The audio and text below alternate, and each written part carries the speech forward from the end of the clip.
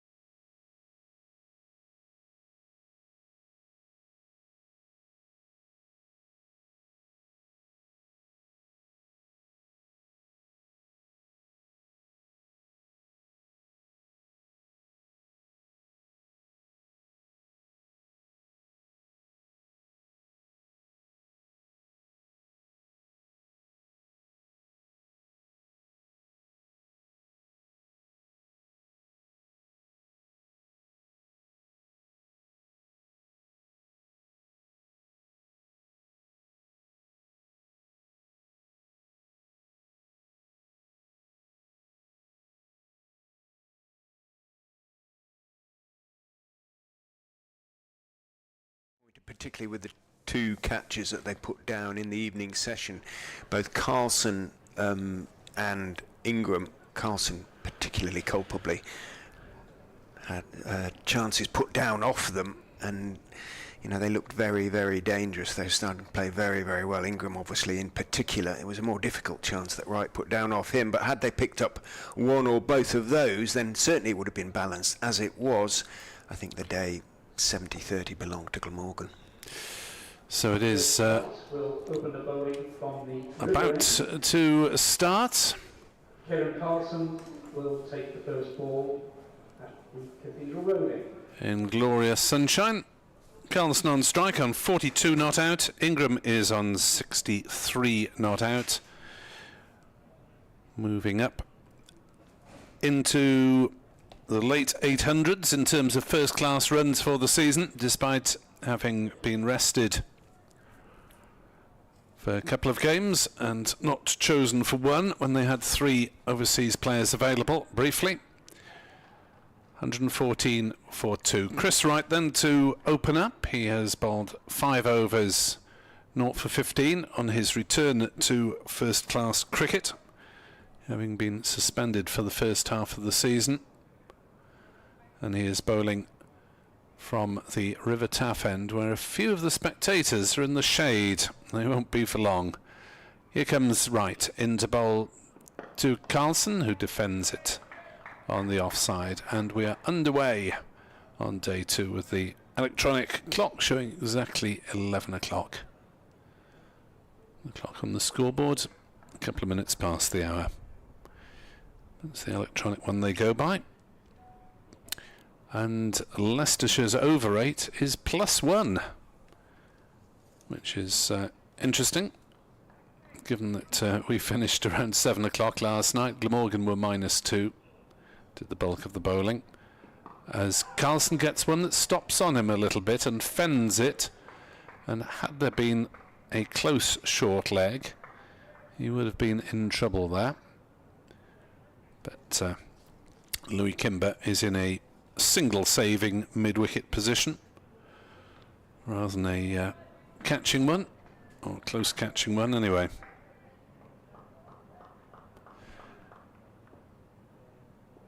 Just the one slip at the moment, and the 26th over as Carlson turns one away off his legs for the first run of the morning out towards deep square, where Rayan Ahmed is the fielder. Not even the most successful bowler in his family yesterday. His younger brother made quite the impact for Nottinghamshire with a 4-wicket haul. So the field changes round for the left-handed Ingram. Still just the one slip.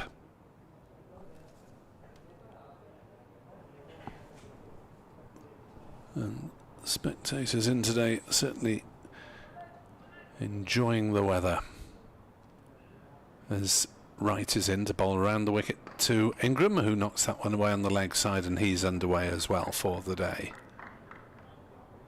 Ingram to 64. 116 for 2. That is 135 runs in arrears.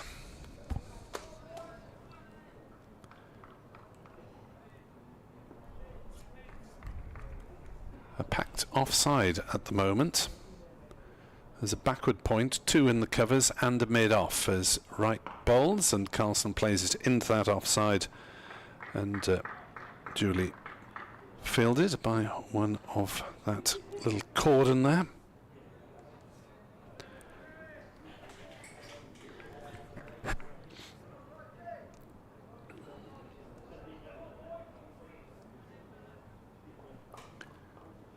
Wright wanders back.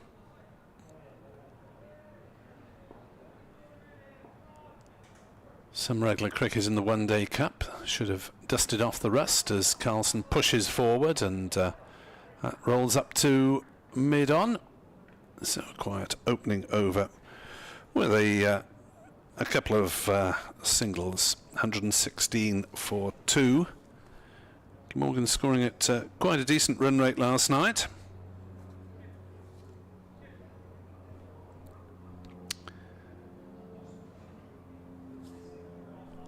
And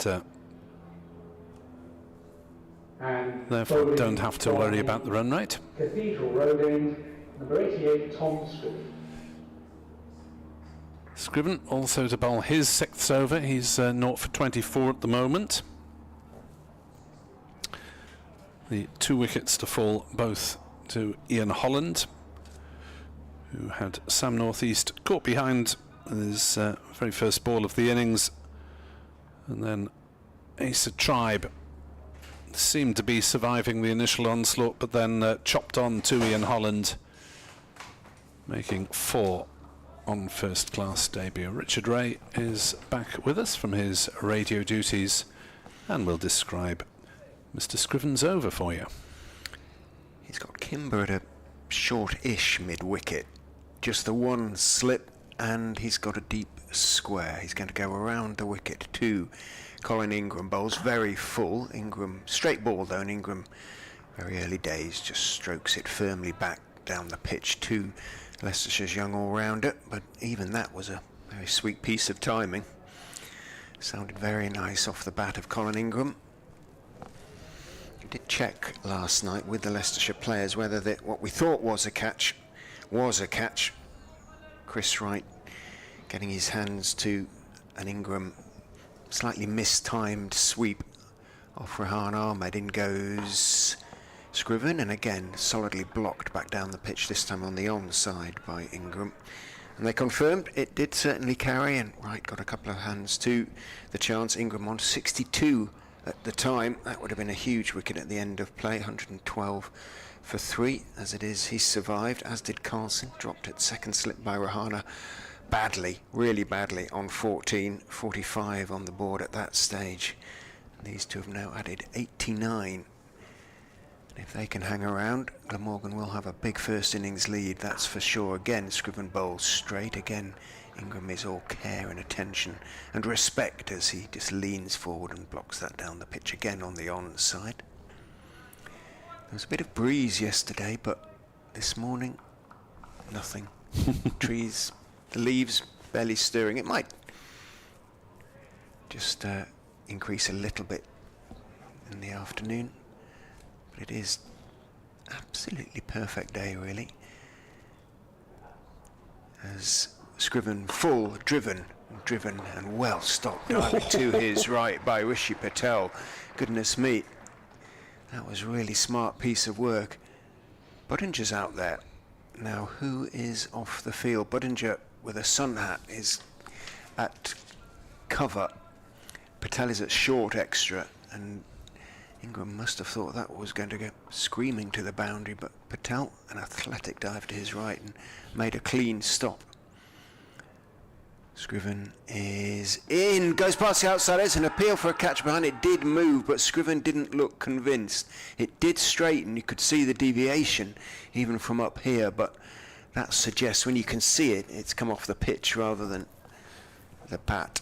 And as I say, Scriven's appeal was a little bit in reaction, I suspect, to that of Hanscom. Well, the replays is a fraction late, so we're not seeing that one, unfortunately.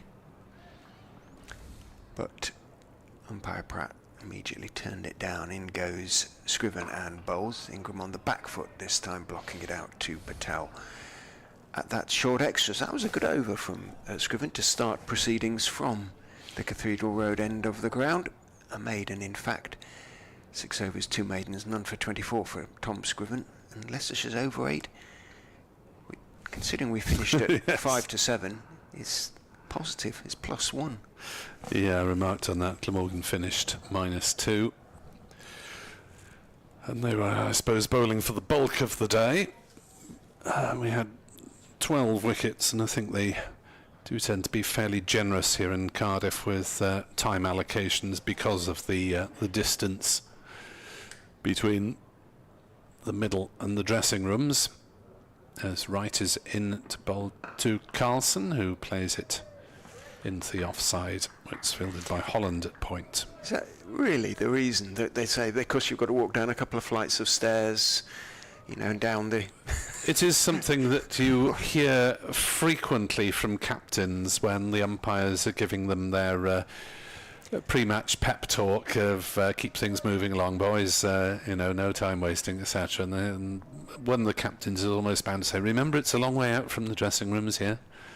Wright bowls, and Carlson getting up on his toes, defends it on the leg side, and there is no run. Down the one flight of stairs inside the building, and then down the steps in front of the pavilion. Oh, it's a long way. They're not all trained athletes like yourself, Richard. You'd be out there in the twinkling of an eye. As Wright charging in, bowling to Carlson, who defends on the leg side again. No run. Yes, it's the sort of day where I try and nip out from the commentary box for the odd 15-20 minutes and spells off air if commitments permit. 116 for 2. Quiet start to the morning. Leicestershire in containing mode as Carlson plays another one down into the offside. They're bowling their field well at the moment. Kimber seems to be creeping in slightly closer in that mid-wicket position.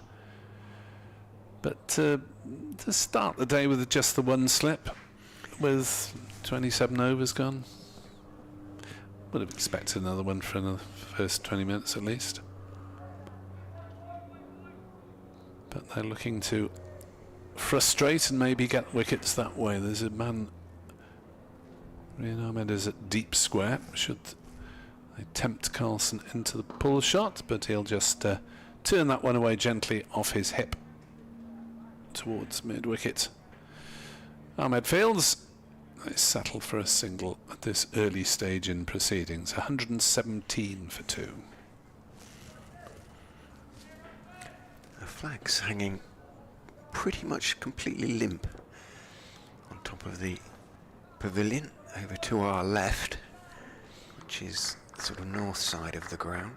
Or, no, Yep. west side of the sort of northwest-ish. North is okay. Right. Hair flopping, bowls to Ingram, who defends it on the leg side. Yes, the so-called Caerphilly Mountain is to our left. It's not really a mountain.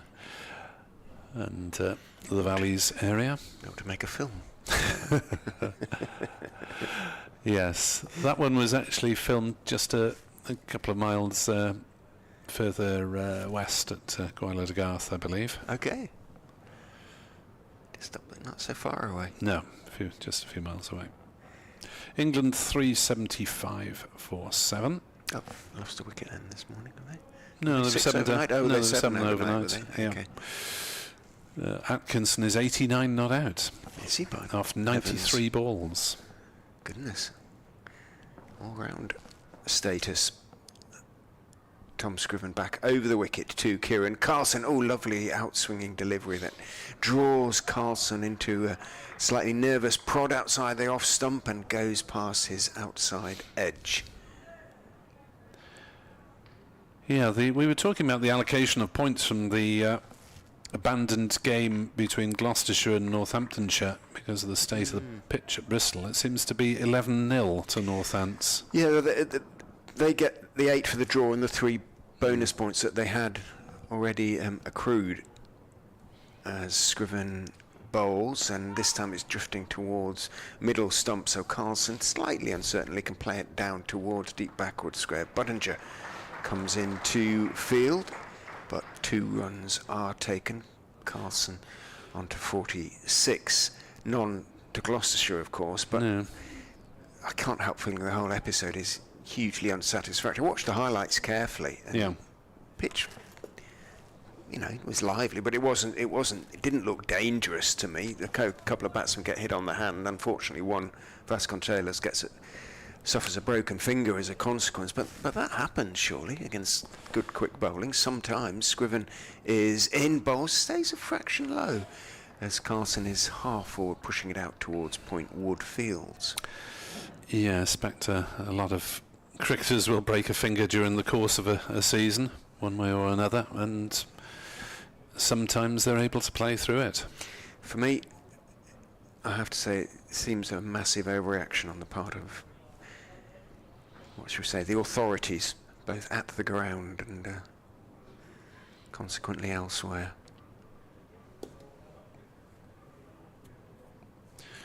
Shame for all concerned. Very much so. Scriven is in, bowls to Carlson onto the legs, and he can go back and work that away to deep backward square and take a comfortable single. Ian Holland finds himself down there. The consequence of that is that Gloucestershire remain 9 points behind Leicestershire in the table. Gloucestershire 5th, Glamorgan in 6th, but if Glamorgan don't lose this game, then they will move ahead of Gloucestershire. Can you see Travaskis out there? Is he the one missing? I don't think.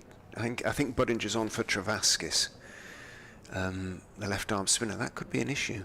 In goes Scriven and bowls round the wicket to the left-handed Ingram. In swing, Ingram blocks it out towards mid-on, intercepted en route by Kimber, running across from mid-wicket. He has had injury issues this season, back and leg. And it's definitely Travaskis, who would normally be at sort of point, who isn't out there. Buddinger out there for him from the start, which does not bode particularly well for Leicestershire. Scriven bowls slightly short of a length. Ingram on the back foot just withdraws the bat, curtain rails it back inside the line. End of the over, slightly more mixed in length from Tom Scriven. And Glamorgan feeling their way this morning, have added 6 to their overnight 114 for 2.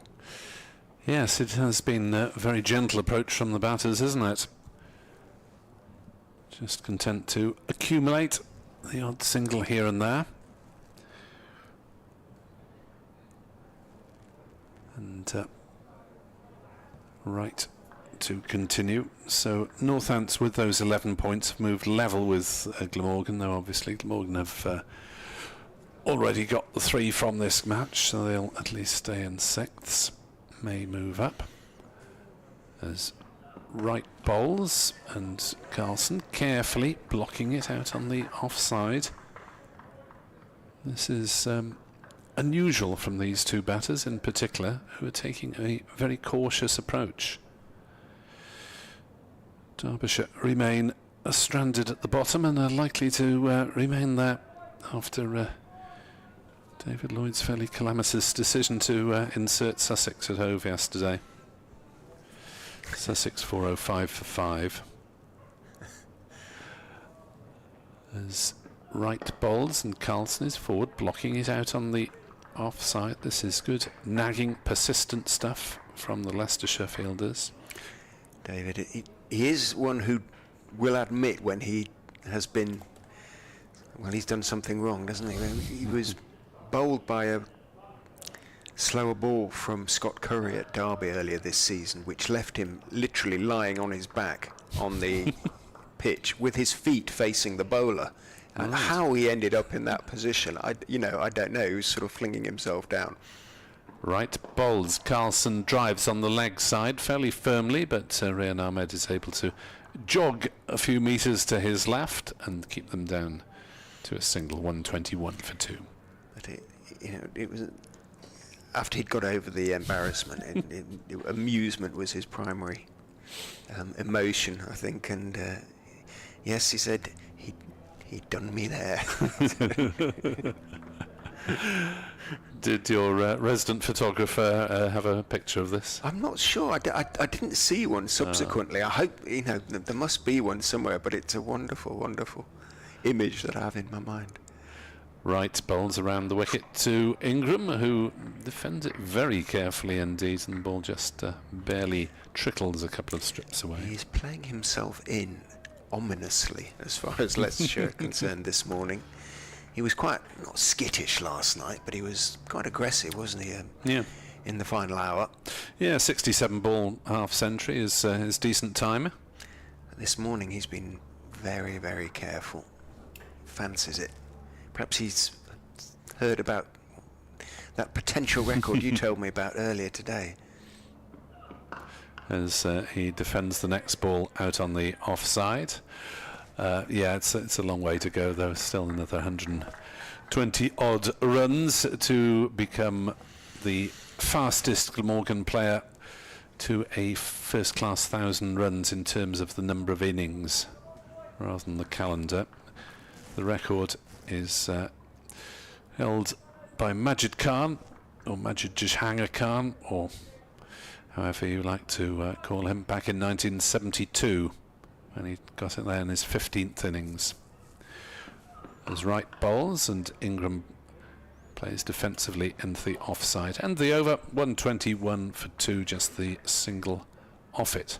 Those in the days of playing 2 3-day games every week, of course, and sometimes a Sunday League match as well. I bet in terms of the calendar, it was probably sometime in late May when he went past that score, Yeah. as opposed to potentially sort of last days of August, even early September. Just simply, as you say, because of the amount of cricket that was being played then.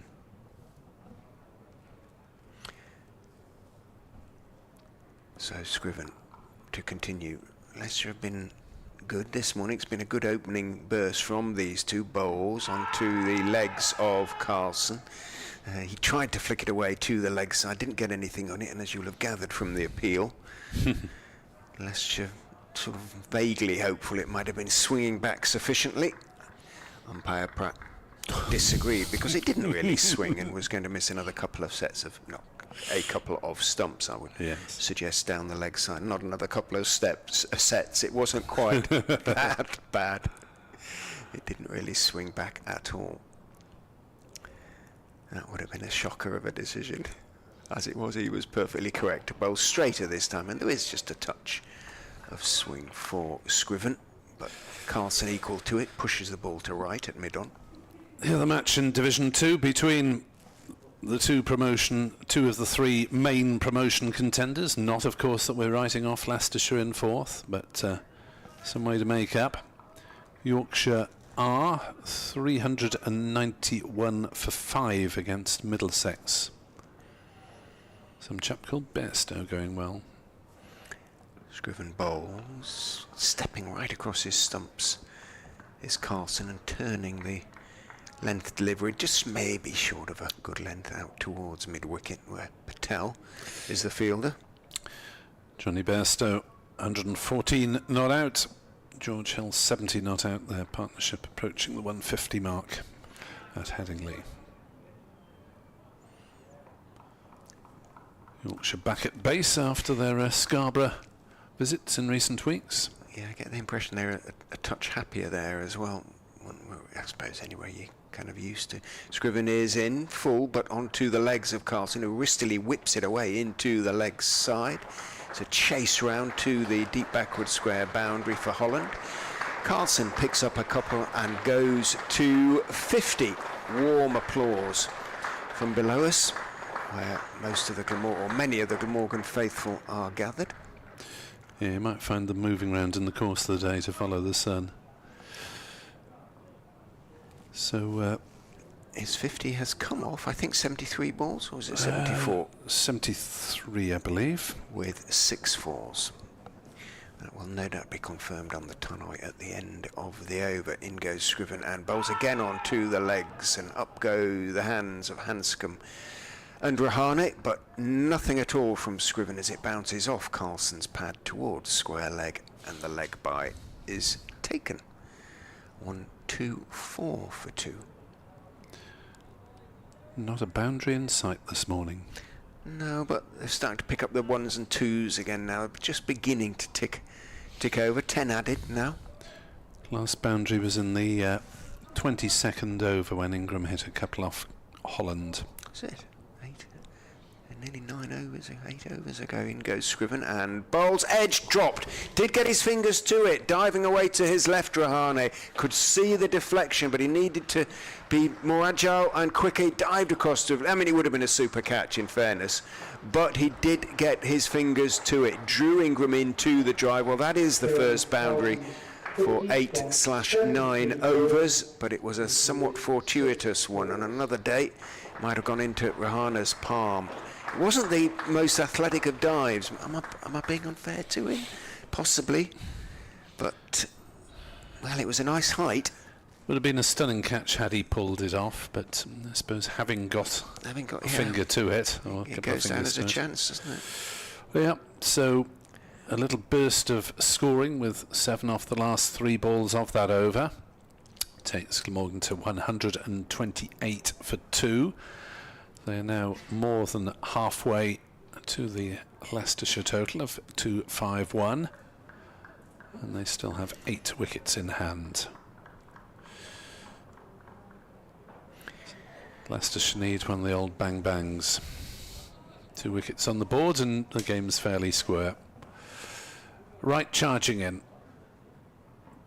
Bowls to Carlson, who hops as he plays that one. Defensively, making sure he gets on top of it. Hybrid pitch reminder, the first time that they've played, I think, a county match of any sort, so definitely a first-class match here with a hybrid pitch, just a little artificial grass to pad things out. Glamorgan played on one last week at Derby as well. As right into bowl. Carlson cuts and will get 4 runs. Between point and slip, there is no third man. And Carlson steered that one deftly into quite a large gap, 132 for 2. I get the impression there's quite a few more people in the ground today. Hoping to see Ingram and Carlson prosper. Well, they are prospering. Century partnership now. Yeah, just went up due with, that must have been with the edged 4 then, that the Century Partnership came up. They came together in the 9th over. We're now in the 32nd, so it came up in the 31st. Round about 22 overs, round about 4.5 runs and over. Right bowls. Carlson plays that defensively to Holland. It's backward point, no run. So decent scoring rate despite their caution this morning, but most of the impetus of that partnership was last night when they put on 87 by close of play.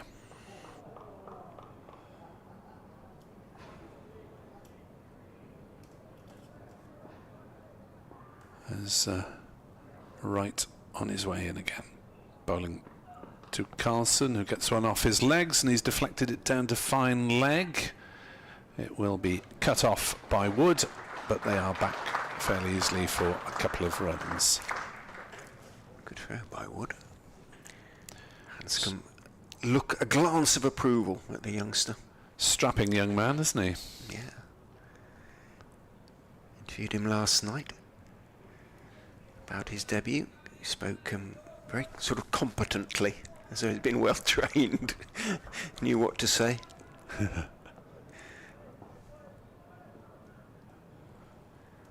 He is right. Into Carlson at 134 for 2, and Carlson playing defensively to the sun-hatted Budinger. Number 1. That takes a bit of confidence to ask to be number 1 on your shirt, doesn't it? He's that sort of character, is Sol Budinger. To what extent it's a sort of little bit of a front, trying to convince himself, if that makes sense, but he does come across as a smiling and confident young man. As right bowls to Carlson, who's on the defensive again. Well, we've had a couple of aggressive shots. It's been selective from these two, and a half chance. as the crowd enjoy the sunshine. Nice to see most of them are taking precautions with hats and sun hats and baseball caps, etc. It's that sort of day, thankfully. Gentlemen with a very detailed and careful and impressive scoring sheet among them. Yes, always admire people who put the dots in the batters column as well as the bowlers. Far too much work, frankly. Scriven around the wicket to Colin Ingram, who drives thick outside edge for 4, nowhere near Rahana on that occasion. Drew him into the drive, flew off a thick outside edge, went through about 4th slip, almost gully, and Ingram again profits from an outside edge, picks up a boundary, moves on to 72, 138 now for 2. Ever since you talked about boundaries, every ball almost. It's quite a big gap not to have a third man if you've only got 1 slip as well. Yes. Ingram was calling for something from the dressing room. Maybe he doesn't like his gloves or something like that. Sweaty gloves, that's the reason for the bat slipping in his hand. Scriven is in to him, bowls straighter. Ingram goes back, just turns his wrists on the defensive push. Out to Kimber at mid-wicket. Still got the deep square, Ahmed, despite yet having bowled a short ball, a long leg. Holland beginning to just roll his shoulders at backward point, so I imagine he'll be the first change. Scriven is in and bowls again. The in-swinger, or attempted in-swinger, it's sort of kind of from the arm really, from the hand I should say, as he's coming around the wicket, and Ingram having no problems with it, just blocking it out to mid-wicket again. It's the one that just straightens on him a bit, maybe from a fraction wider, that he's mistimed a couple of attempted drives. But luck has been on his side this morning. Moved on to 72. Scriven turns, runs in, bowls onto the legs of Ingram. This time he goes back and calmly turns it down to long leg. Easy single, easy run really. Moves on to 73, 139 for 2, just 112 behind now.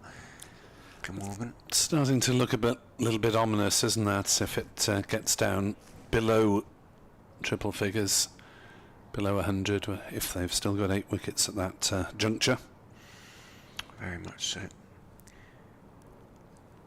was interesting to hear you talk to Dan Douthwaite last night. He was obviously hoping that, he used the phrase, well, hopefully it doesn't sort of flatten out a bit on days 3 and 4, which could happen. Scriven is in on off stump, steered behind point, but a good diving stop away to his left by Wood. Keeps Kieran Carlson runless of that delivery. Yes, well, Douthwaite's played and observed enough championship matches in Cardiff to know the propensity of the square.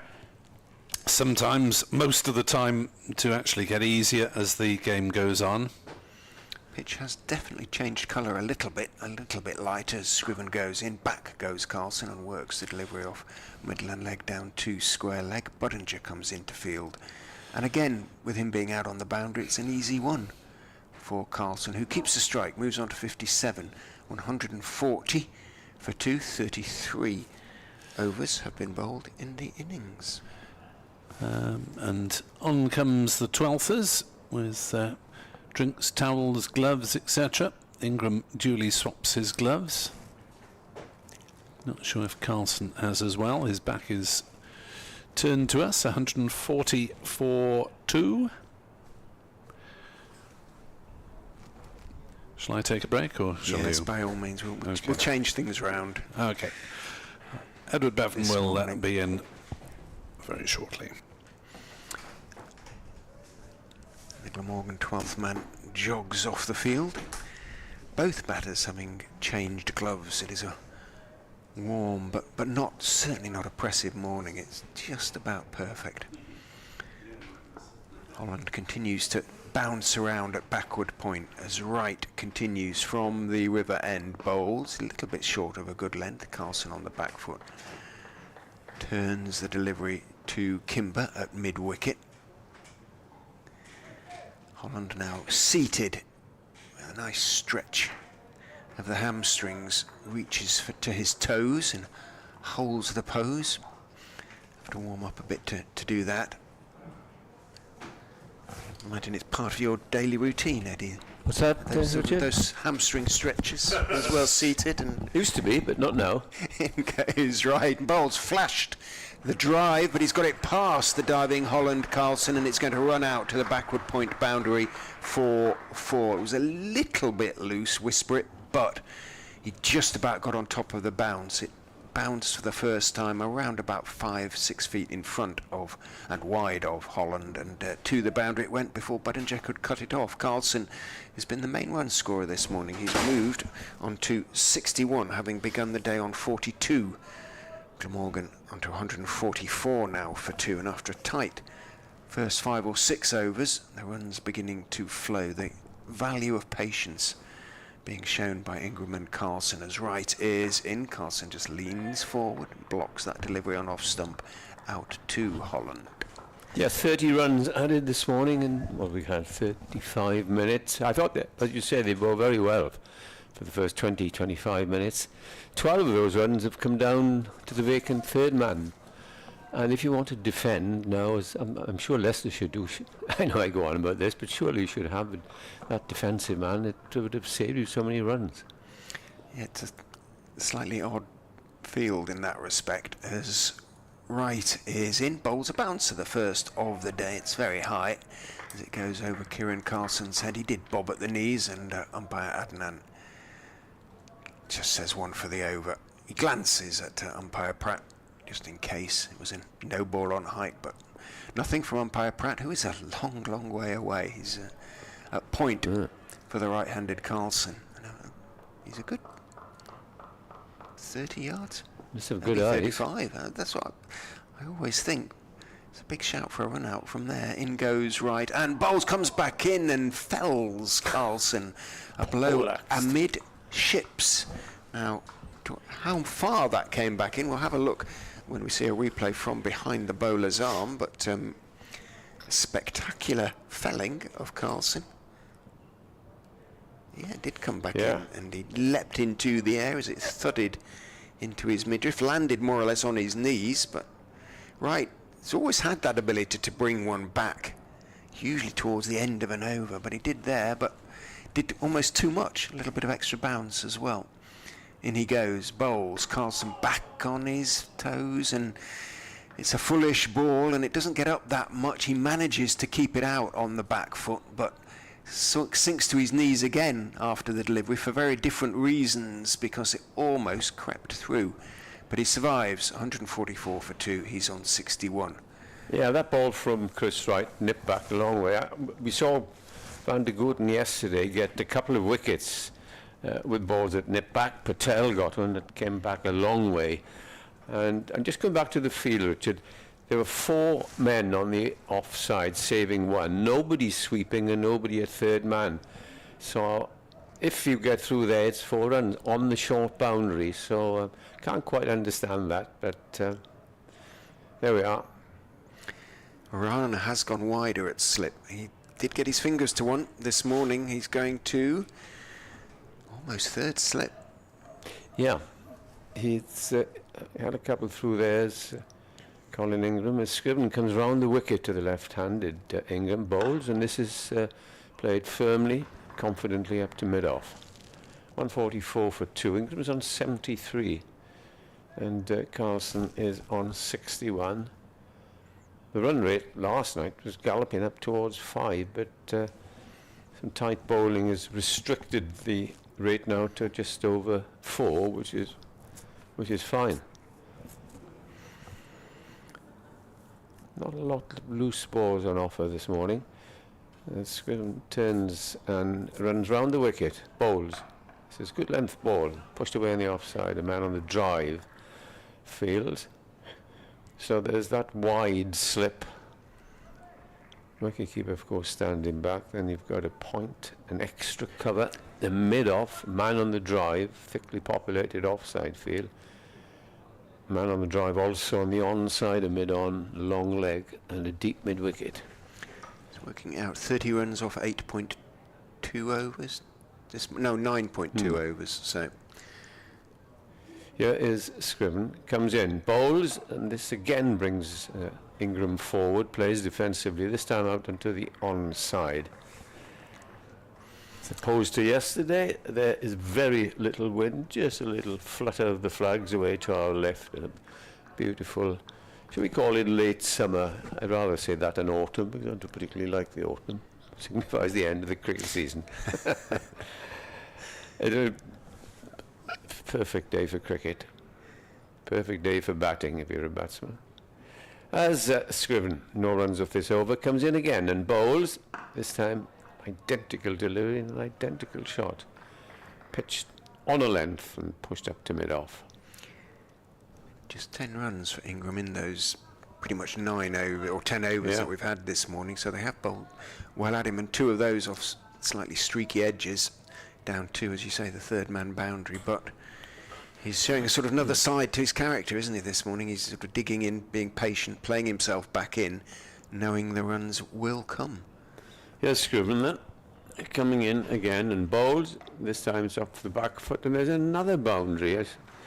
Well, I'm not going to. I'll leave you talk about it. People have heard me talk enough about third man as it goes for yet another boundary.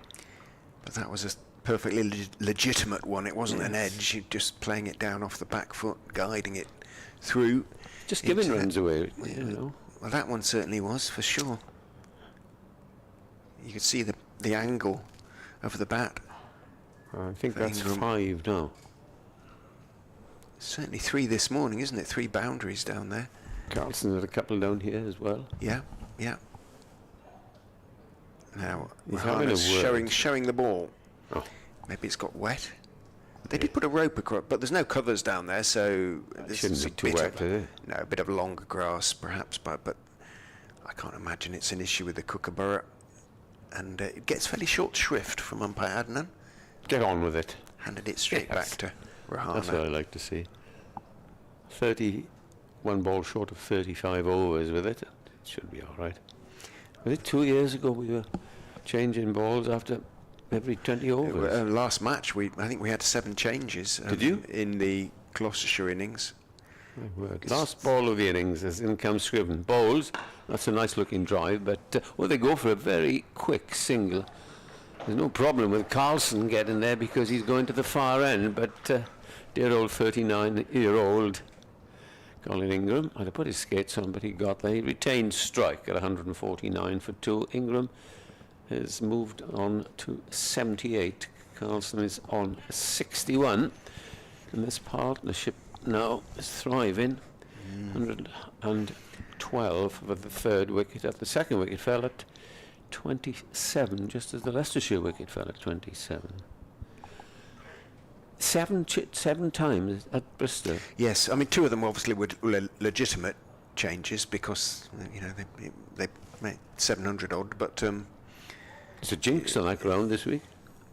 yeah, I was saying to Nick, I watched the wickets and the pitch didn't look that bad to me, and for me it's been a massive overreaction on the part of the agree umpires. 100% because I had a good look at the score. 116 for 2. Okay, you're going to get balls and jag up, and if you're a bit fortunate, it hits you in the body, and if not, it hits you on the wrist. Okay, that happens. Right, around the wicket to Ingram, bowls on off stump. Ingram covers up, pushes it back past the veteran seamer. 2 39-year-olds in combat here. I think those umpires should have gone down and watched some of the pitches that you and I have played on the 20 over thrash on a Thursday night and see how you like park pictures. I know they're exaggerating there because you get quicker bowlers, my word. Yeah. Right. In bowls. Ingram again forward carefully, pushing the ball out to point this time. You think of Ahmed the is members or the spectators who've travelled down. It's not all that far from Northampton to Gloucester, and you think people have said, right, we'll have 4 days down at Bristol and we'll watch some cricket, and halfway through the first day, it's all over. I think there'd have been a lot more questions asked had either side been involved in the promotion race, and for Northampton That's to a good take point, 11 points from it seems very unfair to me. There should have been the points for the win. In goes right, bowls, and again straight, very straight, and pushed straight back down the wicket, this time by Ingram. But wasn't there something that every ground should have an adjacent pitch ready for play if something happens? Shall we say the covers weren't working or broken down, and it was half flooded the night before, but the other one was, and all that. You just don't know. You should have another pitch, surely. I know it's taking a bit of a gamble, but still. Right is in, bowled, drags his length back a little bit. Ingram stays on the back foot, blocks it out off stump. And Wood fields. He was disappointed, Wood, with the 3 overs that he bowled yesterday. I enjoyed his batting, but he's... So I saw your interview with him. A rhythm. Yeah. Is he enjoying the... Yeah, he's delighted to Maybe be delighted making his first-class debut. 34, coming at number 10. Showed that he's a useful bat, but he'll get plenty of opportunity with the ball, I am sure. And maybe before long, in goes right and bowls. Ingram goes back, has an awful lot of time there. Seemed to be just waiting on the back foot for that angled bat down towards Gully Woodfield again, but he looks intent to me, Ingram. Well, after last week, the coach has spoken to them, they played so well trying to deny Derbyshire. Ingram got 53 and Carlson 56. And Ingram was the first to go. He tried to hit the left arm spin bowler out of the ground, got bowled, and an over later, Carlson ran down the pitch and was stumped by yards. Well, they had a talking to. Right, bowls. Ingram drives right with his right hand, as I've seen him do so many times since his time at Leicestershire. Tries to flick the ball onto the stumps, and as I've seen so many times during his time at Leicestershire, Any runners? he misses. No, I did ask him, whether he had ever actually he reckoned maybe once. He was sure he'd done it back, sort of towards the start of his career against somebody, but I don't know how many thousand times he's tried to do it. Yeah. But horrible way of getting out. Yeah, that was quite a clever attempt, flicking it sort of back from as it bounced away behind him. We've got to change of bowling here, and Ian Holland, I know your views on this, Richard. I thought perhaps he'd have opened up, because he does move the ball about a bit and would have got a little bit of assistance after the covers were on all night. But he's coming on first change, a man who's taken the both wickets that have fallen, and he is bowling with a similar defensive field and will be bowling to the right-handed Carlson. He is on 61. So they're still the 4 men saving a single on the offside, as in comes Holland and bowls. Good length ball to start, and it's just pushed down the pitch, and there is no run. You say there was a little bit of shape to that. Wood is warming up now, so he's going to get his chance to replace Wright, I would imagine. But, they could be in for a long day here, Leicestershire. No Travaskis, not taking the field this morning, so no left-arm spinner, no Budinger. He's been out from the start. Yeah. Oh dear. He's had back issues. In comes Holland. Bowls and draws Carlson forward to a good length ball and pushes it back down the pitch. And hamstring as well, so whether he's sort of woken up with a Twinge. problem, we'll try and find out in due course. But your sole spinner then will be Ahmed. Well, Ahmed, but Kimber does bowl a little occasional off spin. Yeah, he had an over or two, didn't he, in one day game up at Grace Road. In comes Holland, and this is clipped away straight at the man on the drive on the onside. Yeah, the 3 seamers, I think, have kept it tight. Keep on mentioning 4 edged shots. Well, Carlson's, I won't say were edged, they were played purposely down to third man. And the score has moved on from 114 to 149 for 2. We're 10 minutes away from the first hour's play on a sunny Sapphire Gardens here in Cardiff. Holland gets near to the stumps there and bowls it down the leg side. Carlson tries to flick it away, doesn't get a touch. He'll be grateful for that.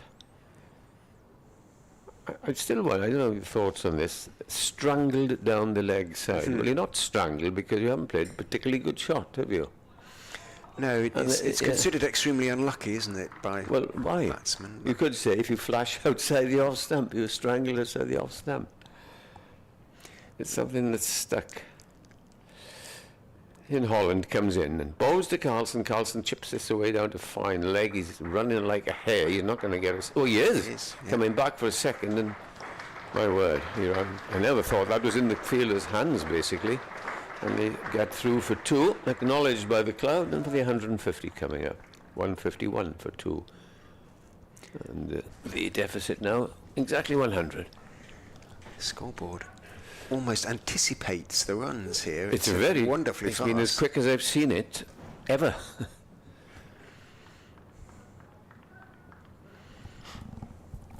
Holland, 1 ball to complete the over, is in over the wicket, bowls, and this is driven by Carlson firmly up to mid-off.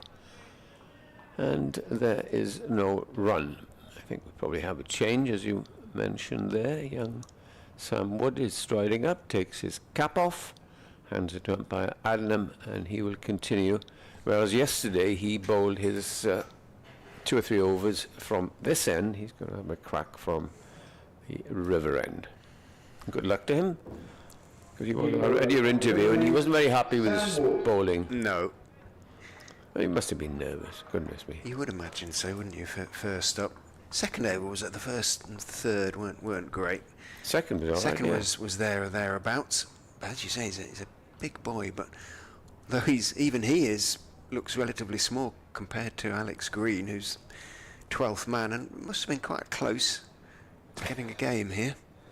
Yeah, and what he did was bowl too short, really, and Ingram especially took full advantage of it, hit him for 3 or 4s.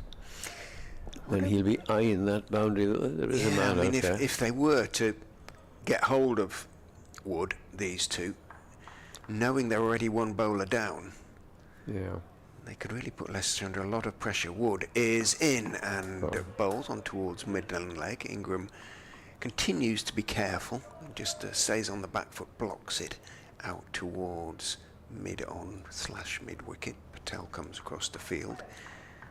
Ingram 78, Carlson 63, looking, in the case of Colin Ingram, for, did we say his 5th century of the Absolutely, season? Astonishing. Outstanding record. At the moment, 4 centuries, 4 half-centuries, including this one. In goes Wood, bowled a little bit short outside off stump, but Ingram up on his toes, looking to force it out into the offside. Picks out Ahmed in the covers. Now, he has got protection of a sort. It's a wide, very wide. You can't call him third man. He's, shall we say, he's just patrolling the offside, just back with his square. Chris Wright down there. How old is Chris right now? He's 39 as well as Ingram. As in goes Wood, that's better length. Yeah. Brings Ingram forward in respectful defence on off stump. I'm saying that, just make sure he hasn't turned 40. July the 14th, 1985, so he's 39. Good going for a pace bowler. Yeah. I think he's finding it hard coming back from his enforced absence. I mean, something we were talking about this morning, isn't it? Sort of the lack of bowling at a certain time of life. You need to just keep bowling almost. Absolutely. Wood is in and bowls. Back goes Ingram, tucks the delivery off his middle and leg stumps out towards Patel at mid-wicket. Yes. Well, in those past days, and I made the point, of course, there weren't many one-day competitions, but the test bowlers would always go back to their counties. Test match used to finish on a Tuesday, and they'd be playing for their county on the Wednesday. because they wanted to keep in rhythm, very much as Michael Hogan used to do here. Wood is in, bowls, and Ingram stays on the back foot to a ball of reasonable length. Doesn't really move though. It's lively from Wood. It's not express by any stretch of the imagination, but this over's been a good one so far from the young man. Fair head from Markfield, which is just outside Leicester City. So if he gets a dot ball, he will have a maiden over. And it would be his first in first-class cricket. Can he manage it? In he goes. Yes, he does get one. Outside off stump and bounces a little bit. But yeah, that was a good start to what could be a long day for when Sam Wood. you're 78 not out the batsman you're bowling at and in fine form. That was a particularly good over for a young 18-year-old, as you say, and that will settle him, and he can just come pounding in. Well, not too much bowling because he's only 18. He might have to, as I say, do quite a lot today, one way or another, if they're missing a spinner. Although Leicestershire's bowlers are the type, well, Scriven, Holland, Wood, who look as though they should be able to bowl a lot of overs. They're not. And they're not express. Themselves they in. Can just put it there, as we've seen this morning.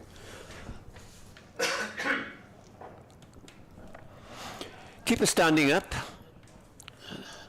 Probably, well, almost certainly, because Carlson likes to bat well outside his crease. And that's Peter Hanscom, the keeper. He's moving the field, so is the captain moving the field, and the bowler's involved. So all is well. This is kind of why we only have 13 and a half, 14 overs an hour, Well, isn't it? Yeah, A little bit. made that point this morning, and I'll go back to it. Ian Holland will bowl from this end. Bowls to Kieran Carlson. Appeal for LBW and not out. He was shaping to go down leg side. He didn't move his feet a lot, but we shall have a look. Yeah, Holland didn't appeal really, did he? He just sort of raised an interrogatory arm. Yeah. Hanscom gave it a shout. Let's have a look. Well, why not? Yeah, he's an Aussie wicket-keeper. Yeah, we're just looking at the Oh, yes. Just Could see all three stumps. all, yeah. I think it was just hope. Yes, Holland again. Bowls to Carlson, and Carlson is forward and plays it back down. At this pace, you don't take a huge amount of yourself, and if you've got to bowl most of the day, these medium pacers can do it, and if they're accurate, they will restrict the batsman, who might just lose a bit of patience, but they haven't done as yet. No. 37 added in the first hour without loss. Holland in, bowls again, leg side, but there's a man just waiting for it there at square leg. Just in front of the umpire, a little left of the umpire. Yeah, I made the point to you before we were on air, Richard, this morning. I kept on wondering last night why we 7:05 nearly finishing last night. Because, the even rate, even for Leicestershire and Glamorgan were just -2. It's, Holland comes in and bowls down the leg side. This is clipped away. There's the man at fine leg. And he's not going to come back this time. And they're happy with the single. Yeah, leg by. Was it leg by? It was. Turned away to look at the score. It was 152 for 2. So if you're bowling your overs fairly quickly, you would not be even. But of course, we didn't have much spin, did we, throughout the day? When Crane bowled just 7 overs and a couple of overs from Rian Ahmed. How many overs did Ahmed bowl? 3, was it? Yes, just the 3. Only conceded 3 runs, so... It was getting to the end and they were taking no chances. He's going round the wicket as Holland and bowls to the left-handed Colin Ingram, who gets the ball right up, almost in the block hole, and he defends on the offside. Holland, seems a long time ago now, got a wicket with the first delivery he bowled, first ball of the innings, when he got a lifter to Sam Northeast to get an edge.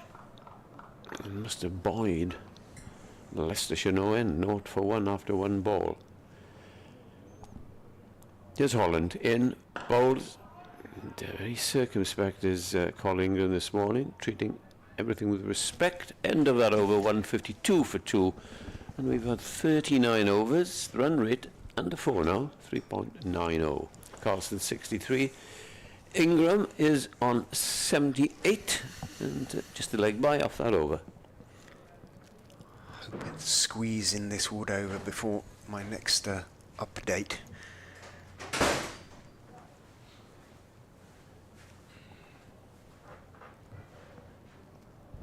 Wood with the right hander to bowl at this time. Started with a maiden this morning. A spread field though, he does have plenty of cover. Ahmed on the boundary, beginning just to roll his shoulders a bit, so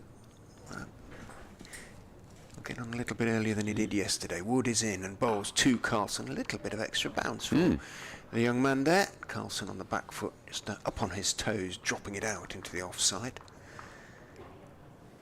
Tell me, his nickname is probably Woody.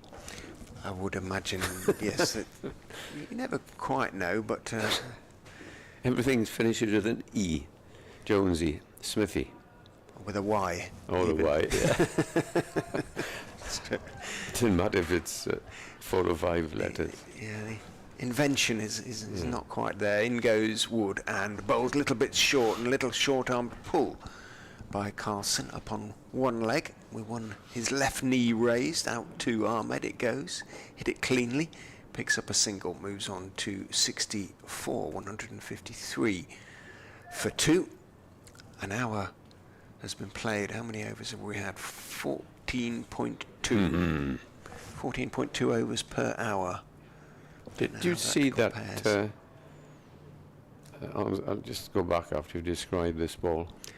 Wood is in past umpire Adnan, bowls outside off stump and left by Ingram. Interesting, from Henry Moran, who works with Test Match Special, probably saw it. He went through every county match yesterday and said how many overs were bowled in a certain time.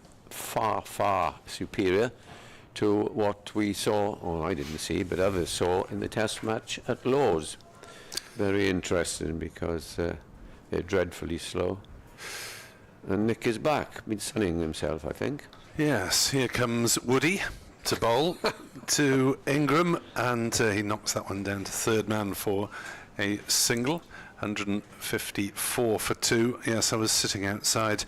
Lovely, isn't it? And I did catch the cries from the fielders of Woody to support their bowler, and Dutchy at this end. That's strange. Holland. Yes, Ian Holland, known as Dutchy, obviously, to at least some of his fellow players. 154 for 2. Carlson faces up to Wood and squeezes that one down to third man for a boundary past slip. Looked reasonably safe, but I don't think he was intending to play it there. Edward, as the honorary president of the Third Man Society, is outraged. 5-4 down to third man, because he's not on third man duty, he's wider. Can't understand it. He's on the 45, as actually fine leg is rather finer than third man, who's drifting towards backward point as Wood bowls, and Carlson again hops in the air as he plays it to mid wicket. He's done a lot of that this morning, Kieran Carlson, the little hop off the ground as he plays his shot. 158 for 2. Ingram has 79, Carlson has 68, and Glamorgan are 93 runs in arrears. If you'd said in the first 15 overs there was only going to be, 44 runs and no wickets, would have probably been fairly low down the list of possible outcomes. You'd have thought with no wickets falling there would have been maybe 60, 70 runs, or if only 40 odd runs had been scored, there'd been a couple of wickets in the process. Absolutely, especially with the oldish ball, which has now had 40 overs bowled with it, and last night they were galloping along, but they met some good, accurate bowling, and as far as Glamorgan's batsmen, they have not taken a chance. Holland continues. He's coming round the wicket to the left-handed Colin Ingram. Bowls the first ball, and that's driven beautifully through extra cover. Is racing up there, and that'll be 4 runs. It's a joy, unless you're a bowler, to see Colin Ingram play that shot. Many's the time we've said a left-hander seems to play a cover drive, and it's better to watch than a right-hander. And for some reason, although Ian Bell and followers of which fans of Ian Bell, which I am one of, disagree. Yes, he got a couple of hundreds here in Cardiff in the championship match, didn't he? Fairly. Two, remember in Edgbaston, he had 2 in the match. Yeah. Wonderful, wonderful player. Holland then, to make amends, comes up and bowls. That's down the leg side. There'll be a single there out to mid-wicket. And Ingram has moved on to 84 in sight of yet another century, Nick. An astonishing consistency from the left-hander. Indeed, 4 already this season. And how many games? Didn't he hasn't played every game. No, he missed the 2 in mid-season and when he was rested, and the one Labuschagne and where Labuschagne and Hamza played. As Holland reverts to over the wicket, bowls to Carlson, who plays up to short mid-on. Which was, in fact, the trip to Leicester at the end of the first block of matches. Ingram didn't play in that one. So he's missed. So he's missed 3. He's missed 3. I heard. He's averaging must be 90. It was 81.5 going into this match. So he's just improved it. Holland again. In bowls, and that's driven firmly but straight to mid-on by Carlson. It's been fairly accurate bowling, as I say, 5 boundaries, which could have been reduced if there was a third man there. So there's been the odd boundary just gone through the field, but that tells you that the medium pacers who we have seen have been pretty accurate this morning. So Chris Wright at the start and Scriven. And now we've got Wood and Holland as 3rd and 4th seamers respectively. In comes Holland, gets pushed as Carlson up to mid-on, where Wright fields. So Gus Atkinson has fallen in the test for 118 off 115 balls. Good gracious. England 427 for 9. I wonder what odds you would have had of him making 100 in a test match. Last ball of the over. In comes the delivery, and is clipped away to fine leg for a single. Carlson moving on to 69 and retains strike with Glamorgan 164 for 2. They trail now by just 87. Yeah, Carlson with 1 century this season, 148 in the first innings against Sussex, has reached 70s and 80s on quite a few occasions, been reasonably consistent. The duck in the first innings at Derby was a real outlier. He's had very few low scores. In the Championship, at least, is not converting, as they say. Well, he's averaging 37.6 going into this game. I tell you, we've had a very strange season in Sam North East, but you can talk about that later. Here comes Wood then to bowl, and Carlson works it away firmly off his legs. They run the first one quickly, but Ahmed comes dashing in off the boundary, shades glinting in the sunshine, and keeps them down to a single. 165 for 2. Yes, Ingram, some very big scores and a few failures as well. When you consider that Northeast is Northeast, rather. Yeah, Northeast. Not many failures for Ingram. Northeast, 335. The big innings at Yorkshire and the big innings at Cheltenham. As Wood bowls, and Ingram jabs it down into the ground and plays it to Kimber at cover. He must have volunteered yesterday or before the game. Look, I'll open, because looking down there, you would have thought, well, okay, let's give it to Billy Root again. but no, for some reason. He's had his 30s, and top score of 60 odd at Lords in the first game, but otherwise, and he's someone who you'd like to see get the odd century.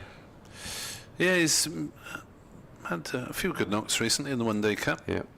As Ingram plays that one on the leg side, where it's intercepted by Patel at mid-wicket. It dashes round to the stumps just in case anyone was running. They were not. So Glamorgan continue to make gentle progress. Just the 51 runs scored in 69 minutes. Wood into Ingram, who drives to mid-off. No run. So Leicestershire are definitely bowling to their field. Yes, and credit to the two Glamorgan batsmen who by nature are attacking players, very attacking players. And they've been restricted by some good bowling, and also they have played within themselves. Not so much time left in this game that they want to build a winning first innings total.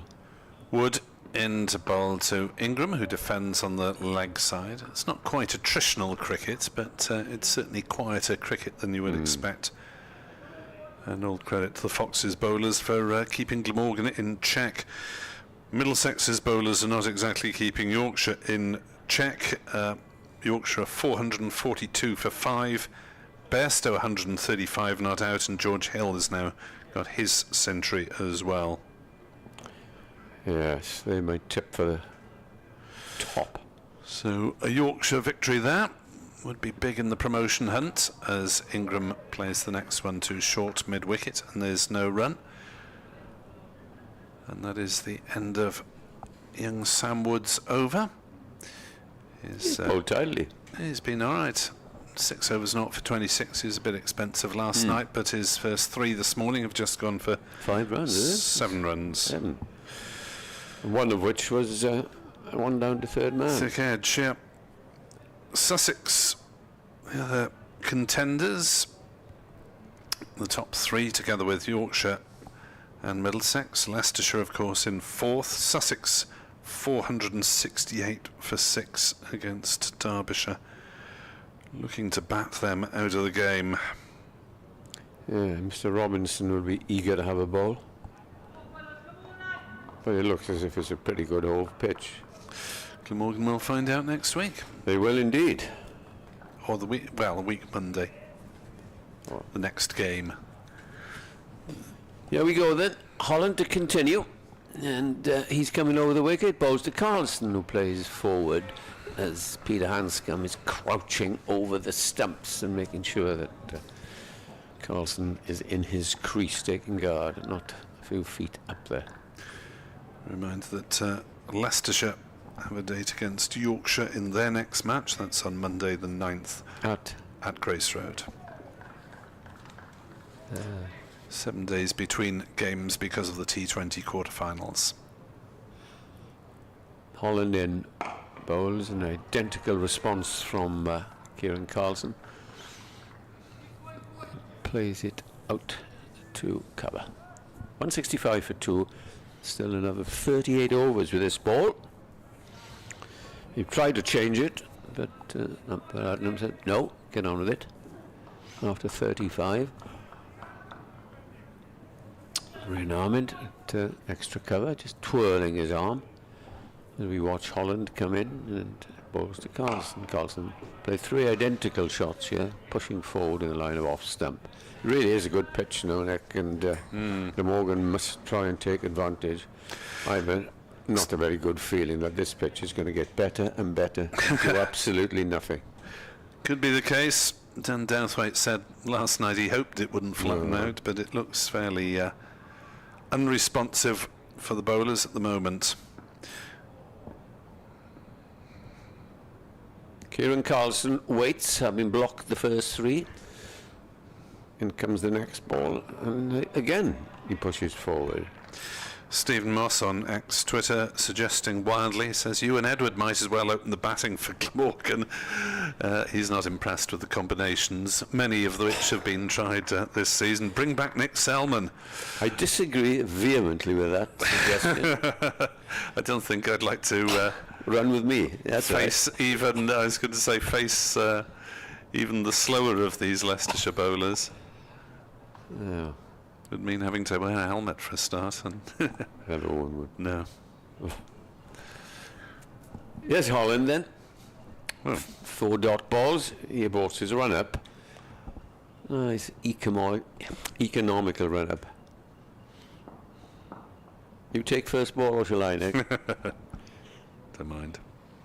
Holland is in and bowls. And, this is a very accurate over. 5 dot balls. Yes, keeping things very tight. Holland did open up and was hit about a bit last night, but Seemed a long, long time ago, that first ball of the innings, isn't it? found the edge of North East's bat.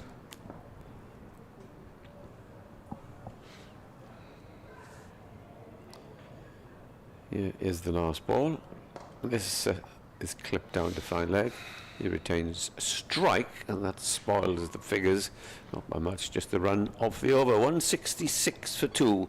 Carlson is on 71. The run rate, I thought it would drop more than that. It's still 3.86, which is perfect, really.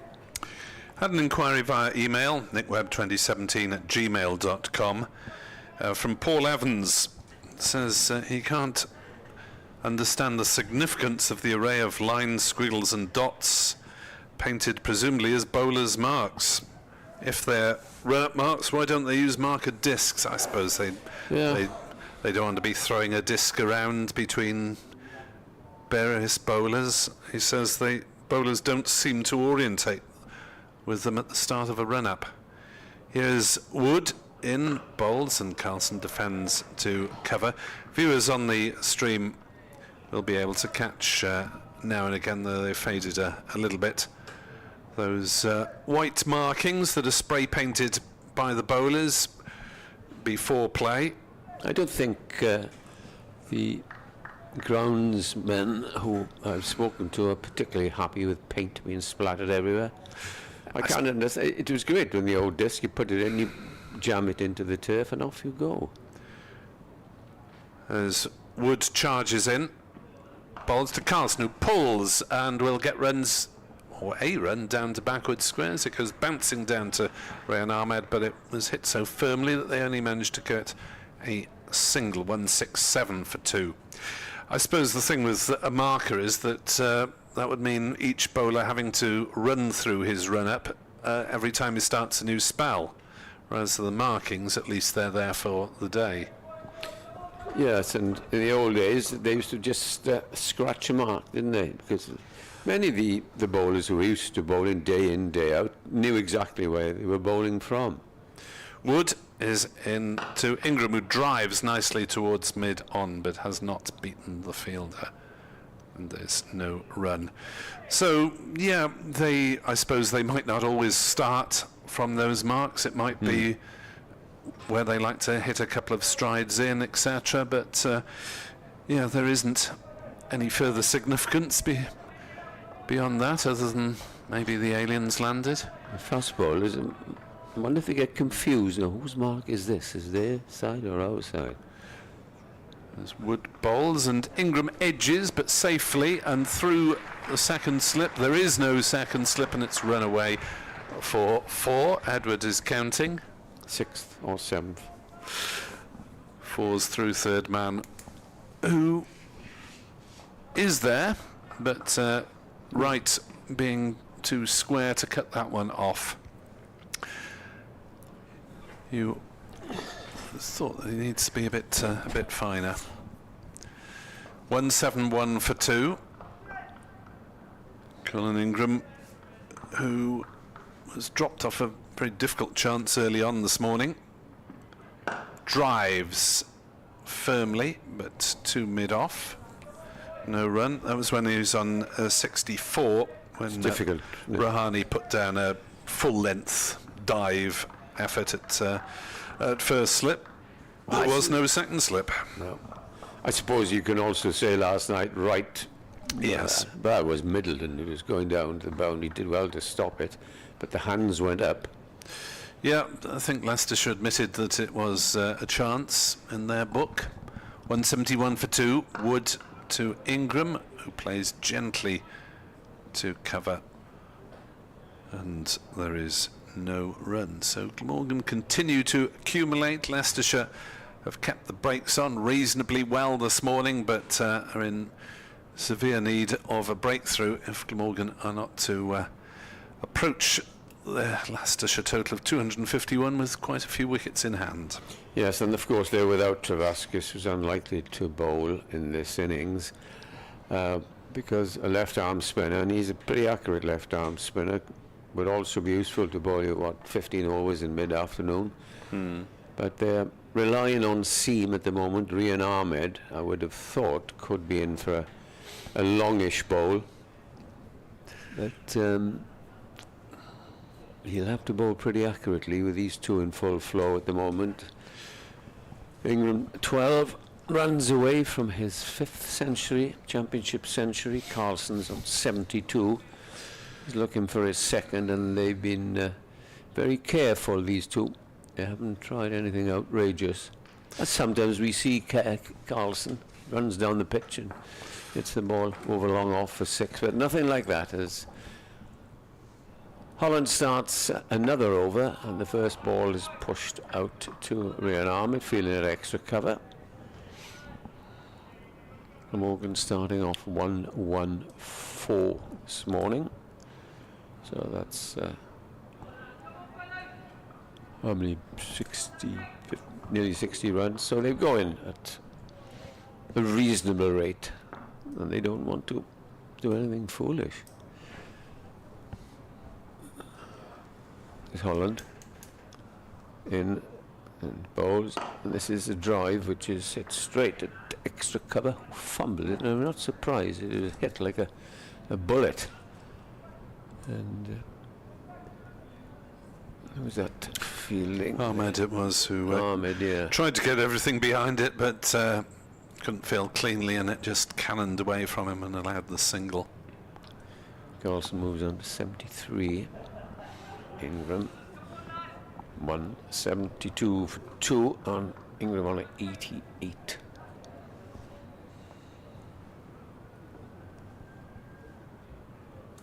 Holland is round the wicket to the left-handed Ingram and bowls to him, who defends. And I suppose Holland knows exactly where the ball is going to land because his experience. He hasn't got a particularly wrong run. He knows where he wants the ball, gets movement. You wouldn't expect at his pace he'd be opening the bowling, but as I say, he'd get movement from the new ball, and was effective in that one-day game we were up at Grace Road a couple of weeks ago. Yep. Here he is again, and bowls to Ingram. Ingram clips this away on the onside and then beats the fielder, and they amble through for a single. England were all out for 27. Stone last man out for 15, and that provided a 5 for Asitha Fernando for Sri Lanka, 5 for 102. England 427 all out. Sri Lanka are just beginning their reply at Lord's. And you wonder why, on a beautiful day yesterday, why the Sri Lankans didn't have a bat. They were probably a little bit nervous, I suppose. Defensive measure, it looks like, doesn't it? Holland reverts to over the wicket and bowls, and this time gets the ball to reverse in, and it's played to one of those fielders fielding on the drive on the onside. Steve West on Twitter is feeling optimistic. A lead of 200 plus beckons. That'll take quite a long time to get that. It would take quite a long time to get that far. We've got Cook and Root to come, and then you. No, it's not bad. It's not only few. You would expect either Van de Gooten or Crane or Douthwaite to get a few. Holland bowls, and not a very good shot by Kieran Carlson, who has been pinned down by some accurate bowling, especially from Holland, and he had a flash at that outside the off stump, end of the over. A little tap on the back, which perhaps might tell us that we're going to have a change. Ahmed is swinging his arms vehemently. Holland, the current spell, 5 overs, 0 for 11, so he's been tidy today, certainly. But not threatening.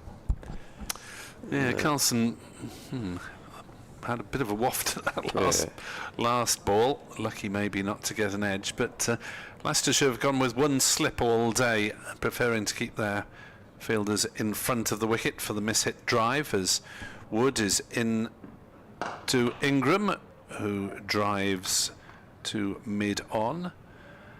And although Ingram hit one particularly sweet cover drive, he's not quite timing the ball as well as he sometimes does. I don't know who the bowling coach is here at Leicester, but he would have noticed yesterday, as they do, they've got their analysts, where to bowl at Colin Ingram.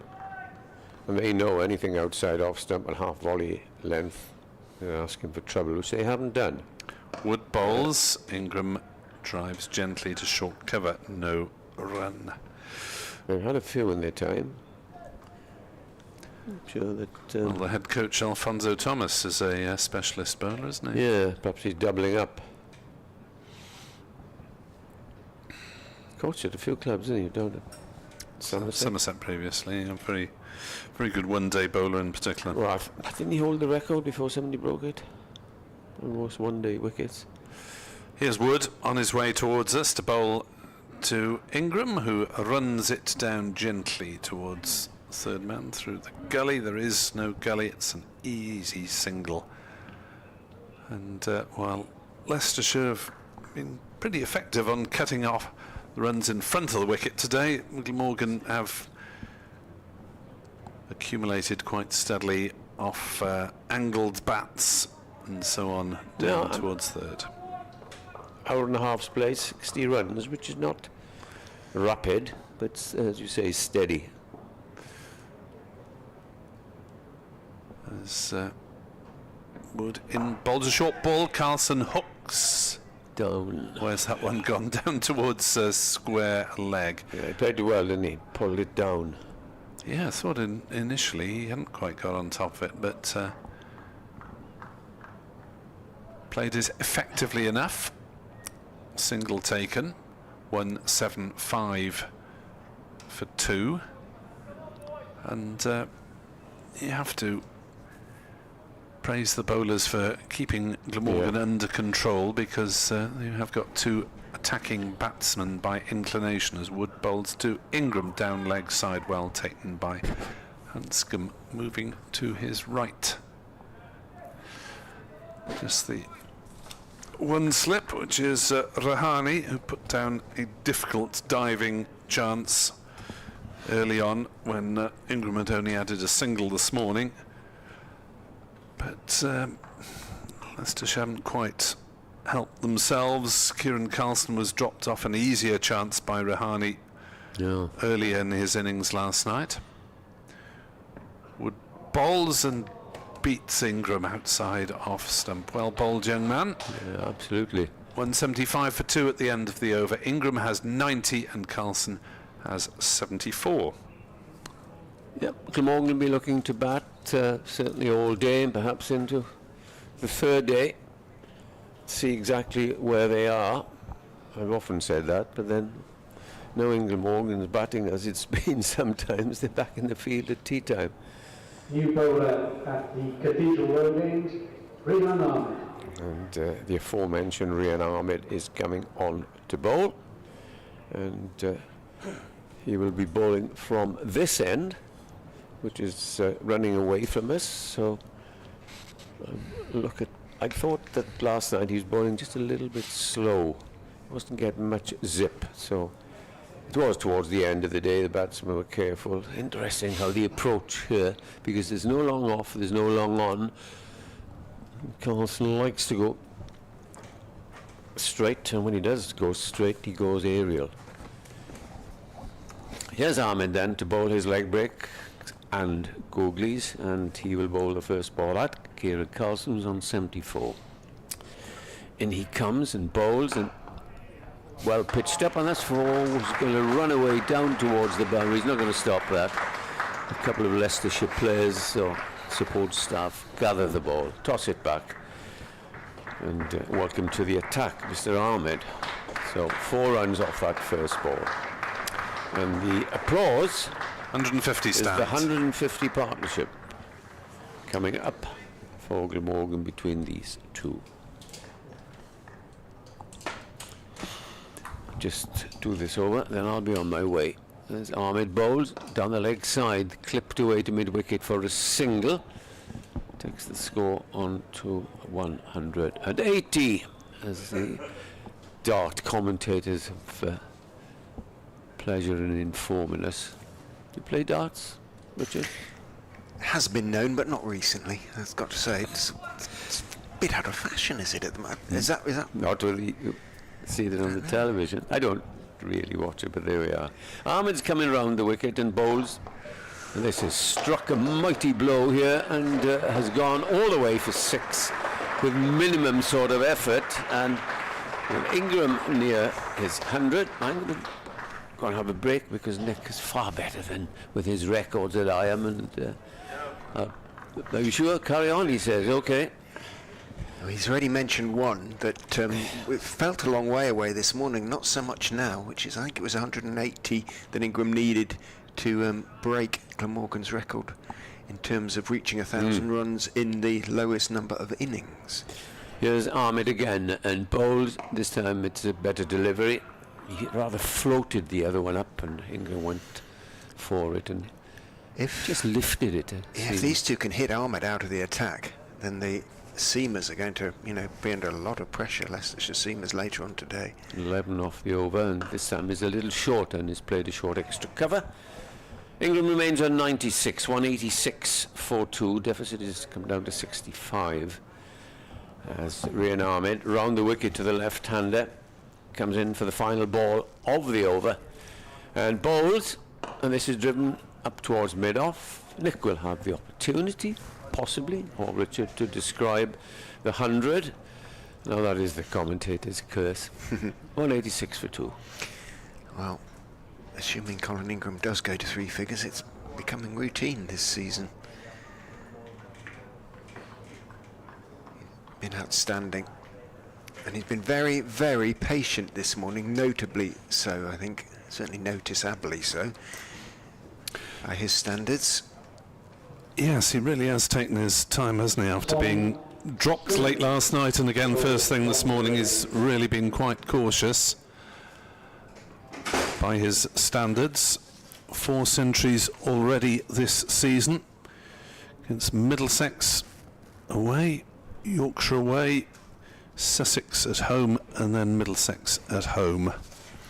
And he didn't come to Grace Road. That was one of the games for which he was arrested. Well, that was because they had the 3 overseas players available at that time. Labuschagne and Mir Hamza played, because Mir Hamza was a better balance to the bowling attack. So Tom Scriven is going to come back into the action, and he's bowling to Kieran Carlson, initially on 79 not out. And Gully has now been put in for Scriven, who wasn't there earlier for the Seamers. Here comes Scriven then from the River Taff end, bowling to Carlson, who's driving and wanting a quick single to mid-on, and well, that was slightly unexpected. Ingram waves to say, yeah, fine, okay, nice early call, and Carlson was running to the non-striker's end, which was close to where the ball was fielded. They picked the fielder, didn't they, Chris Wright? He got to the ball reasonably quickly, but he sort of has to lower himself a long way, and the throw missed. But when he glanced up, Carlson had more than made his ground when he really does press the accelerator. He's quick. So Ingram on strike on 96 not out. Scriven with the second delivery of his over.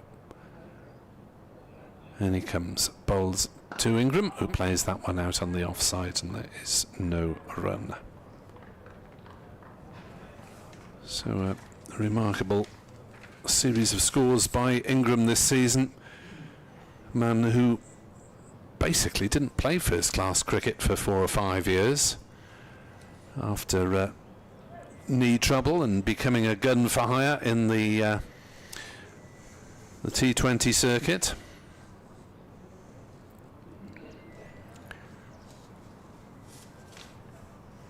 And Scriven bowls round the wicket to Colin Ingram, who is beaten outside off stump through to Peter Hanscom. That was tentative. Did straighten a bit on him, but just shows. A few little extra nerves, perhaps. Yeah, not too sure whether Ingram does nerves anymore. I suppose all first-class cricketers think about these things to some extent. Ingram blocking out onto the offside, no run.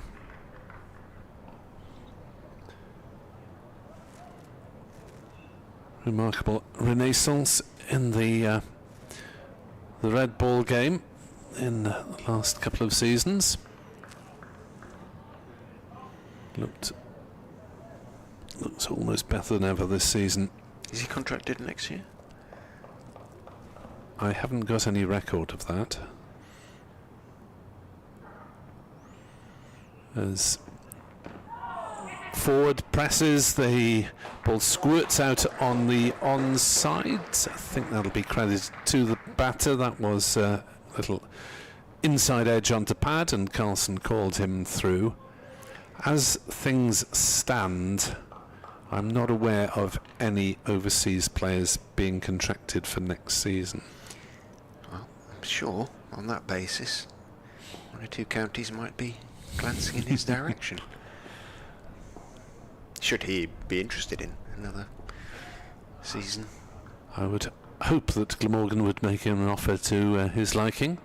As Carlson fiddles at that, that was a bit of impatience from Carlson. Not quite sure what he was doing going at that one, and he knows it was not the shot that was required. 188 for 2, Ingram 97. Carlson has 80. Ingram does now have a family home in the Vale of Glamorgan. Ah, okay. So one would hope that he would stay in the locality to ply his trade as well. Long trip otherwise, isn't it? Wherever. Yes. I thought that was a very decent sort of 5-over spell from Sam Wood, really. He hit his lines and lengths, beat the bat once or twice. But he'll be happy, I think, after that little spell than he was after his first yesterday. Ahmed around the wicket. Ahmed bowls. Ingram is forward defending out on the offside, and there's no run. 97 not out is Ingram. It's at 15 fours and a 6 as the next delivery is driven up to mid-on, but he'll get there in singles maybe. Takes one to mid-off. 189 for 2. Ingram to 98, not out. Carlson on strike on 80. 6 saving the single plus a slip. 1 sweeping on either side of the wicket as Carlson steps back and cuts into the point area. Another single. Ingram back on strike again. Taking their time, but there is so much time available in the match when you have bowled out the opposition. 3/4 of the way through day 1. Ingram plays that one gently to cover. It's fielded by Patel. Dot ball. 2 left in the over. Ingram on 98, not out. He's been at the crease for around about 3 hours and 20 minutes, all told. As he plays that one into the offside, and will go through for the single to get to 99, not out. 191 for 2. Ahmed over the wicket. The right-hander swap sides, bowls to Carlson, who nudges it away on the leg side to take another single, and therefore Carlson to retain strike for the next over. 192 for 2. Better over from Ahmed. Even so, 4 singles milked from it. And they're looking really solid, these two, one way or another. 165 the partnership.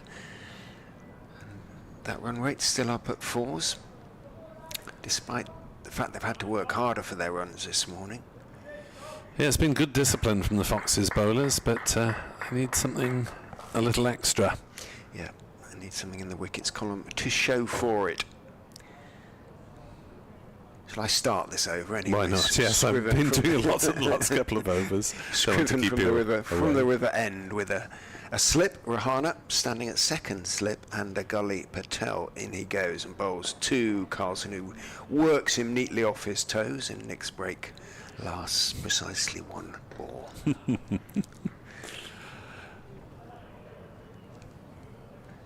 93 for 2. So Glamorgan just 58 runs in arrears now, still the 8 wickets standing ominously for the visitors, who have used their principal 5 bowlers this morning and don't have the option of the left arm of Travaskis at the moment. Has been off the field all day. Ingram on 99. In comes Scriven.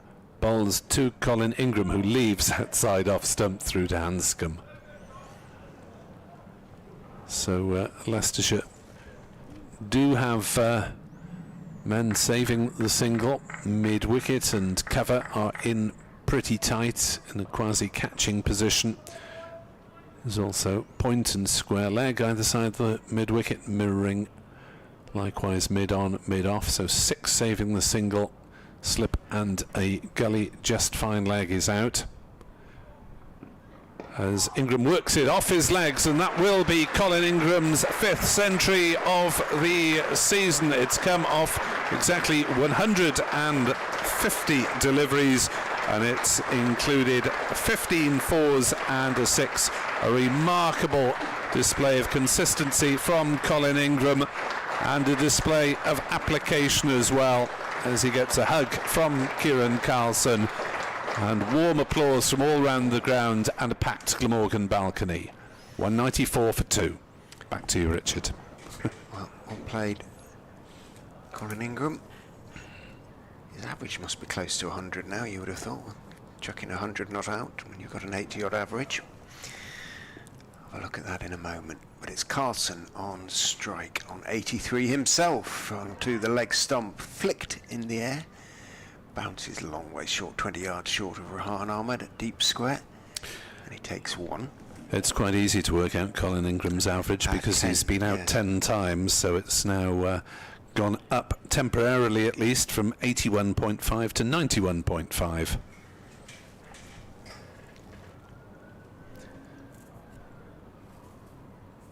At the moment, there's no obvious sign of him getting out, so he could well end this game with an average of over 100. 195 for 2, just 56 behind now. Glamorgan, as round the wicket goes Scriven, bowls outside off stump. Ingram forces off the back foot, or attempts to force off the back foot, doesn't really time it, and Ahmed moves his right head extra cover towards Wood, who's at point and makes the stop. What can Hill do here? How can he change things? Or how can he manufacture a wicket? Because Leicestershire need a change of fortune here. They need something to go for them. Scriven's bowled as well as anyone, but he's none for 49 as he comes in to finish his 12th over. Bowls down the leg side. Ingram steps inside. Hanscom, as ever, is tidy behind the stumps, falls away to his right to make the stop. 150 balls, 15 fours and 1 6. Confirmation of Ingram's century statistics as passed you by Nick. Get another round of applause from a very happy Glamorgan faithful at the moment. It's been an ideal morning for them. Runs haven't come, as I say, particularly quickly, but 25 overs have been bowled now, and they've gone from 114 for 2 to 195 for 2, so 71 from those. Is that right? 81 from those 25 overs. Rian Ahmed bowls and Carlson is forward and beaten. Hanscom takes a bail off just in case. Pushed forward down the wrong line, didn't he? Reaching. Ahmed in again. Bowls. Carlson drives with that trademark flourish of the bat, but it's half stopped at extra cover. And they'll take just the single. Kimber, the man in close on the offside. Now that Ingram has reached his century, a couple of the fielders are pushed back a little bit. Mid-on has moved back to long-on. Square leg is in the deep as well, as Ingram will therefore be able to just push it up towards Holland at long-on and amble through for a single. It's a patient Ingram so far today. 197 for 2. Ahmed bowls. Ooh, that stopped a little bit on Carlson. It was a little bit uppish towards mid-wicket. Nowhere near carrying, but not quite under control. Ahmed bowls. Carlson stretches forward carefully, plays on the offside. Kimber fields, no run. NickWeb2017 at gmail.com or NickWeb2017 on X/Twitter. Richard Ray 23 at gmail.com. It's another email address as Carlson looks to whip it on the leg side, but gets around the bottom edge of it, and it trickles to mid-wicket. And Richard is migrated to threads these days. Richard R23 finds me.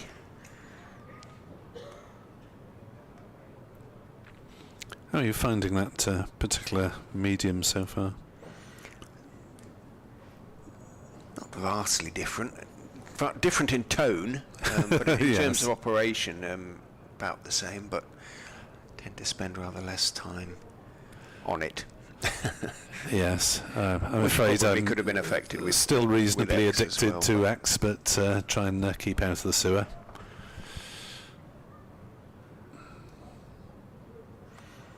Around the wicket then comes Tom Scriven and bowls, a little bit short. Nice looking shot off the back foot, attempted force by Ingram, but once again he can't pierce the offside field, and Wood moves to his left to field. I did flirt with Mastodon earlier in the year, but wasn't getting huge amounts of response off that. Is that another sort of X Yes. threads Yes. like Yes. medium? I'm also on Instagram. That's just kind of a bit of fun, really, videos and things. Scriven is in, bowls, better length. Ingram stays on the back foot, plays the straighter ball out towards Hill at mid-off. Yes, I haven't really, well, at all got I have got an Instagram account, but I only use it to look at what other people are doing.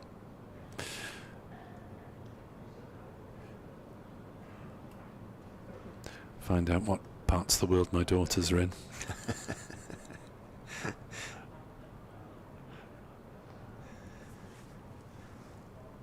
Scriven in, bowls. Ingram looking to drive, but once again might start to get a little bit frustrated because the offside field, the offside cordon, if you like, Ahmed at extra cover, is unpierceable.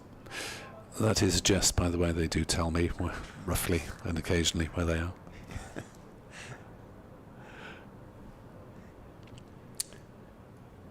Kimber just sort of an exploratory warm-up, perhaps. Rolls his shoulders at gully as in goes Scriven. Bowl short, pulled for. Didn't pick that up straight away in Holland at deep square. I don't think he'd have been able to get across anyway. And For once, Scriven just dropping short enough and bowling leg side enough for a relieved, I suspect, Ingram to pull him away. Like he meant it. Yes, Moves he's on to 105. 200 up for Glamorgan. He's got a muscly pull, hasn't he, Ingram? That's all the time he spends, I presume he still does, pounding large tyres with a hammer. It's one of his off-season workouts. Pounding large tyres with a hammer. Yes, well, at least it was when he was on the farm in South Africa.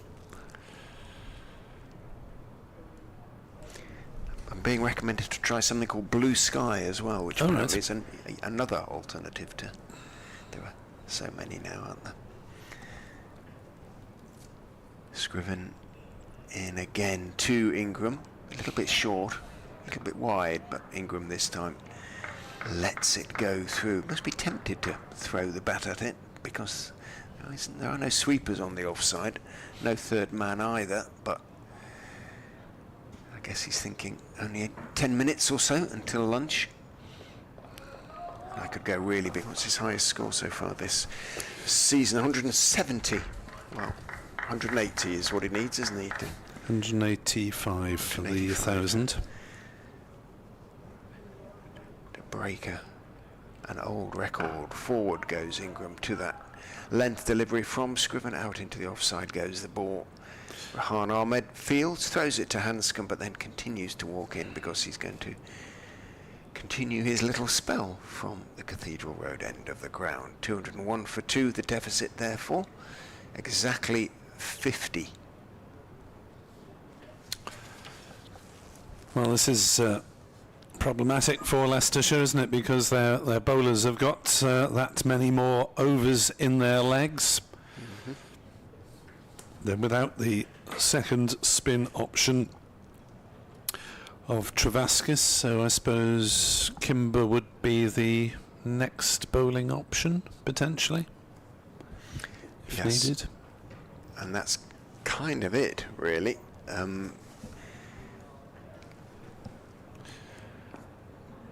Ahmed, though, has probably got quite a few left in him, or he will need to have, as Carlson drives his first ball firmly to Kimber at mid-wicket. Well, Carlson's hitting the ball quite hard in that area of the ground and testing Kimber not for the first time. 201 for 2. Ahmed bowls and Carlson edges that, but safely down towards short third man, and it is another dot ball. Carlson wandering down and having a prod. Not appearing quite at home against Ahmed at the moment. I wonder if second slip might be advisable as Carlson kicks that one away. Pitching outside leg. Doesn't look entirely happy at the moment against the leg spin. Kieran Carlson, despite the odd attempt to drive him through the covers, as that's faster from Ahmed. Carlson tries to, I think, steer it into a gap at point, but only finds Scriven wandering round from a short third man stroke backward point position. Ahmed bowls, Carlson is forward defensively, back to the bowler, no run. Tight stuff from the Leicestershire leggy. As he finishes this over with a delivery that is defended again by Carlson. So, one more maiden over, second delivered by Rian Ahmed. 7 overs, 2 maidens, 0 for 20, Glamorgan. 201 for 2 after a quiet morning by their standards. Unfortunately for Leicestershire, nothing further in the wickets column as yet, and 8 minutes to add. Yeah, I mean, they've still had it 87. We are going to see a little bit of Louis Kimber now, so if his occasional off spin can find a little bit of bite in this so far as Leicestershire are concerned this morning, relatively unresponsive hybrid pitch.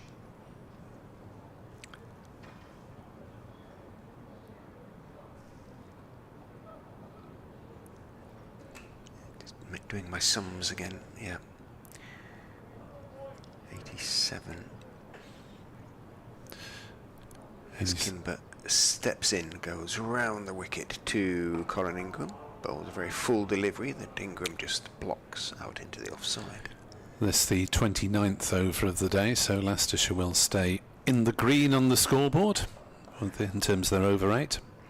Yeah, they've got a chance of bowling the full 32, haven't they? In goes Kimber, lobs it up, almost a full toss, but again, Ingram is not to be tempted, just pushes it firmly back down the wicket on the offside. Well, he can't be accused of not giving that delivery air, Louis Kimber, who is stepping in and bowling again. Forward goes Ingram, back of the pitch goes the ball. It really does look set on his getting through the session now, Colin Ingram.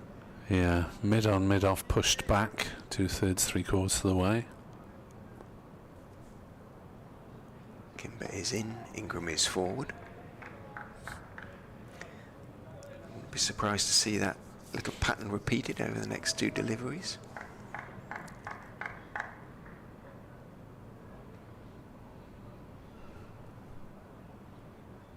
Kimber bowls, again almost a full toss, and again just bunted back out into the offside. Kimber sprawls to his right. Doesn't affect the stop, slows the ball down though, and Scriven obliges by running behind him and completing the fielding. Kimber is in, Ingram is forward, and that is another maiden over. Consecutive maidens bowled by the Leicestershire spinners then, and we are 5 or so minutes until lunch. Yeah, seems Glamorgan quite happy to get there, not particularly with any further ambitions of having a go at the spinners at all. Ahmed's been tidy. Kimber's opened with a maiden. But interesting championship cricket. Not spectacular, but Glamorgan trying to build towards bigger things as Ahmed bowls, and there's an appeal for stumping, and he's gone. Kieran Carlson pushing forward, just overbalanced. Rian Ahmed strikes. Neat work from Peter Hanscom. Up went the square leg, umpire's finger, and Glamorgan lose their 3rd wicket. Leicestershire get the breakthrough after a big stand of 174 for the 3rd wicket. Carlson goes stumped. Hanscom bowled Rian Ahmed 85. He has in the last 3 or 4 overs been beaten on the outside edge a couple of times, Kieran Carlson, just looking a little bit anxious perhaps, and just clearly dragged his back foot there on that occasion, so a mistake on his part. Let's see whether it did turn a lot.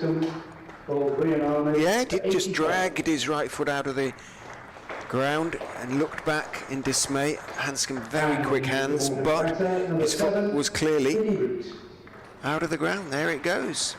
And heel was lifted as well. He turned and looked back, but knew his fate straight away. So nice work by Ahmed and Hanscom. And a little bit of boost for Leicestershire that, goodness me, they badly needed just before lunch. Yep, the old bang bang, which I did hear in the Leicestershire fields earlier on when they're sitting outside. They need that now.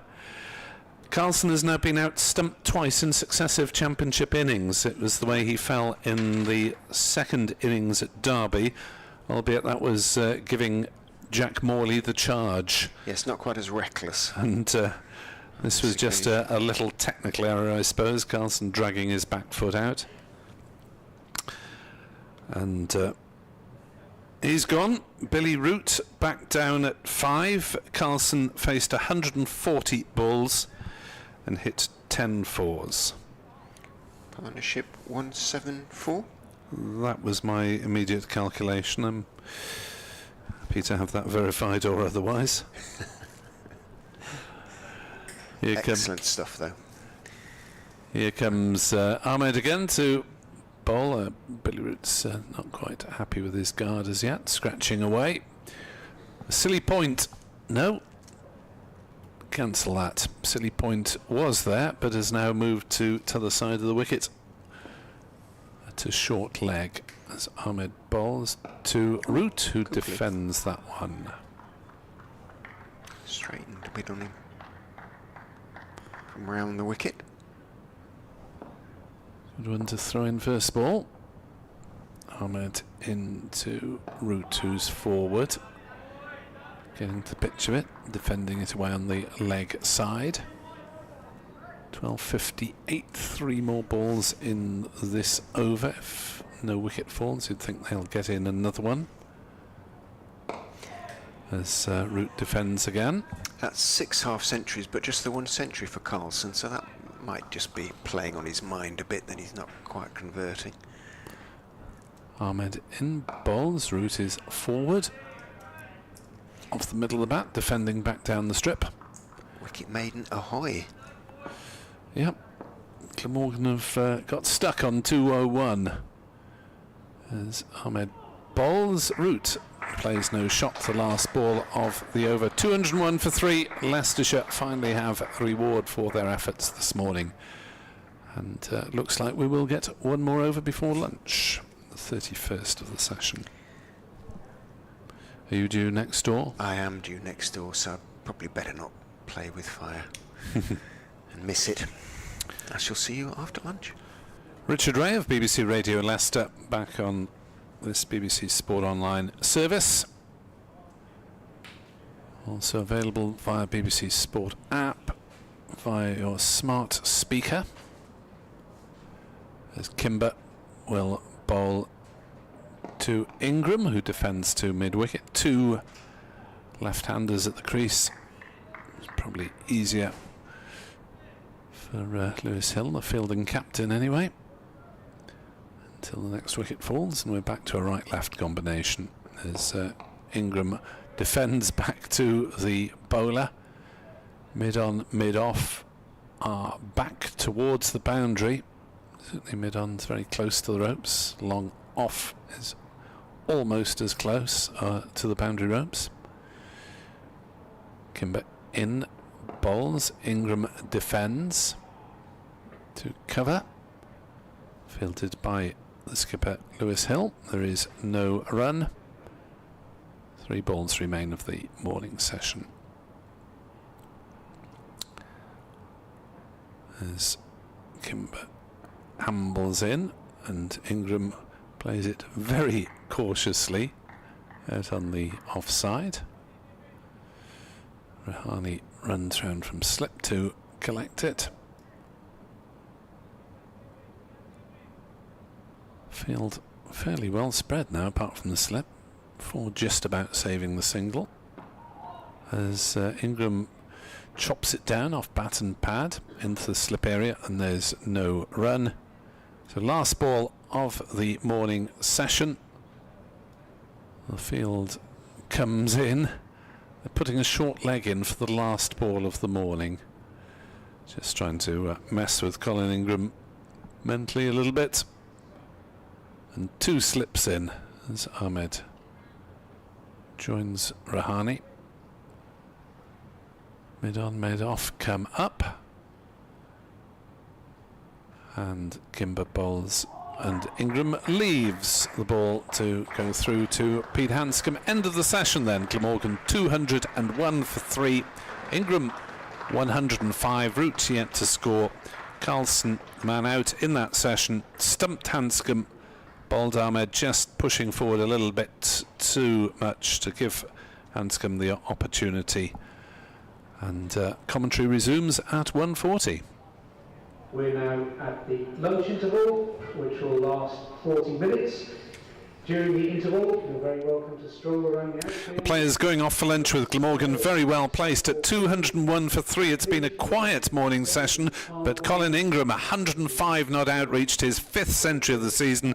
A stand of 174 with Kieran Carlson, who was out a few minutes ago, stumped off the bowling of Rian Ahmed for 85. Glamorgan just 50 runs in arrears and looking set for a first innings advantage. Play resumes at 1:40. Glamorgan 201 for 3.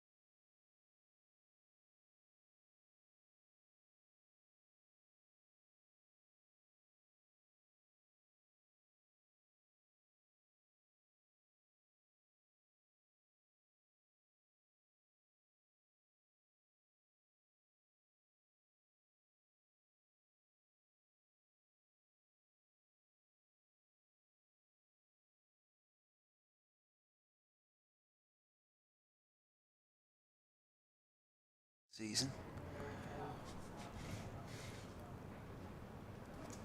Whatever happened to Lewis Hill's keeping? Yeah, it stopped about 3 years ago, basically. 4 years ago, perhaps now, for Lewis. He was keeping him in the side for a while, but then when he took off the gloves, round the wicket goes Scriven and bowls. Ingram works it off the back foot out towards point, but without any power, and Patel bounces across from gully to field. And then I've had a couple of good seasons with the bat, obviously as captain as well. Probably a big ask to be successful batsman, keeper and captain. And his hands were quite sore, I think, as well, taking some punishment over the years. I suppose it's there in extremis. In goes Scriven and bowls. Ingram is going to pick up 4 as he leant forward, thick outside edge. It was well short of what would have been third. Slip went between, excuse me, Rahana at first stroke second and Patel in the gully. A little bit unlucky for Scriven, but it looked to me as though Ingram was in control, may even have played it with a slightly angled bat, and picks up 4. 2 boundaries in the over, very different kinds. Yeah, there was the difficult drop-off Scriven earlier on for Ingram, but the ball doesn't seem to be carrying hugely at the moment. There's been not too much for the slip to do. He's moved on to 114. Rahane takes a step wider. In goes Scriven, thick inside edge this time. A little bit of in-swing from the all-rounder, and it bounces out towards square leg. Kimber is sufficiently quickly onto the ball to prevent a quick single being taken. Just 40 behind with those 2 boundaries now, Glamorgan.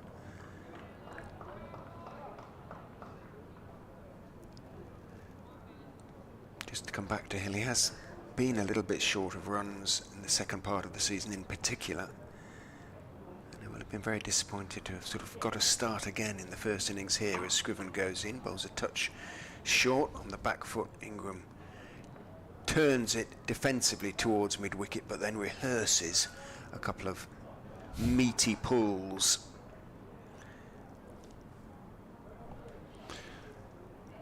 Yeah, we all know that Ingram can batter a long time, and seems to be digging in today, doesn't he?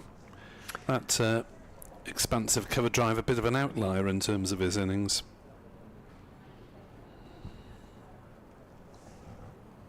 Last ball of Scriven's 14th over. In he comes and bowls good length and forces Ingram to defend off stump out into the offside to Ahmed.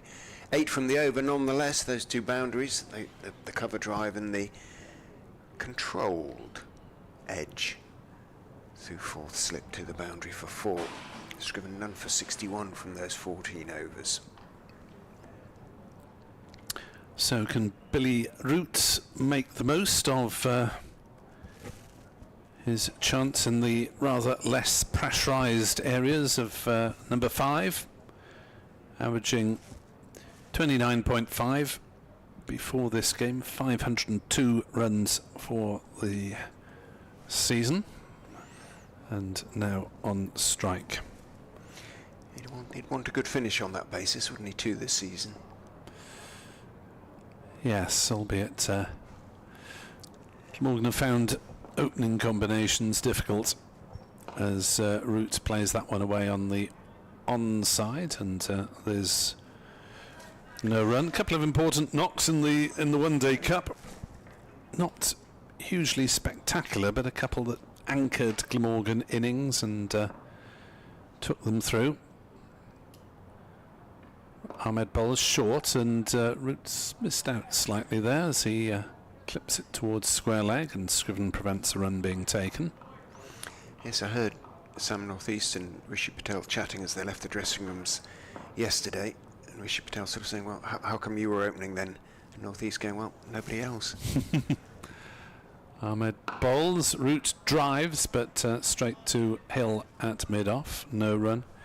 He has done the job in limited overs cricket, sometimes in T20. He's opened up to, well, you don't really need an anchor in T20, but be the one that the others bat around as Root Plays the next ball to cover, and there's no run. 211 for 3. There's Ahmed bowls. Googly. Root deals with it, plays it defensively to cover. Just doesn't quite turn enough.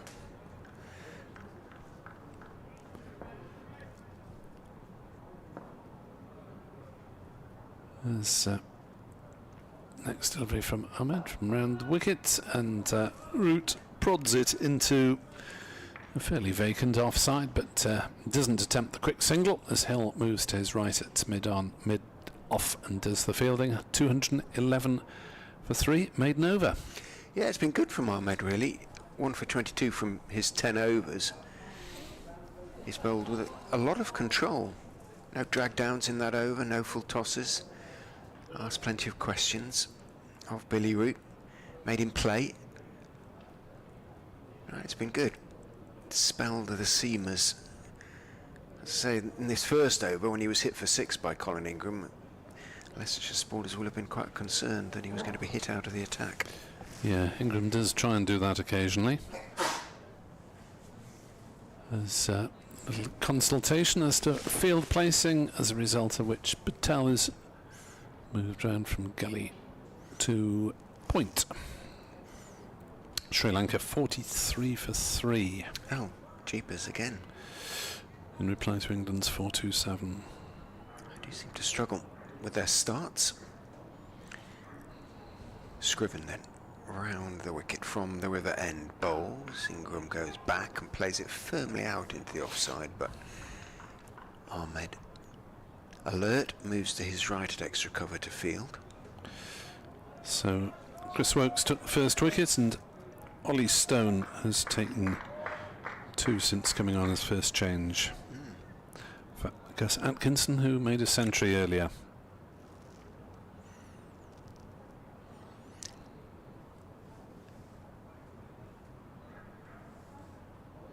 Scriven turns, runs in, bowls straight. Ingram leans forward, plays it back down the pitch. Scriven tries to flick it up football style, doesn't really connect. Millions of runs elsewhere in Division 2, apart from the abandoned game. Yorkshire 499 for 6 against Middlesex at Headingley. Johnny Bairstow made 160 before being a 4th victim for Luke Holman. George Hill 120 not out. That's a match between 2 promotion contenders. Are they still batting, or are they declared? 500 for 6 still going. Oh, still going, wow. Scriven still going, round the wicket, bowls. Ingram drives again very pleasantly. I don't think Hill will drag that one back. He's giving up his best, but he's going to have to give it up as well. Crosses the ropes about 3 yards in front of him, in front of that little knot of Leicestershire supporters who encourage the toiling captain. But Ingram moves on to 118. He's hit 2 lovely cover drives post-lunch, both off Scriven, and both times without sort of getting to the pitch of the ball, but hitting beautifully through the line of it. Classic Ingram. Likes his cover drives. Scriven is in, bowls to him, and perhaps the fear of being hit for another means he pulls his line a little bit too straight on towards middle and leg within swing, and Ingram just goes back and helps it around the corner for 1. Moves on to 119. Limited overs games. Ingram is also very big over mid-wicket, likes the expansive shot in that area, but we've only seen it, I think, once in this innings. He and Root have put on 15 for the 4th wicket so far. Root shares just the single, 12 balls for his 1. So Leicestershire tightened the field for the still relatively new man at the crease. Gully has gone in, 3rd man has gone up to point.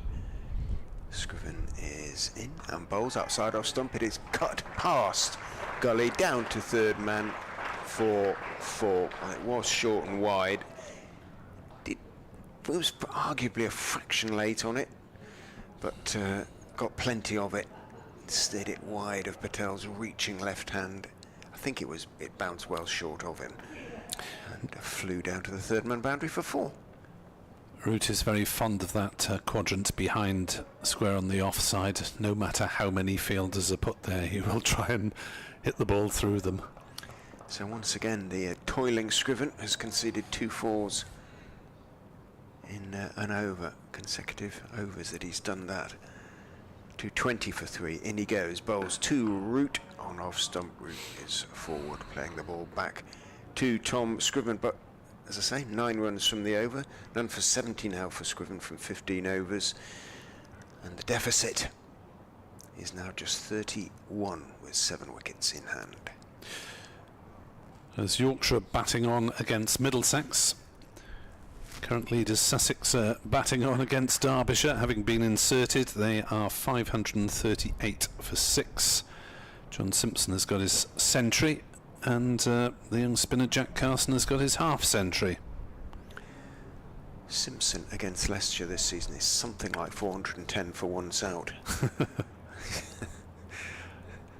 Ahmed bowls and dinked away by Ingram. Down to short fine leg, but Root sends him back. Big centuries at Grace Road and at Hove. As Ahmed bowls, Ingram goes for the sweep shot down towards backwards square. It's well cut off, but they'll come back for a couple of runs. Good sliding piece of fielding on the backward square leg boundary. Yeah, I think it's water down there. Did well to stop that one on the run. 222 for 3. Ingram 121. 1 foot off the ground for double Nelson. As Ingram gets tucked up there and plays it to short mid-wicket, and there's no run.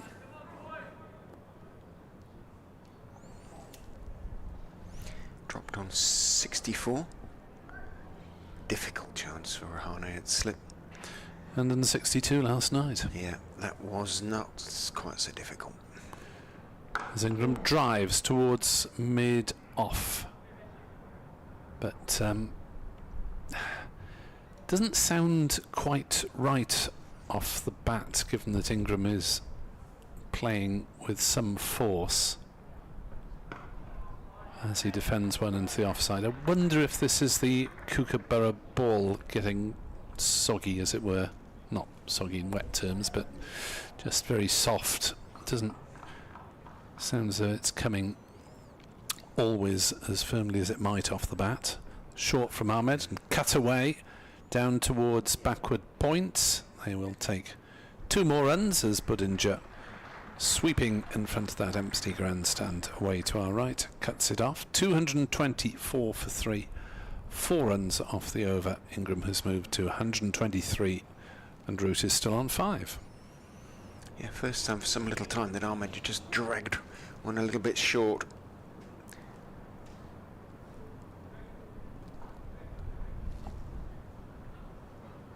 For 26 from 11 with 4 overs. Over rate didn't change after sort of during the lunch interval when it was recalculated. Yeah, it's still +1. They did bowl, I think, 31 overs in the morning session, Leicestershire. Good effort. Yes, almost the 32 required. Full amount. Scriven from the river end round the wicket to Root, who stands up and punches the ball out into the offside off, just outside off stump, but bounces down. It's curious watching him, isn't it? The family traits, or the familial trait. It does look, in the way he carries himself, if you don't see his face, disconcertingly familiar in his mannerisms. Well, fairly similar facially as well. Well, they are, yes they are. Even sort of with his back, everything about him, sort of think you see so much of Brother Joe on the telly. The resemblance is considerable. In goes Scriven, bowls to Billy Root, who defends on the back foot, pushes it out towards mid-wicket as it swings in. Kimber Fields Among the leading contenders in Division 1, Surrey 4-6-4 for 8 against Nottinghamshire. Burns made 161 yesterday. Sudarson 77 not out.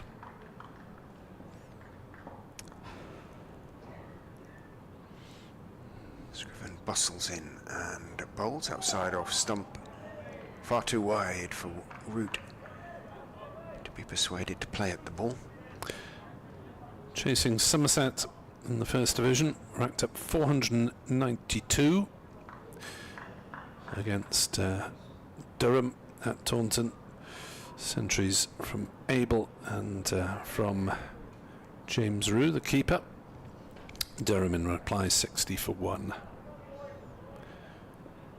Young Vaughan with the only wicket to fall so far. Scriven bowls, the edge came and it just straightened a little bit. Root went back, straightened and somehow came off the edge and looped down towards Patel in the gully. Bounced well short of him, but again just occasionally Scriven got bowling around the wicket to the left hand as it has straightened one. Did so on that occasion, just enough, and considered himself a bit unlucky.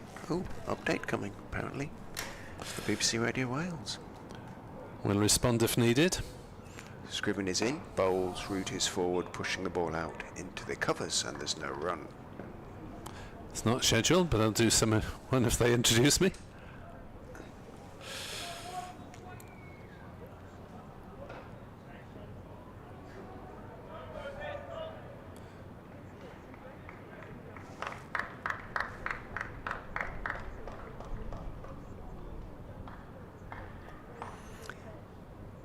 Scriven turns. If it's going to come any moment. Runs in and bowls. Root turns him down to deep backward square for 1.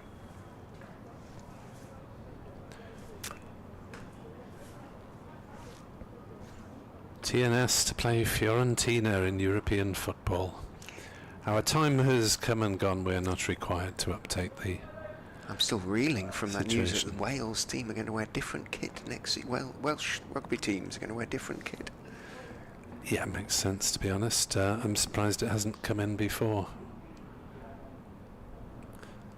Scriven is in and bowls and appeal for leg before, but clip the pad is running down towards fine leg very slowly. Holland has a long way to run round to get it, so 2 leg buys again. The Hanscom appeal was loud, but Scriven's was more in the nature of a polite inquiry.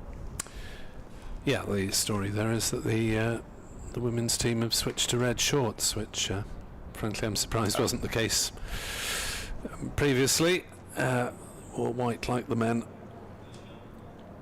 in recent years, but the men's team have worn red shorts in the past for a year or two, and they've also worn black shorts in the past, so it's yeah, I remember Gareth Edwards ton sides wearing black shorts.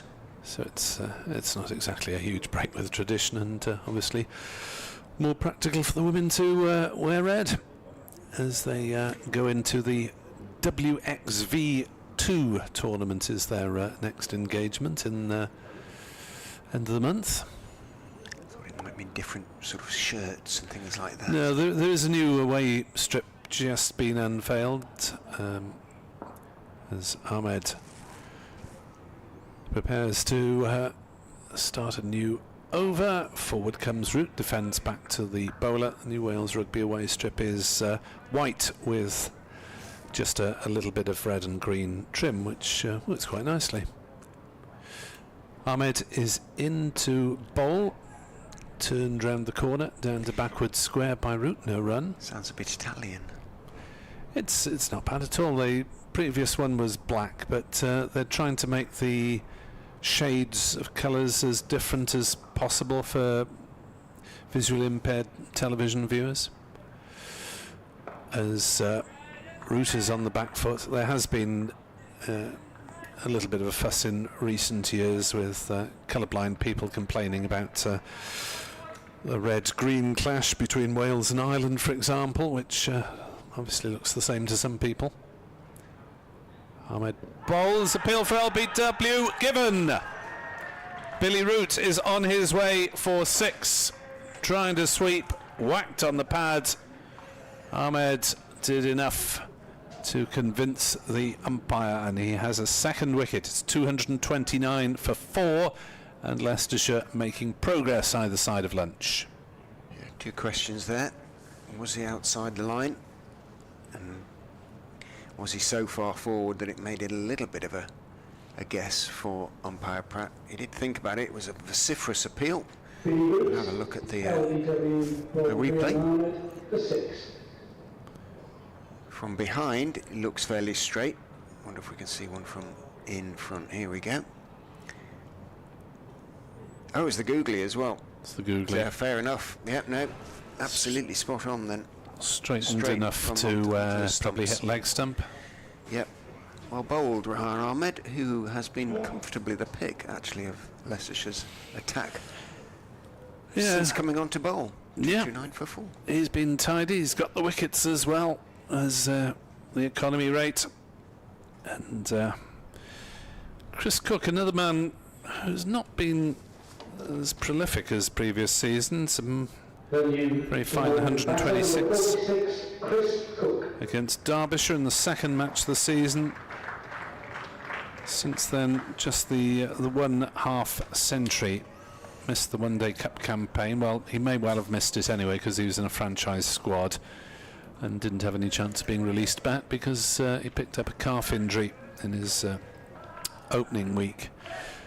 With Welsh fire as the Leicestershire supporters in the distance give voice to their support for the Foxes. Well, 22 runs behind still Glamorgan. Leicestershire starting to chip away. Carlson gone for 85, Root for 6. Not exactly in quick succession, but with only 28 runs added between them. So it'll be a right-left combination for Leicestershire to deal with now. As Chris Cook, the wicketkeeper, comes in his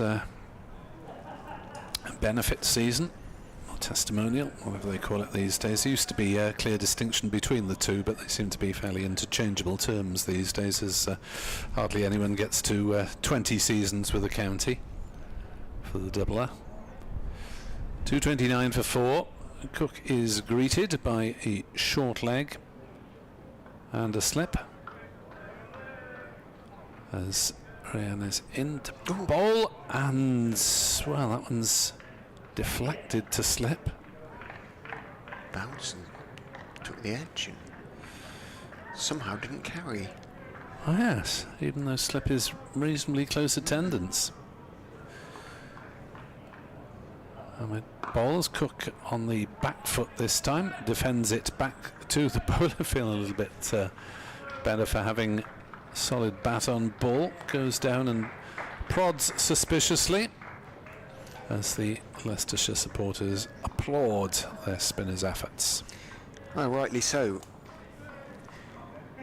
2 for 26 from 12. 5 maidens. Wicket maiden there. Hana advises Ahmed. At the river end, number 31, Chris Wright.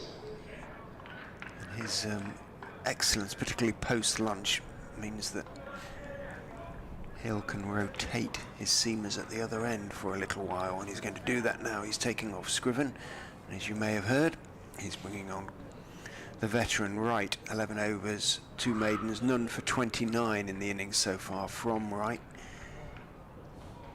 Economical, but not particularly penetrative. This figure's probably an accurate reflection of the bowling, really.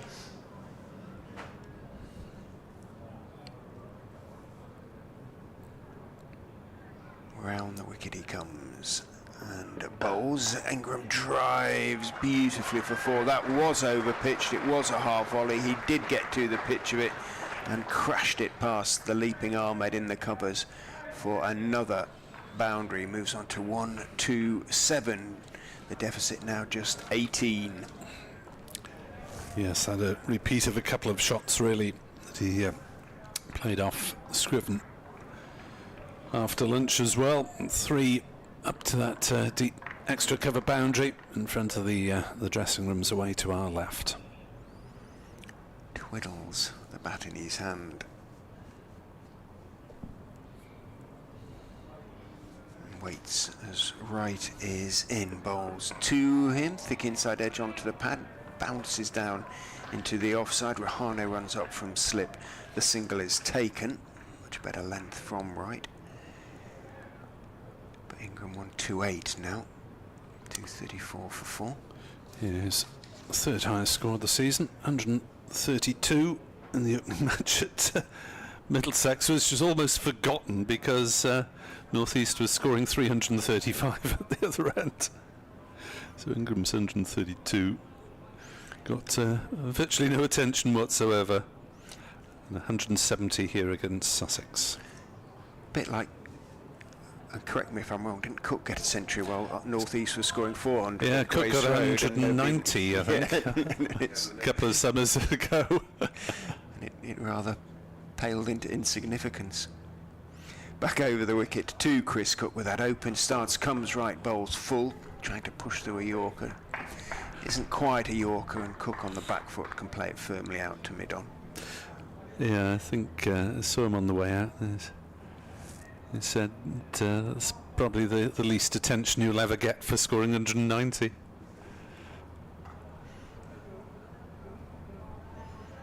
Adnan does a little can kick away to his right, so whether he was disposing of an insect, I'm not sure.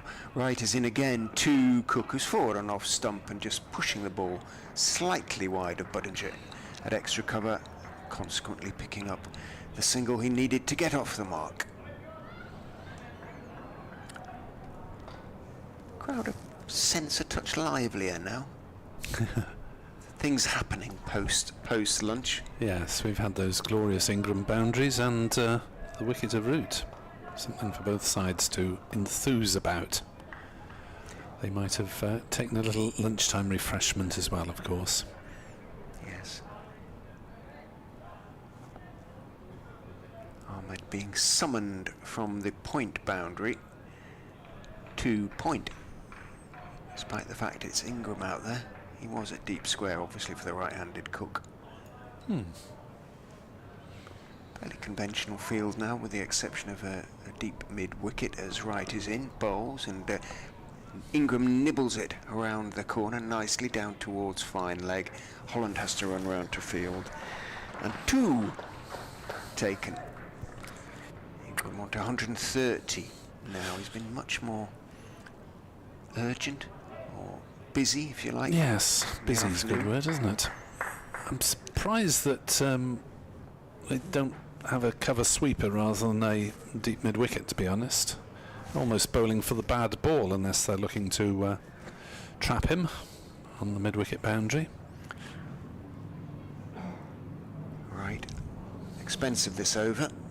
8 runs from the first 5 balls, goes running in and bowls, and Ingram, oh, beautiful shot, but really well fielded to his left by Rahane. It was very full outside off stump. He waited for it and guided it with a pretty much horizontal bat, trying to get it wide off slip along the ground. It wasn't quite wide enough, and Rahane dived to his left to make the stop.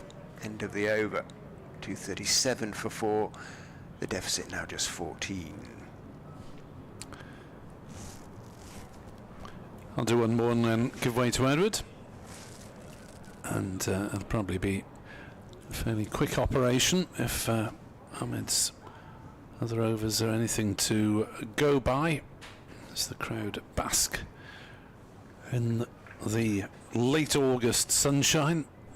Match due to finish on the first day of September, if it goes to the 4th day, on which we shall all face the difficulties of getting here to Sapphire Gardens, with the main road nearby Cathedral Road closed from 9 a.m. till 11:20 because the Cardiff 10K. When you say all right, Richard will just walk across the road as forward comes Cook, the first ball of Ahmed's over. But you might have to sidestep the the hordes of runners. So practice your best fly half jink along the way. Well, I'm even on this side of the road. Oh, you're on this? Yeah, oh, yeah. So no problem then. Ahmed in to bowl. On the back foot goes Cook and runs it down to third man. No run. Edward threatening to come. hang glider, perhaps. Yes. 2:37 for 4. Swooping down the river. So Ahmed is in to bowl and turned just past short leg by Cook, but no run. Cook will be happy to play his way in gently, with Ingram scoring well at the other end. I know there's a lot of time left in this game, not halfway through day 2 yet. 56 overs remaining, 24 until tea, as Ahmed bowls, driven firmly by Cook, but Kimber's had his share of buffeting in that shortish cover position, because Carlson was hitting his off drives hard earlier on, and now Cook has pummeled one straight at the fielder. That is a double appeal. They initially appealed for a caught behind and then for a stumping. Hanscom wasn't sure which umpire to look at first, but neither raises the digit. Hanscom already has one stumping. I'm not quite sure why he was so keen on that one. Cook's back foot doesn't really look to move. Cook is forward. Playing back to Ahmed.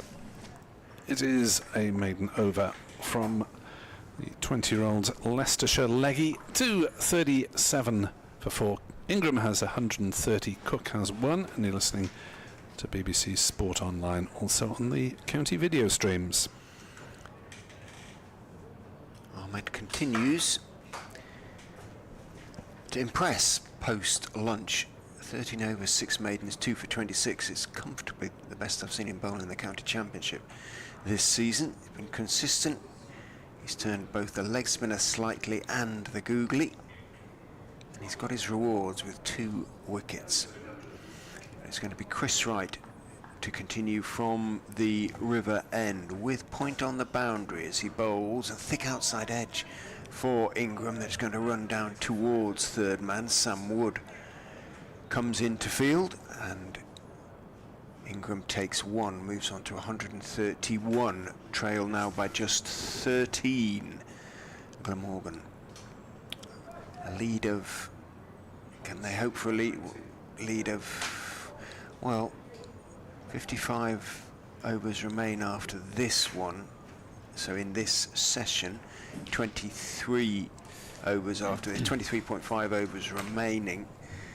Likely to be the best part of 80 to 100 ahead come tea, unless Leicestershire can keep making breakthroughs. If Ingram stays, that's where they're going to be, there or thereabouts. Cook waits for the arrival of Wright, bowls to him, drives very pleasantly for 4, I think might just be dragged back. He will be dragged back. Good work chasing back from mid-off by, not sure, is it Scriven out there? Not quite sure. In the far distance by the very, very fast electronic scoreboard. Dragged it back about 3 feet inside the ropes, and a good throw too, so Cook has to settle for 3. He moves on to 4. Good afternoon, Edward. Good afternoon, Richard. Enjoy your lasagna? That's what it was, he's thinking. Shoot. I thought it was round the wicket goes Right, and bowl short, pulled round the corner by Ingram, and he's a bit cross because he didn't quite get all of it. Budinger, the sun-hatted Budinger, almost a beanie hat, white beanie hat, runs around to his left of field, and there is just the 1-2. Colin Ingram, 132 to him. Can we just concentrate, Mr. Ray, on the cricket? It has been much more, not entertaining is the wrong word. I mean, it was entertaining in a sort Interesting, of, I think. attritional way this morning, wasn't yeah, it? But now enjoyable. it's a bit more lively. Things Yeah. happening. Two reasons I'm delighted to see an Ahmed bowling. I always like to see leg spinners, and make sure we finish a little earlier. Right is in and bowls to Cook, who waits for the delivery just outside off stump, dabs it down, trying to get it past Holland at backward point. Can't do so. Holland moves to his left, but he has bowled beautifully after lunch. Actually, He has, yeah. barely one. I think one that was dragged down a little bit, but he's turned That's the leg spinner and the googly a little bit. And that's the reason that he is involved in England's books, because, as we've seen, he's for a young man, what an asset. Rishi Patel ramps up the volume at extra cover as Wright runs in and bowls to Cook, who has managed to work that one past Holland down to third man, and that will run down the very slight slope here at Sophia Gardens for exactly what he was trying to do the previous ball. Wright bowled it obligingly, that sort of inch wider, and Cook just leant forward with an angle bat and did what he was trying to do previously. That's the 9th, no? Down to third man. Yeah. There is going to come a 36 time when you're runs. going to don whites and stand pointedly at third man, isn't there, just to make your point? I think. People are going to ring up and say, do be quiet, you go on about it. There's 36 runs, you see, Richard. It's a lot of runs. 246 for 4. First batting point ahoy as Wright is in. Bowls to Cook, who's reaching for one, but he has managed to poke it a little uncertainly into the gap between Holland and Budinger at backward point and cover and take one. And keep the strike as well. He moves on to 9. I think he is going to be busy as basically the Glamorgan middle order can play around Ingram if they wish. Oh yeah, much depends on Colin Ingram, whether they get a substantial first innings score or whether it'll be, shall we say, 60 or 70 or even less. You just don't know, because I think it's fair to say that Chris Cook is the last of the real established batsmen. I think I mentioned the other day on commentary, the one likely to get 100, and you look at the others to come and you'll say, might do, but unlikely, you know what I mean? So I think Leicestershire would settle for that, at 60 or 70 right now.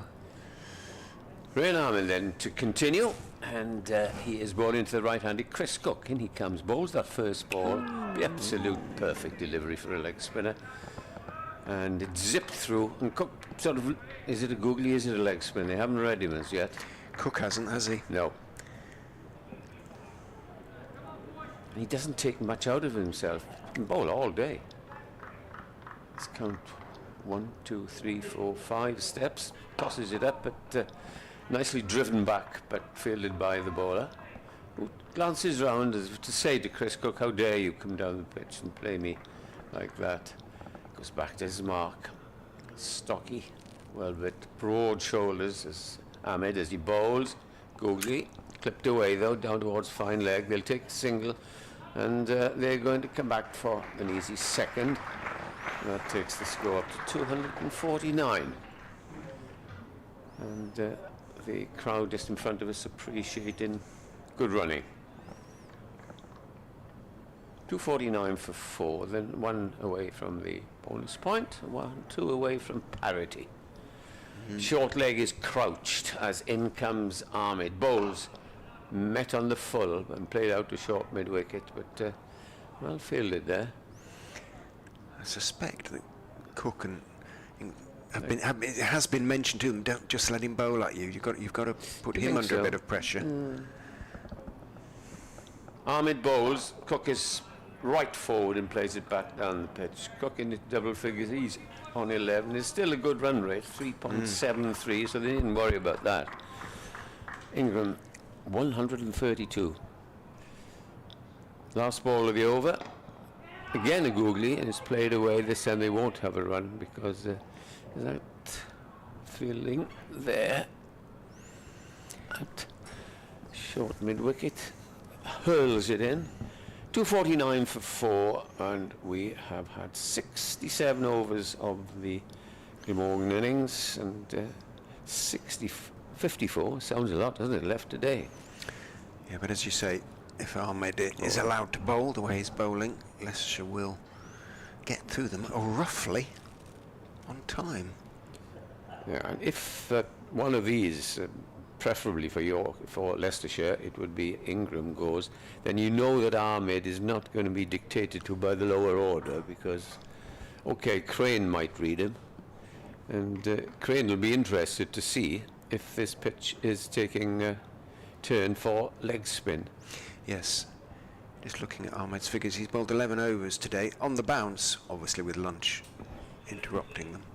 As Wright continues from the river end round the wicket, he bowls and it gets a little bit of lift there and beats Ingram. I think dropped his hands, in fairness to him, and jerked his head back, but I don't think Glamorgan will be displeased to see a fraction of life still in the pitch. No, especially Mr. Van der Gooten. No, let's have another look at this one. Oh, it was a beauty, wasn't it? Just straightened and a little bit of bounce, a little bit of carry. Startled Ingram, who is on 132, takes a bit of startling. Right is in, bowls to him a little bit short and onto the hip, and he can just raise his right knee and pull it round the corner down to Holland at deep backward square and take the one that brings up the Glamorgan 250 and the first batting bonus point. Yes, and they played quite, well, not only sensibly, they played well, especially last night when they were going at 5 and over. Better bowling today, I thought, from Leicestershire. The run rate has gone down, but you know, if they keep on going like this, they'll be quite happy. I was just thinking now, 39 you said Chris Wright is? Yes. 2 39s, then Ingram also at age, but he's got good pace, hasn't he? Has. In he comes to the right-handed Cook with that open stance, punched off the back foot, and that could go all the way. Budinger is sprinting in pursuit, slides, and it crosses the ropes as he slides after it. Lovely shot off the back foot, punched It was a good away, shot, back foot drive by Cook, who has moved on to 15 already. And the Glamorgan are in the lead by 3 now. Yeah, it was a nice shot, well timed. Was 15 off just 21 balls. He waits with bat raised as Wright is in, bowls to him, a bit straighter, just short of a good length arguably, and Cook blocks it out. To Patel, who's still got his pads on, well, will keep his pads on under his whites because he's fielding close when Ahmed is bowling. Holland is doing his sitting down hamstring stretch. I doubt very much if he's going to get a bowl this end. I'd be surprised, but Wright's been a touch expensive since coming back on. 13.4 overs, 2 maidens, none for 52 for the veteran seamer, who runs in and bowls short to Cook, who hooks him down to long leg for 1 because it goes more or less straight to Sam Wood.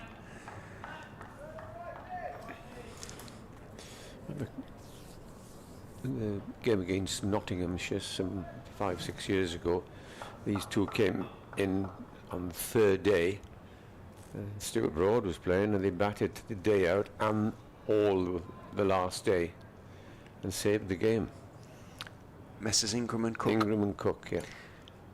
They're looking to take the game away from Leicestershire now, and they've gone a good way towards doing that as Wright bowls on off stump straight, and Ingram solidly defends it out into the offside where Kimber is the fielder. 255 for 4 after 68. Lead by 4, and still, as Eddie says, 53 overs remain to be bowled today, so another 21 in this session alone, and there could be 100 ahead by tea. Eddie? Well, the way I look at it, if you go 53 times 3.5, and they've been going at 3.5 plus throughout this innings, that'll give you what, 180? By the close? Yeah, so 188. Yeah, you're over 400, but that'd be very nice indeed. There'll be a lot of runs to get, but and they'll expect the lower order to chip in. Realm Ahmed is to continue from the Cathedral Road end, bowling to the right-handed Chris Cook, and the umpire is standing back. He's not up on the stumps, probably at the bowler's request. Here he comes. and the first ball is on a length. Raises his arms in anticipation as the bowler, but Cook was nullifying any sort of chance of turn by. And all of a sudden, there's waving arms. Somebody needs something, helmet or whatever, cap. Here's the next ball. Again, full delivery, which is pushed out into the offside. Cook, like Ingram, is another one loves to punish bowlers by hitting them straight. And I noticed that mid-off and mid-on are back, but it's rather a risky shot against someone like Rian Ahmed, as this one is tossed up, played away on the onside. There's no run. In credit, I think the over 8 at the moment. The green light is on. +1. +1. Ahmed bowls, Cook drives, and as mid-off is rather deep, they get a comfortable single. I never understand why you have a man halfway back or 15 yards in, because you often see the ball sailing across their heads for 6, or, as they are now, there's an easy single. I always feel, even hit it, and if it's on the edge of the boundary, they're only going to get 1. I suppose it's the sort of the challenge element, and you try and hit it over them, go on, then see if you can clear them. But you don't often see a catch taken there. That's true. Yeah. But the object, I suppose, is to tempt the batsman into trying to hit it over them, because they're not all the way back. Now then, fine leg, or he was on the 25, has gone back some 15 yards. Ingram has a look to see where he is, and now settles.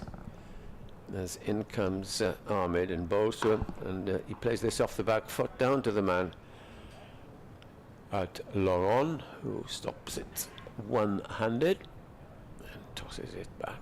Holland, the fielder, there. And the score goes on to 257. And Ahmed catches it sort of one hand behind his back, behind his legs. He just can't resist doing something's party tricks. Yeah, all the time. Last ball of the over. In he comes, bowls. God's a beauty. Tentative push, though, gets the ball all along the ground to backward point, and the very quick over. Good to see. 257 for Glamorgan's lead by 6. This partnership just beginning to develop. They put on 28, which Cook has got 17. Ingram ploughing on and on, 134 not out. Doing a quite magnificent job for his side. Everybody can sort of play around him. He'll keep going, keep scoring his runs. And you just look at the odd scorecard. 0, 4, 85, 6, 134 not out. Just change of bowler at the river end, 19, Sam Wood. Well, young Sam is coming back. I thought it might be Holland with his stretching, but it is going to be Wood, whose spell earlier of 5 overs was a pretty decent one. I think bowled 3 overs for 19 yesterday, so 5 overs for 14 On a good pitch. today. Yeah. Was a pretty reasonable effort. 1 or 2 edges he found as well, as he comes in round the wicket to Ingram, who's forward to a good length ball on off stump, defending out to Kimber in the cover, and there's no run. Bit of breeze is now finally getting up. Something to do with the tide. There's a little bit more cloud around, but the flag's actually extending sort of from the sea this time as opposed to the other way, so Coming from the swung east. round a bit. That is a dry wind normally, isn't it? It is. As opposed to the southwesterlies, which bring the awful rain. Wood is in, bowls just onto the legs of Ingram, and that's comfortable for him to turn it through the vacant square leg, or just in front of square, out towards Budinger. Sweeping on the leg side boundary, comes in to meet the ball. Ingram calmly takes his single, moves on to 135, the lead up to 7. I'm sure Nick will know this, but I think this year, after this year, Ingram ceases to be an overseas, in as much that he moved here last year and is living in Wales at the moment. But Nick was saying he's not contracted for next year at the moment, so No.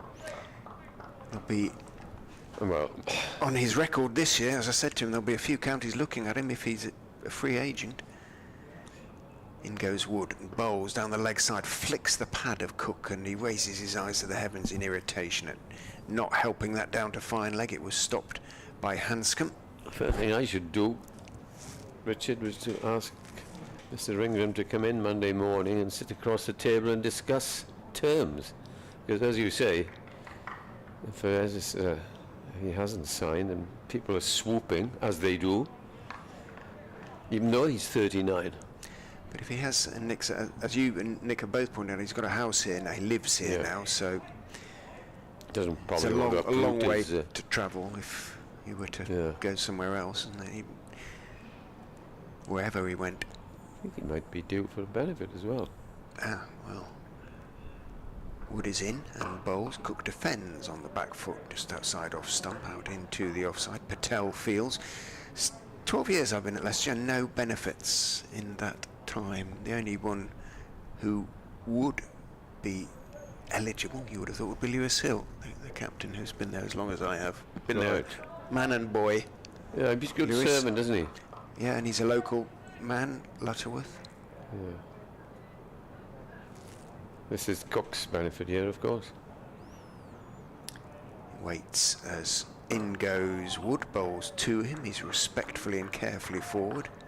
Wood continues to bowl accurately today. I like that then. He bowled, turned immediately and is on his way back.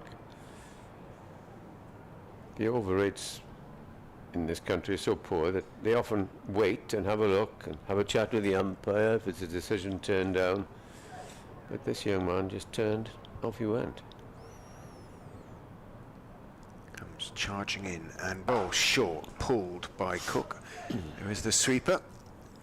And Rahan Ahmed out there on the mid-wicket boundary. He makes Hanscom dive across to his left to take the ball cleanly. Hanscom pointedly doesn't look back at Ahmed, he was almost rolling his eyes as he dived there, Hanscom. Cheapers, what these youngsters make me do. I was saying to Nick that throughout the entirety of the innings at Bristol he didn't concede a bye, and he hasn't conceded a bye here either. In his own quiet way, he's a very, very good wicket keeper. Does he do it that stumping as well? Yeah. Australia? Is he do it? No, not at all now. I thought not. No. For Victoria, where he's the captain, but obviously he kept for Leicestershire all last season. Yeah. I don't know. Do you have to? I wonder if you have to pay a lot more if the agreement is that someone like Hanscom keeps as well, because effectively you're doing two jobs, aren't you? I don't know whether that's anything to do with it. Obviously, if you're captain, you probably get more. But I assume so, yeah. But then the opening bowler said, "Hang on, I'm opening the ball and I'm working." Yeah, but that's your only job. But interesting one. Ahmed starts another over and bowls to Cook, and Cook pushes it away on the offside. There's no run. Spinner then will say if he's an overseas spinner, "Hey, hang on, I bowled 30 overs of the match for you. I need extra money for that." Yeah. Rain Ahmed in the middle of a good spell here. 2 for 30 from his 15. He's down to 2 runs and over, which is pretty good with the score 259 for 4. Leicestershire, knowing if they can get a wicket or two now before tea, they're more or less back in it because the deficit is only 8. This is tossed up and driven firmly, but mid-off is back up now and there's no single. Going on like that, we will be finished from 6 to past tonight, says he. Ahmed bowls, Cook is forward. How many overs have we got? Just another 10 to the new ball, but if he's bowling like this, would you take the new ball? Good question. Although spinners love to have the new ball, apparently. Nice shiny bounce. Next ball is pitched up and it's parried by the bowler out to mid-on. And the score remains at 259 for 4.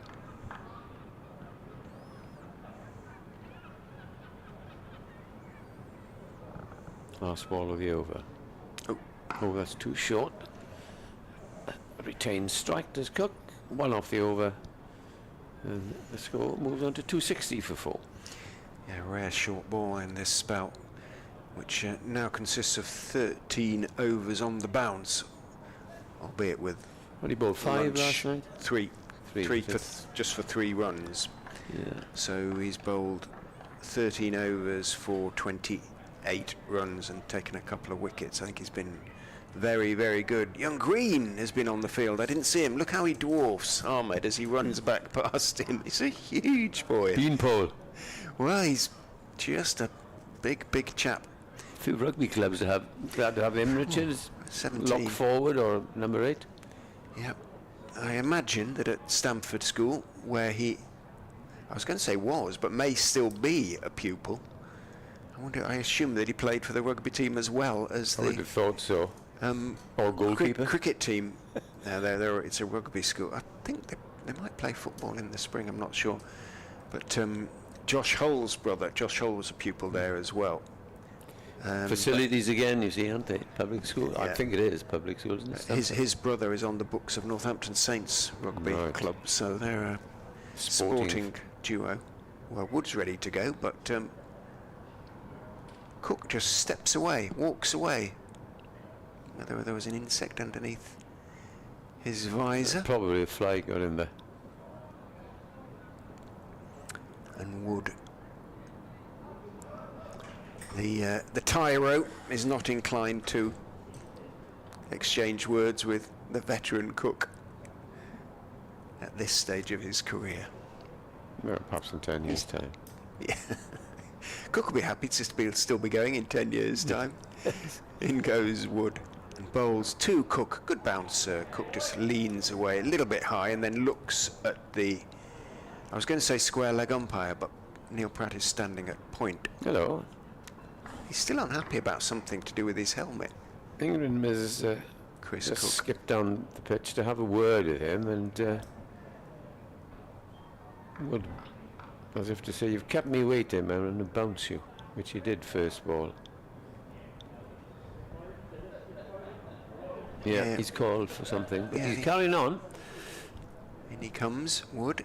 Bowls again. Oh, that stays low and Cook digs it out. Just Now, interesting. Wood raises his eyes to the heavens. He thought that had snuck through.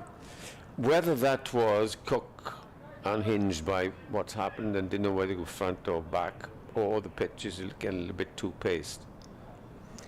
A bit of uneven bounce is probably just what Glamorgan want to see right now, given that they're building what looks like it's going to be a substantial first innings lead. Wood is in, bowls again to Cook straight. Well, Bowie, Cook Bowie's well, covers no? up. He is, yeah. Are those two deceased flies in front of you, do you think? Where is that, Eddie? In front of you. On the Here, window. on the window. There's some. I think there's been some sort of something stuck up there at some stage. It looks like a bit of adhesive of some kind. I've told Nick time and time again to get out there and clean these windows, but he won't put a ladder up. I don't know. It's a mere 60 feet drop. In goes Wood and bowls and looking to drive on driving on the front foot is Cook, but not getting it past mid-on where Hill Well, when you think of makes it, the stop. who's going to come up here and risk their lives by cleaning our windows? I suppose you get professionals to do it. Yeah, I was going to say they have these big extending poles these days, don't they? And there are ways and means. And I assume, of course, architects, when designing a building like this, would have the sense to think about things like that, wouldn't they? Question mark. Sometimes you wonder. In goes Wood. Bowls short, outside off stump, cut away by Cook, got up on his toes. He's got that well in front of square. It's a chase round the boundary for Ian Holland from backward point to cover. And by the time he picks up and throws, Cook has completed a second run. So is the scoreboard. My word, it's quick.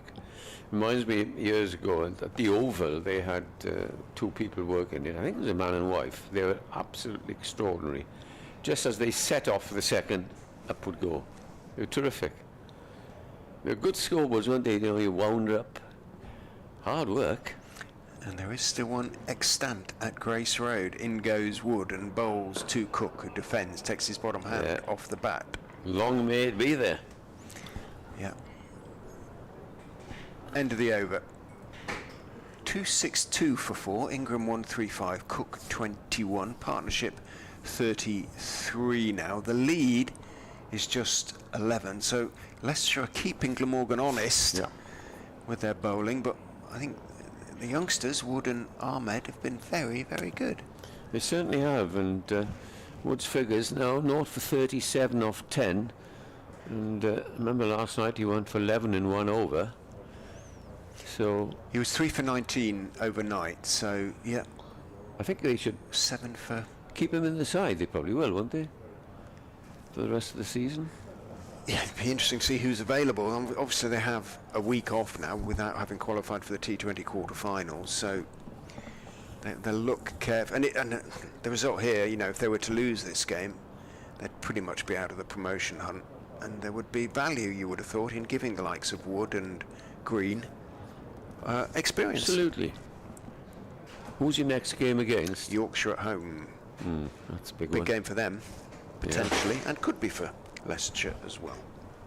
Ahmed to continue this excellent spell, and he'll be bowling to Colin Ingram, who's on 135, and he's coming round the wicket to the left-hander. And he comes, first ball, hurries it through, and Ingram taps it away to one of 2 men on the leg side, some 20 yards away. The bronze Nick Webb is back. After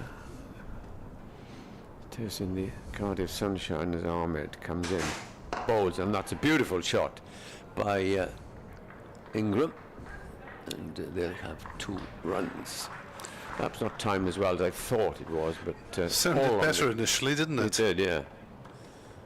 He moves on to 137, 264 for 4. The lead is 13. So we've got Budding still on the field instead of Travaskis. Not good news for Leicestershire, as the next ball is pitched up and driven up to long on for a single. There's quite a few spectators on the move as I did a little lap of the ground. Going over the other side? Well, they're trying to find the optimum temperature, because it's very hot at the River Taff end and quite cool in the shade down at this Cathedral Road end. Ahmed in. Bowls. Plays that loose. Late, rather. Down towards third man. It's a long chase down there. And they cross for 2 runs.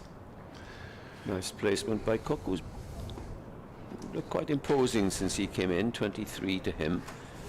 And this partnership now is with 38.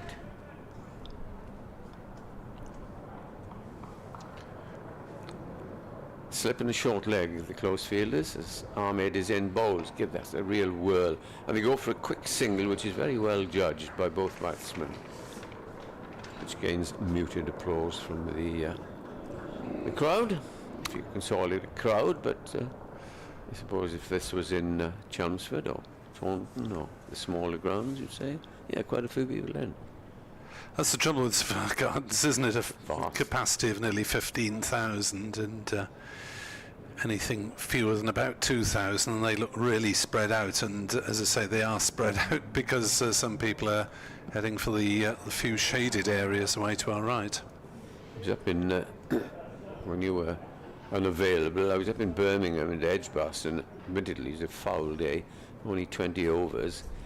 But I'll just break off as in comes Ahmed. Bowls to Ingram. Ingram plays it away from his body. And it's another single. So the singles come in at the end of the over. 269 for 4, Glamorgan are in the lead by 18. Edgbaston on the left and on the right-hand side and straight in front of us from the commentary box, the pavilion end, there was not one single one single spectator. They were all huddled. I'm not surprised, frankly, following that game on your stream that day. There you were, in front of your armchair, your back in 2. I was sitting very upright in my office chair because I daren't get down onto the sofa, otherwise I wouldn't have got up again on that day. It was a horrible day. And that was the first time Glamorgan or Warwickshire had a match rained off. In comes Wood again from the River Taff end and bowls. Ingram runs it down towards backward point. They'll go through for a single. Ahmed gets there quickly and dissuades them from taking a second run. 270 for 4. It's been an interesting day's play in that, all right, there's one wicket either side of Lynch, but that's it. You usually see the batters scoring freely when they get set, as Ingram has, but he's been grafting away, hasn't he? Yes, and Cook on strike.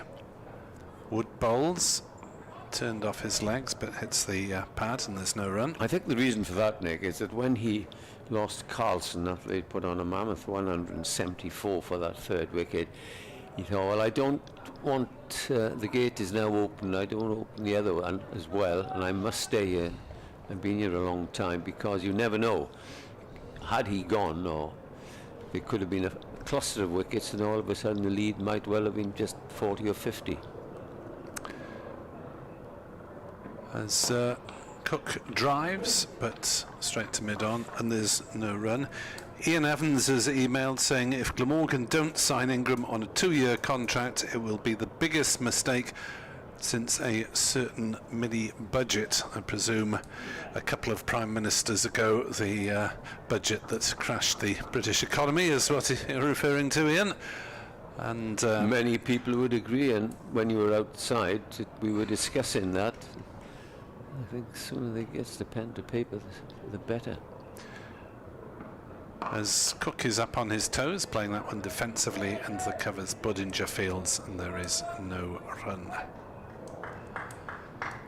Because you know how counties are these days. Who hasn't signed? Let's have a look. Oh, yes. On they get. No doubt negotiations are underway. There's quite a few players whose contracts for next season have not been announced publicly. Obviously some of those may well have been signed and they're just sitting on the announcements, but interesting times off the field as well over the next month to see who will be still on the staff for next season among those who are out of contract, as Wood switches to around the wicket, the right-handed Cook, and bowls a short ball that Cook ducks underneath. There is a square leg about 5 pitch widths away from Cook, so fairly close. The umpire's gone to point, so fielder in a semi-catching position for the short ball. It's not too subtle a trap, because there's a man out at mid-wicket, a man at backward square, and a man at fine leg. So I think there's going to be some leg side stuff heading Chris Cook's way, and there's another short pitched ball that soars harmlessly over Cook's head. You would think that Cook is too experienced a player to fall for so obvious a leg side trap against the teenage debutant Sam Wood.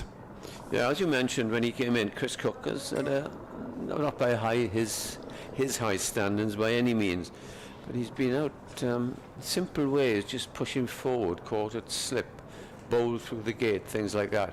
But he has come in today and he showed positive intent, and that's Chris Cook when he does play well. He's coming in and hitting the ball well, and of course he was signed many years ago as ostensibly a one-day player. Yes, it's been quite a transformation over the years, hasn't it?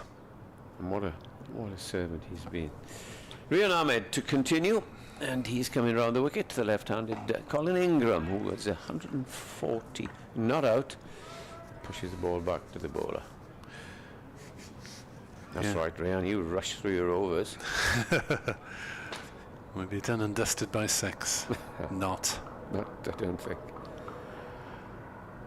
Ahmed tosses the ball from one hand to the other and bowls, and that's nudged away into backward point for another single. They're quite happy because the scoring rate is 3.65, which is healthy in any innings. Yeah, there's talking about Cook's arrival at Glamorgan. It's a rare mistake in Playfair, which is generally a very accurate record of first-class cricket in the UK. He's got his debut year wrong. because I wrote an article taking that detail from Playfair. So and did I. For his benefit. That's a good looking shot there, but it's straight to the man on the extra cover boundary. And they go through for another single. And Chris Cook said actually it was 2 years before that, 2011, Cook's debut. Yeah. Are you listening, Mr. Playfair? As initially, as you say, a hard-hitting limited overs batter and ace boundary fielder in T20 in those days. Ahmed bowls.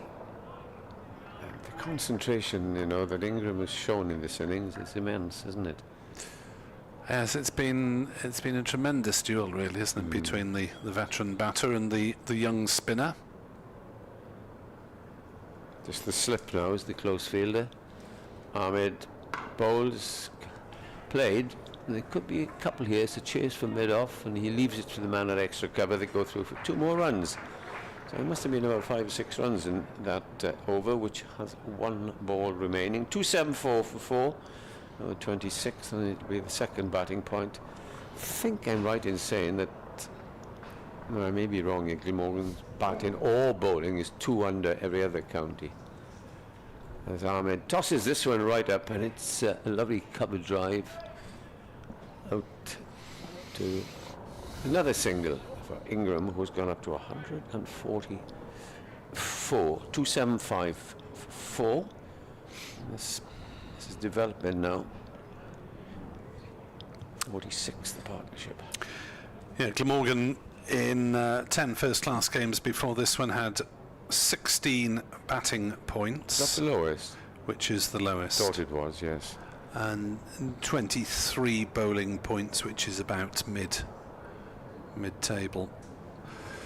So it's strange, really, when you consider what a strong middle order they have. Yeah, it surprised me. That's why I mentioned it. Yeah. But quite a lot of their runs have come in the second innings.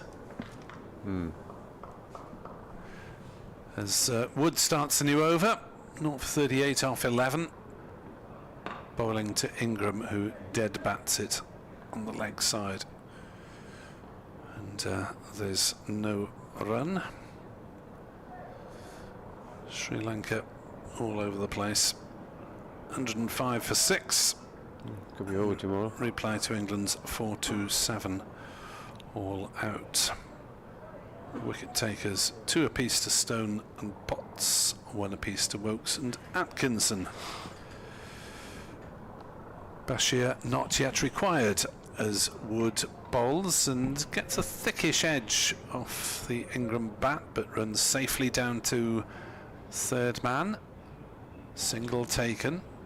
It is very worrying when you see West Indies and now Sri Lanka getting overwhelmed by England, where in the old days they used to give them a good contest. You had players like Jawardena and Sangakkara and the magic offspin of Muralitharan.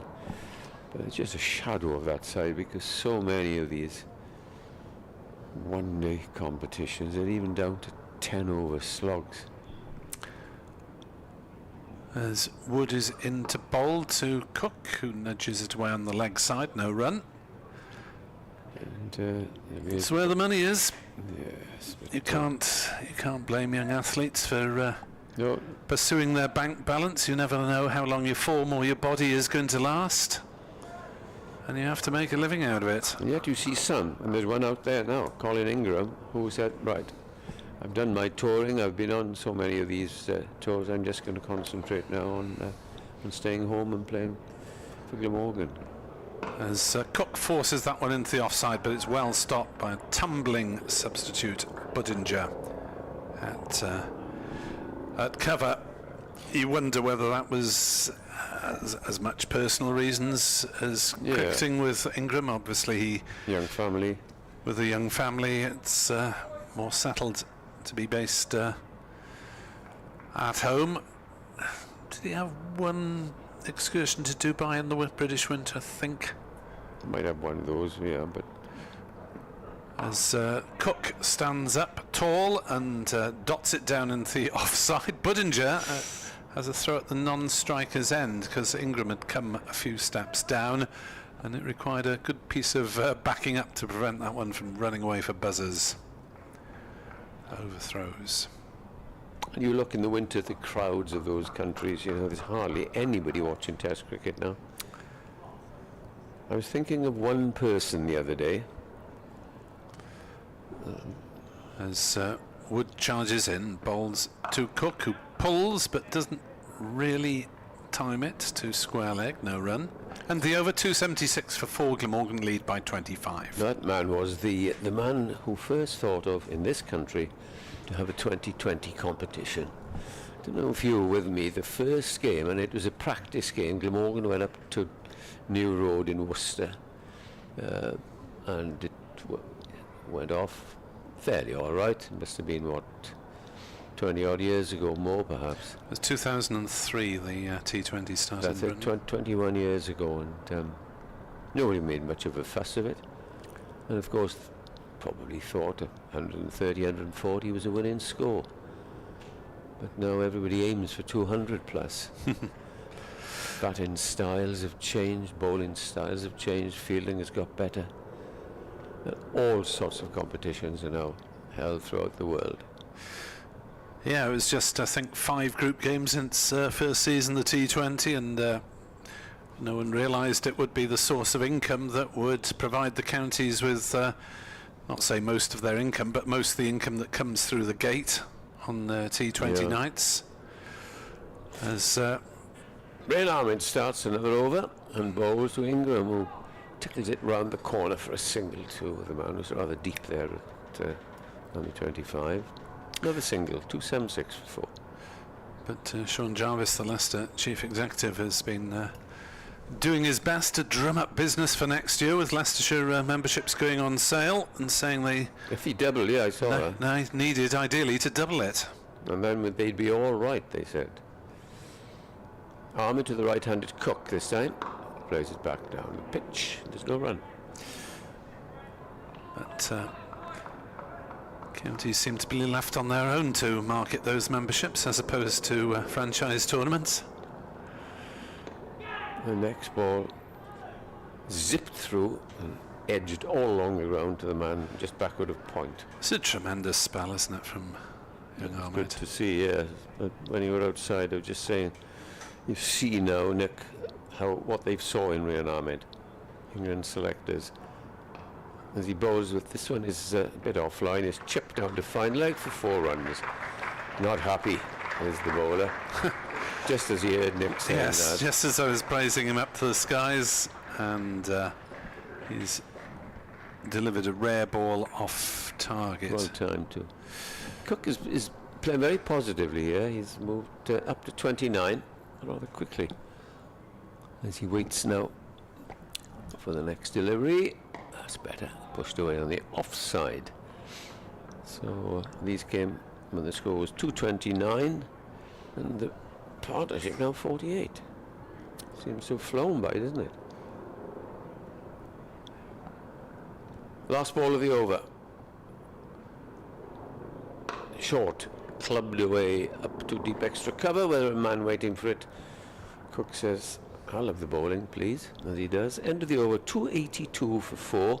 Glamorgan in a position of strength. They lead by 31. The indefatigable Ingram is on 145. Cook is on 30, and we still have 44 overs due today. So that's 44, say 3.5. 180, something like that. Yeah, if they keep on going, they'll be 400 plus. Yeah, Cook's scoring rate is actually only a run every other ball. He has looked for singles. And I think the reason that he looks to be scoring quickly is because Ahmed is bowling an awful lot of deliveries. He's getting through his overs very quickly. And he's bowled now 16 on the bounce, I believe. He had 3 on the board last night. Correct. Came on in the 47th over. Bowling so well, Nick, when you were out, we were discussing with Richard, 3 overs to go now to the new one. Will they take the new ball? Well, probably, and let Ahmed have the new one, because he'd enjoy that for the bounce the leg spinner likes. Let's see. You can't take him off now, because he's restricted Glamorgan quite a bit. Wood to Cook. round the wicket, short, defended on the leg side. Picked up by Patel, who is under a helmet at short leg, with the usual fielding pads on under his trousers. So as well as a short leg, there's a square leg, a deep backward square leg, and a fine leg, which is linked with the fact that Wood is bowling around the wicket and trying to get Cook to fend it away. As Cook drops it down into a gap on the offside, and they go through for a single. Well, the difficulty obviously with Leicestershire's plan of packing that area behind square on the leg side is that it leaves gaps everywhere else on the field. 283 for 4. Cook has 31. Ingram 145. Wood still looking for his maiden first-class wicket, having previously played 1 List A and 2 T20 games for the Foxes. Claimed 1 wicket in each format. Ingram drives, but has found mid-off. The 50 partnership has come and gone. It has indeed, steadily accumulated, so Cook has actually got the majority of those runs, 31 out of 54 at the moment. The run rate has dropped to 3.65. Glamorgan's lead is now 32. Mounting, isn't it? Yes, mounting gradually rather than spectacularly. As Ingram takes on the pull shot, and it goes bouncing down to Budinger on the square leg boundary. Single taken, 284 for 4. New ball on the horizon, a few minutes away. So let's see if they go back to Holland, Bright, Scriven at that far end, you suspect? Yeah, and keep the leg spinner going this end. Wouldn't surprise me. I think it'd be a mistake if they take him off, as you say. Wood steams in, bowls a short ball to Chris Cook. Tall young man, Sam Wood, 6'4", and still growing. could be at the age of 19. Yeah. Certainly could be bulking out, as it were, as he moves into full-time professional cricket. But well-built young man, good build for fast bowling.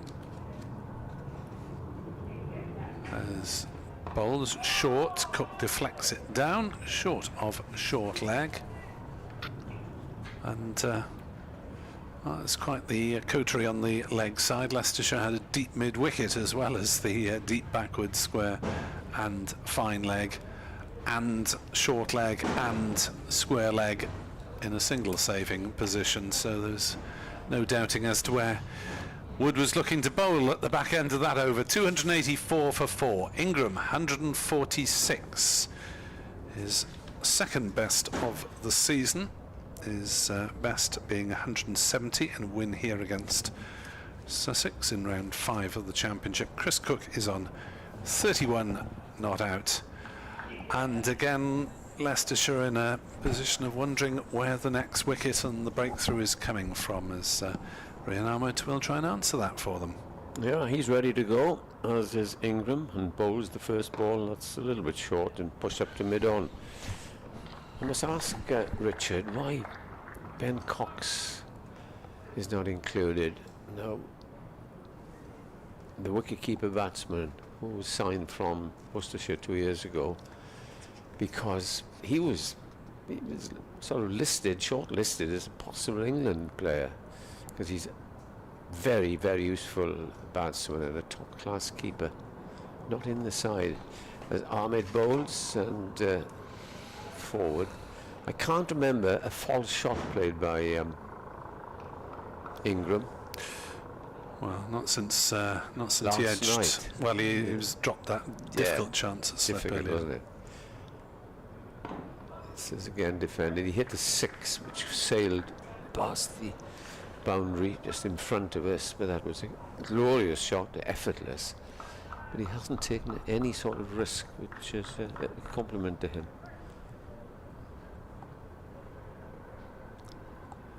Rian Ahmed, he comes in, bowls, and this is punched off the back foot, just in between 3 fielders who converge, and they go through for a single. They haven't had a boundary for a while. Just that little flick off a couple of overs ago from Chris Cook down to fine leg. Already 4 balls of this over gone, it's like lightning, isn't it?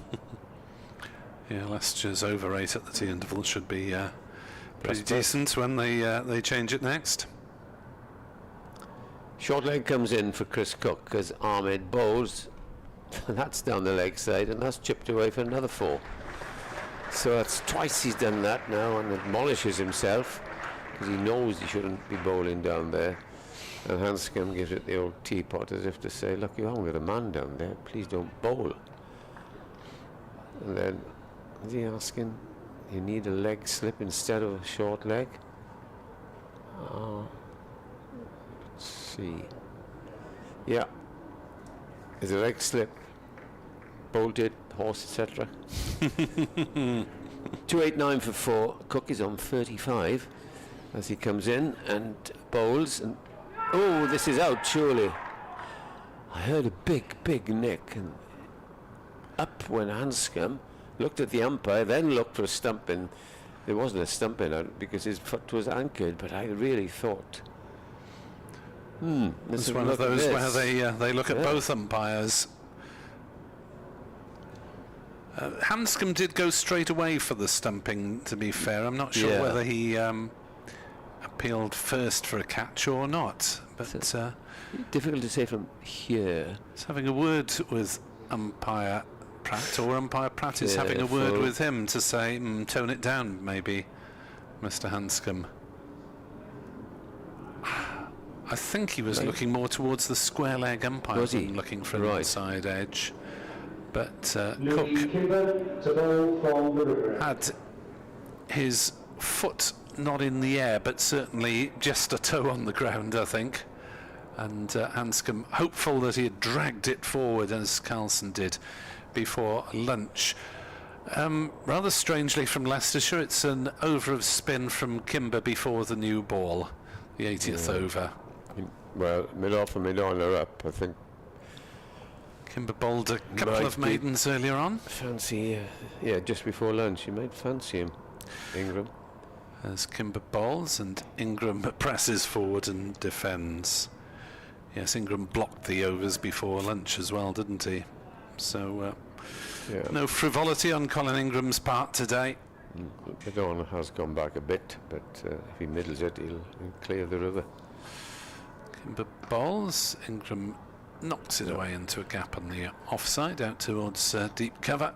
Go through for a single. Ingram won for 8, 290 for 4. In terms of bonus points, of course, we've got 30 more overs after this for the two sides to get bonus points. Glamorgan need 160 for maximum batting points. I don't think they're going to get there unless someone goes berserk, ballistic, bananas. 110 in 30 overs for 4 points. They'll have to increase just a little bit for that. Well, more or less continue at the same rate. Ben Cox was a regular member of the Leicestershire one-day cup side. Yeah, but he's a bit better than that. As Cook flat bats the next ball to cover, and there's no run. He did play in the middle rounds of Championship, played against Middlesex at Leicester, was his last first-class game, as Cook gets one from Kimber that kept a bit low and did well to watch that one onto the bat. Yeah, that's a couple that's kept low. We saw Wood one nearly went through Cook's defences. He had a jab down in it a couple of overs ago, so there might be a bit of inconsistent bounce there. Yeah, we saw just a little bit during the last match here, if I remember correctly, as Cook drives through the offside, floated up by Kimber and duly dispatched by Chris Cook. A square-ish bat on the drive, but knew exactly where he was placing it between cover and mid-off. 2-9-4 for 4, as we have one delivery left before we will assume the new ball will be taken. Round the wicket comes Kimber to bowl to Chris Cook on 39 not out, and Cook defends it gently to cover, and there is no run. 80 overs up, new ball available. 2-9-4 for 4 Glamorgan. Let's watch the umpires. Do you require a new ball? Not yet. Oh, not this over. Well, I thought, as you suggested, that Ahmed might have a crack with the new ball, but obviously is quite happy with the one he's bowling with at the moment. Yeah, we continue as 80 overs have been bowled, and Glamorgan now need another 6 runs for a second batting point, and it'll be Rian Ahmed to bowl from this end at Colin Ingram. It's coming on to the field. It's Holland going off, and we have another. Are these the balls coming on? There's a 12th man. I don't know what's going on here. There's one player's come on to the field, one's gone off, and Holland's gone off, probably to change his boots. Yeah. Wood is back on, and off we go. Ahmed comes in and bowls the first ball, which is played defensively back down the pitch by Colin Ingram, and we have got after this over 9 overs before, or 8 overs. Oh, we're more or less up to date for tea. Single to Ingram, down to long on, and they cross for his son. A single, 149, and Cook is on 39, 295 for 4, lead creeping up 44. Just go through this over before Richard comes back. And Ahmed gets through very, very quickly. Delighted to say, as he comes in, bowls. This is clipped away for a single, down to fine leg. And you're on cake scouting duty, Edward. I am. I can ask. No, you can ask him about Cox. Richard. 296 for 4. Cook has moved on to 40. And Ingram's on 149. And yet another landmark if he collects a single from somewhere, which he does not with that ball as he's pushed down back the pitch.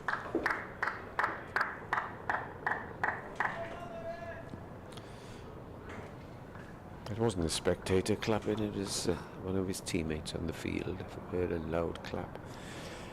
In it comes, down the leg side, and it's hitting Ingram on the pad.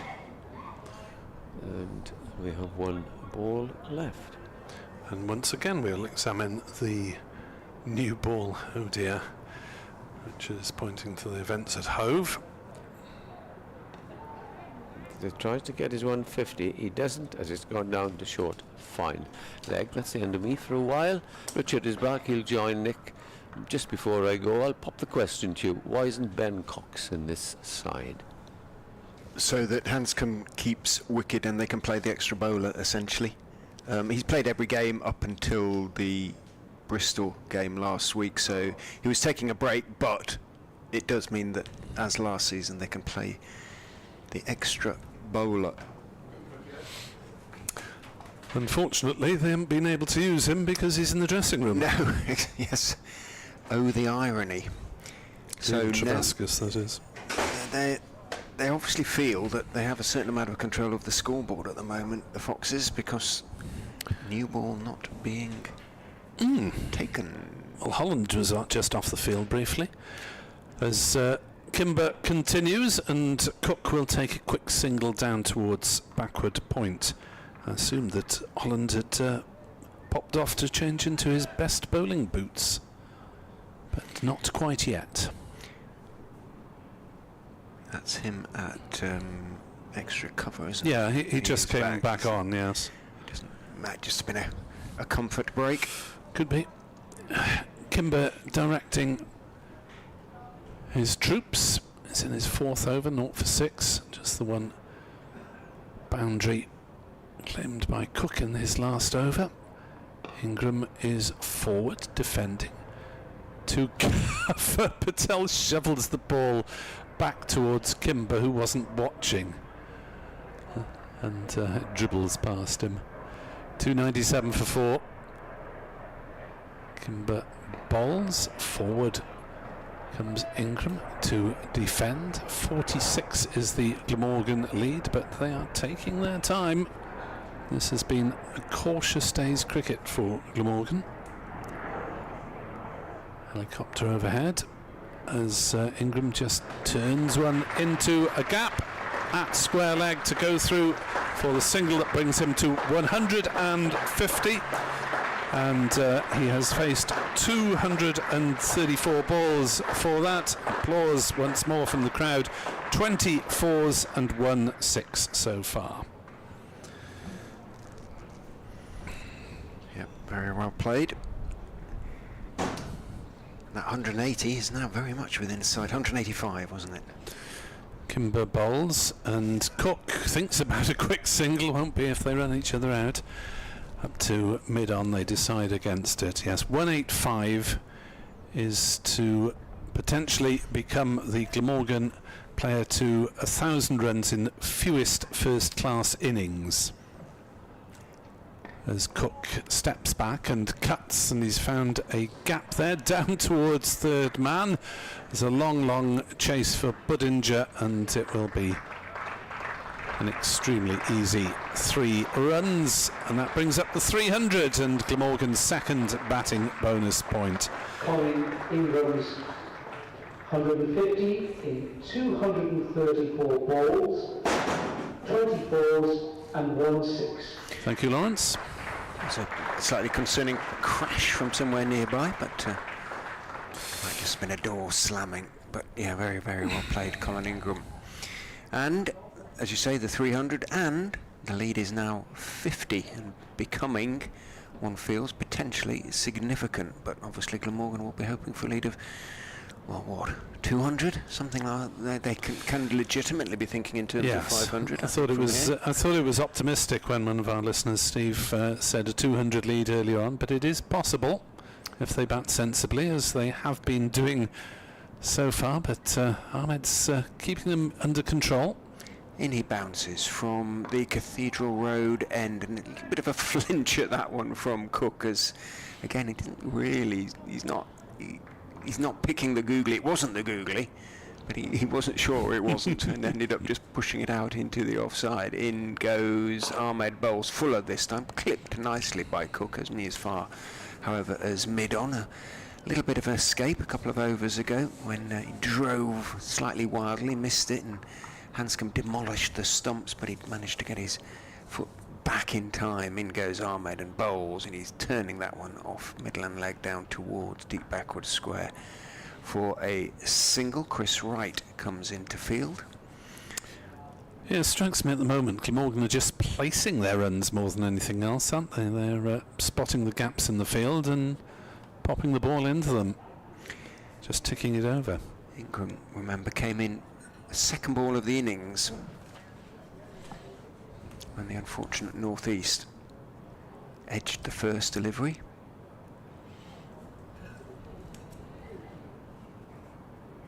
Through to the wicket keeper. Round the wicket goes Ahmed, tosses it up but on leg stump, so Ingram can work it out to square leg. Could be a second because of an overthrow. No, although Hanscom missed it. Budinger backed up well, and then applauds Scriven for having a throw at the stumps anyway. Ingram 151. Ahmed into Cook. That was the googly. He went back and had to jam it out off the stumps, out towards Scriven. It isn't quite enough pace in either the delivery or the pitch, or a combination thereof, to prevent Cook sort of playing it off the pitch rather than from the hand. In goes Ahmed, and Bowles goes past the outside edge. He was thinking it might be another googly, played and missed, and Hanscom demolished the stumps and then walks away, leaving Patel to do the clearing up. I think he's still miffed about the decision being turned down a couple of overs ago, Hanscom. I'm not sure. I think Cook had his... I'm not sure if Cook lifted his back foot. He was up on the toes, certainly, but not sure if the back foot quite left the ground. So 6 overs until tea, so we will go past the 22. All right. But not by too much, hopefully. Is this a new ball? Looks like it. Umpire Adnan gives it a wave. Yeah. So 83 overs. new ball taken at 83 overs with 303 for 4 on the board. So I can cross out my previous note of noting the score on 80 overs, thinking it was the new ball when it wasn't. The Kookaburra lasts the distance. Yes. Leighton has emailed from the Wirral, originally from Buryport. He says, enjoying our coverage. Thank you for your kind words, Leighton. How many runs do you think we, i.e. Glamorgan, need? Well, with the weather forecast set fair, frankly, I'd be fairly inclined to bat as long as possible. I don't think they're going to have, because they're scoring relatively slowly, I don't think they're going to have enough on the board this evening to be able to make that declaration half an hour before the end and have a crack at them, but no, not maybe at the wrong. moment. Unless there's a bit of Humpty from Douthwaite and Van der Hoogten lower down the order, or these two change gear as they're fully capable of doing, but it's been watchful. Yeah, 74 the partnership for the 5th wicket so far. Right with the new ball, round the wicket the left-hander, and Ingram is forward, blocking it up to mid-on, no run. Since we're in an air-conditioned box, you don't realise from here how very hot it is down at the far end. Yeah, if you're in the sun, it is warm now this afternoon, breeze notwithstanding. And I think a few have moved around to the shadier parts of the ground at this Cathedral Road end, the Castell Howell stand. Is right in, bowls, Ingram leaves. Outside off stump.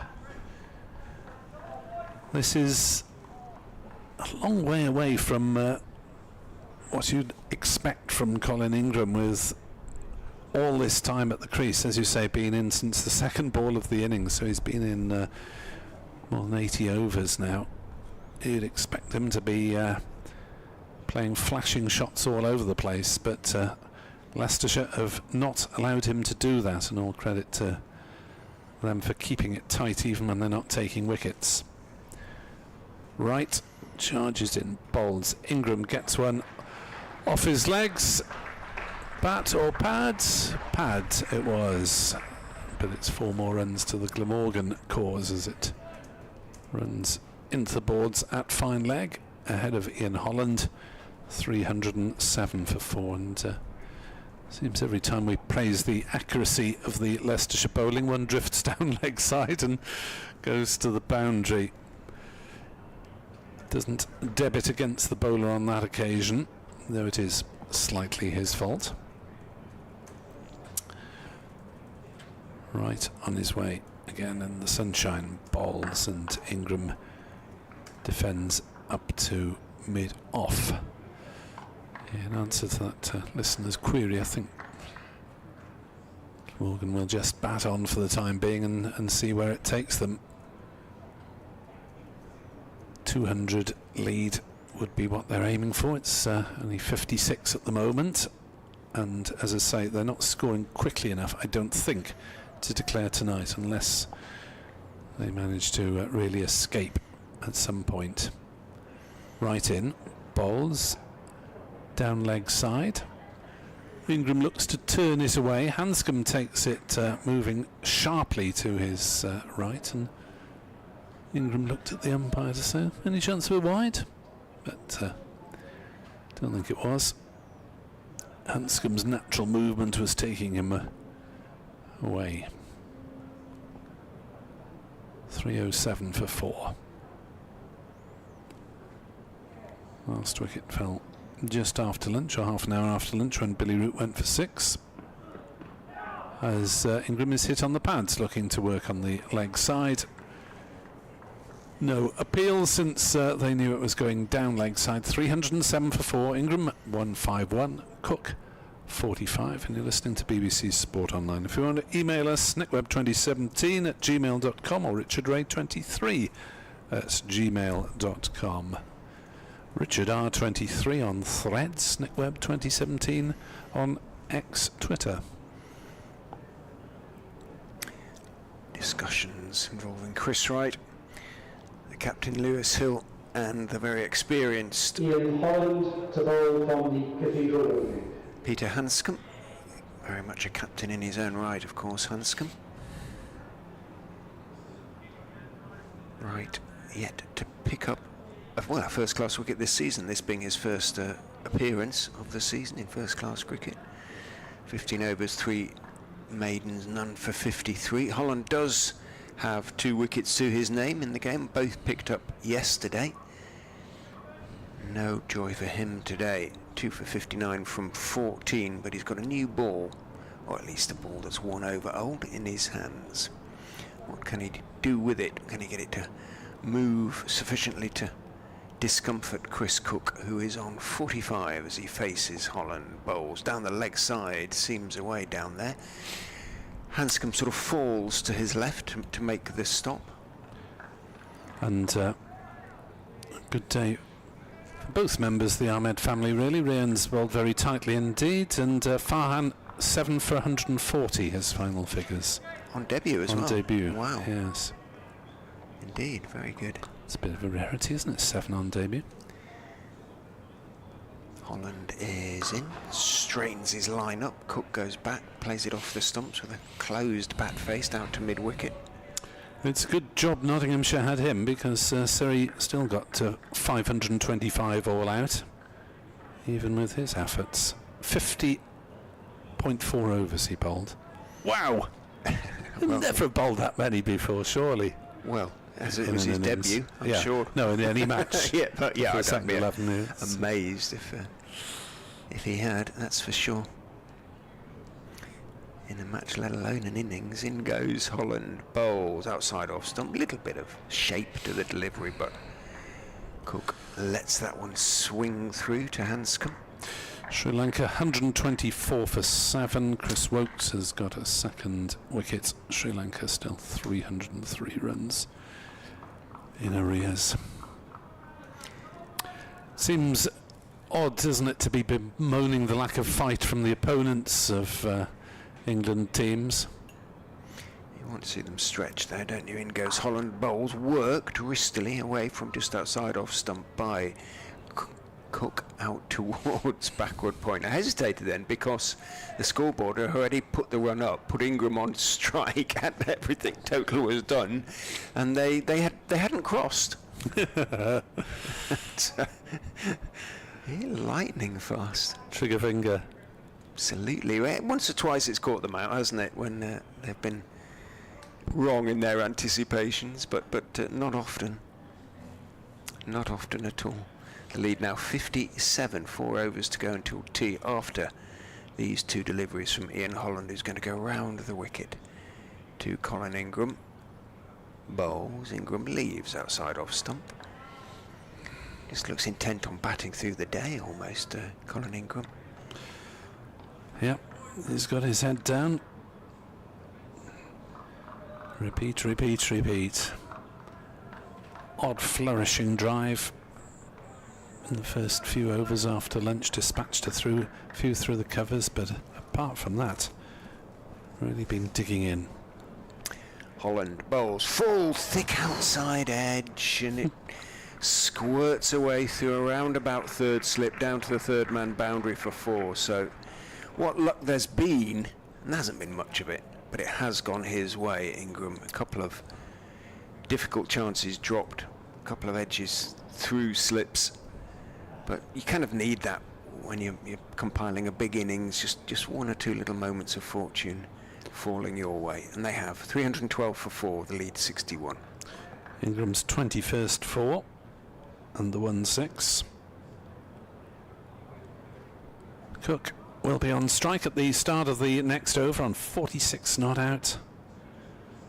And Leicestershire, this partnership reaching 83, once more desperate for a wicket if they're not to face a very big deficit. Looks to be almost certain to be 3 figures, whatever happens from now, as Cook nibbles at that one, and Wright maybe got a little bit of movement with the new ball, and through it went to Hanscom.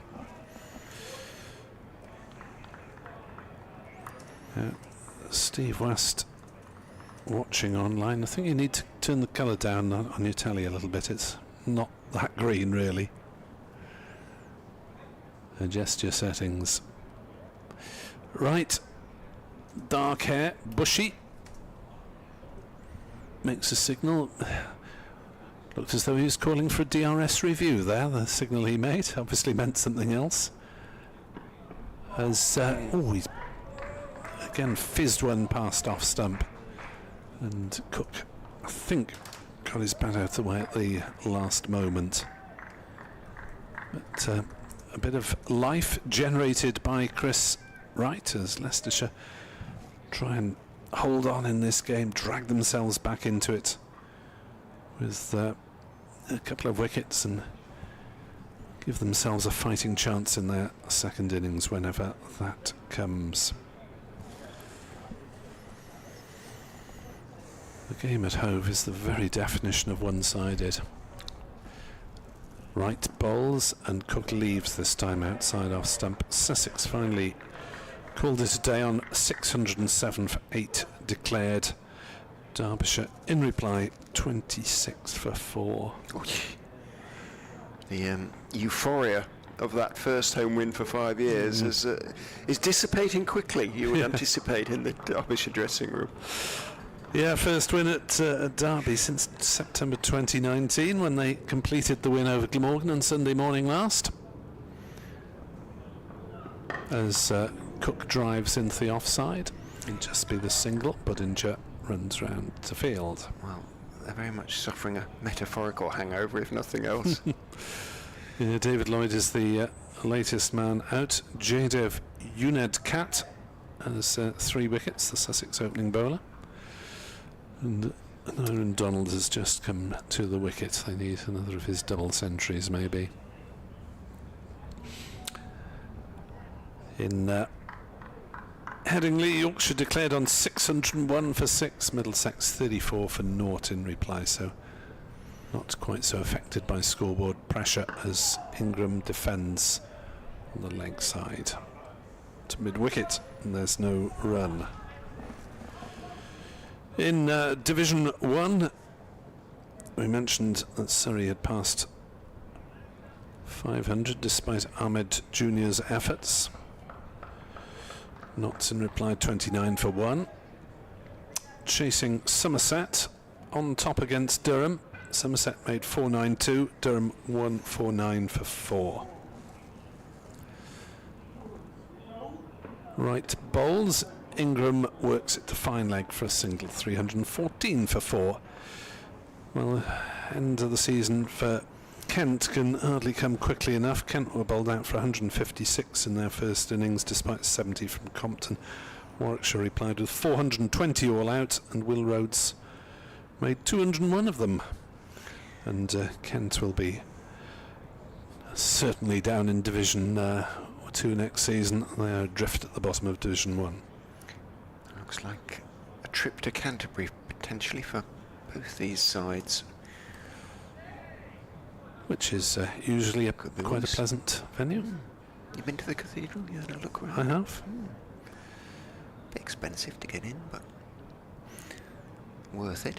Round the wicket goes Holland, bowls full on towards the toes of Ingram. Normally I think he'd clip that away through mid-wicket, but he's just being a little bit cautious, and he's careful, and he picks out mid-wicket, and Scriven makes the stop. I had the non-paying option. I went to an 8 a.m. communion service. Oh. which was down in the crypt, actually, not in the main body of the cathedral, but could have a look at Didn't the main realise it body. was chapel. In goes Holland and bowls outside off stump and left by Ingram. Edward's more your chapel man. I'm on the wishy-washy Anglican front. Perfect then for, well, it wasn't very wishy-washy. The dramatic events in there, haven't there been, over the years? 314 for 4, the lead 63. There is a nice hotel in the cathedral grounds that I can Is there? recommend. Oh, Yes. do send me the details. You never quite know. If we're here next year, in goes Holland and bowls back. On his stumps goes Ingram to a delivery on off stump and plays it back down the wicket to the Leicestershire all-rounder. It's got a very sort of spiritual retreat vibe about it, this hotel. Very quite plain, but nicely fitted and nicely lit as well. A very sunny hotel. Sounds expensive there. Well, not if the BBC The paid for it grounds, for me. well, yeah. In goes Holland and bowls very wide, and Ingram just steps forward. Wants nothing to do with it. Is aware that tea is very much approaching. The only trouble was that I arrived there fairly late at night, and I was looking for it on my map on the phone, and I didn't realise that it was actually within the cathedral precincts at the time. So I was going round in circles in the middle of Canterbury late at night, thinking, where the heck is this hotel? How'd you get there? In goes Holland. Bowls outside off stump. A little bit short. Punched away by Ingram. Good diving stop by Kimber, but dive he had to. And by the time he picked himself up, the single has been completed. So in the end I rang up the hotel, said, how on earth do I get to you? And they said, well, you see the great big wooden Church. door opposite opposite such and such a shop, you have to go and ring at that door for admission to the precincts. Oh, very medieval.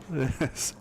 Something out of Lord of the Rings. Did a chap in a cowl here, Don't think it was suspiciously holding up a lantern. something like that. Holland is in, goes through him. It's an appeal for leg before he is gone. Cook on the back foot, looked a fraction high. It was certainly straight. He was on the back foot, cut into him, and Cook can't believe he's gone for 47. And Holland has his third wicket, and a wicket is. Oh, it's caught behind, was it? It wasn't that not leg before. It's gone down as caught behind. I thought it was a. Well, let's have a Inside edge, I look. think. See. Looked high.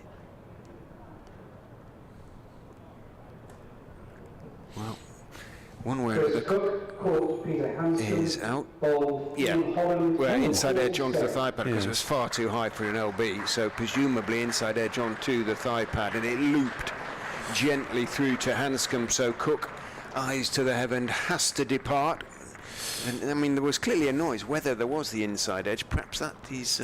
Yeah, perhaps he was questioning. disputing the inside edge part Yeah. of the equation, because the replay clearly showed that it did hit his thigh. Yeah, very much so. But The new Glamorgan batter. if it has been a little bit of fortune, and Bedford. Leicestershire will feel that they have maybe earned it for their efforts this afternoon. Wicket at either end of the session, but even so, Glamorgan remain firmly in control. 315 for 5 then. Cook goes for 47. The lead now 64. Partnership 86.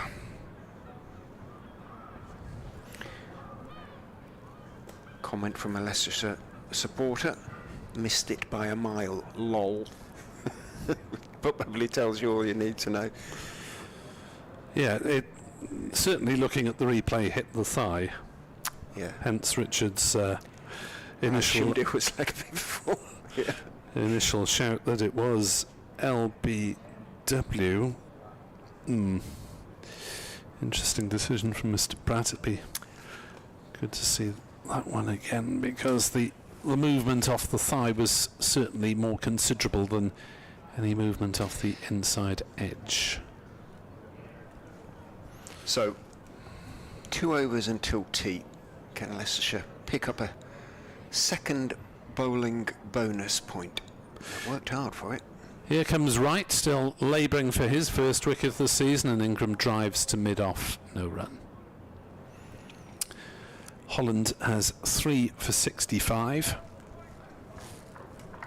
in 16 overs, so it's been going at 4 and over, touch expensive, but at least he has got those wickets. And Ahmed just over 2.5 runs and over, 2 for 57 off 22, including 6 maidens. Right in, right arm over. Bowls. Ingram defends. Ingram has lost momentum, really, hasn't he? Might be a touch weary, but yes, his tea might revive him. probably having to stiffen his sinews. It's hard work because, I mean, he batted, what, for an hour yesterday? Yep. And now... Hour and a best half part of- yesterday, yeah. Yeah. Now the best part of 4 hours and a half today, one way or another, so...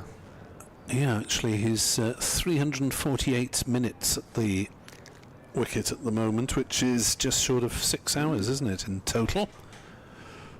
Will be virtually that by the interval. As if he survives, as Wright bowls, and Ingram defends it about 2 metres in front of him and wanders away. And Rahane trots in from slip very gently. You just wonder if these two, or Van der Hoogten can crack on after tea, get that lead up to 150. Leicestershire must be weary. It must be tempting to have 40 minutes of bowling at an exhausted side. Holland, who opens, has bowled plenty of overs as well. Right in to bowl to Ingram, who turns the wrists on it, knocks it. Have one. Help yourself to a single. Yeah, don't quite get that. You're not bowling at a number 10 or 11 at the other end. You're bowling at That was number 7 with an average of 29 this season. in swinger to a left-hander on 150 odd. And no fielders, well, okay. Hit it anywhere on the leg side virtually and get there on the other end. Ingram to 158. Exactly half of Glamorgan's 316 for 5. Field converges around Douthwaite. 2 slips a gully and 5 saving the single.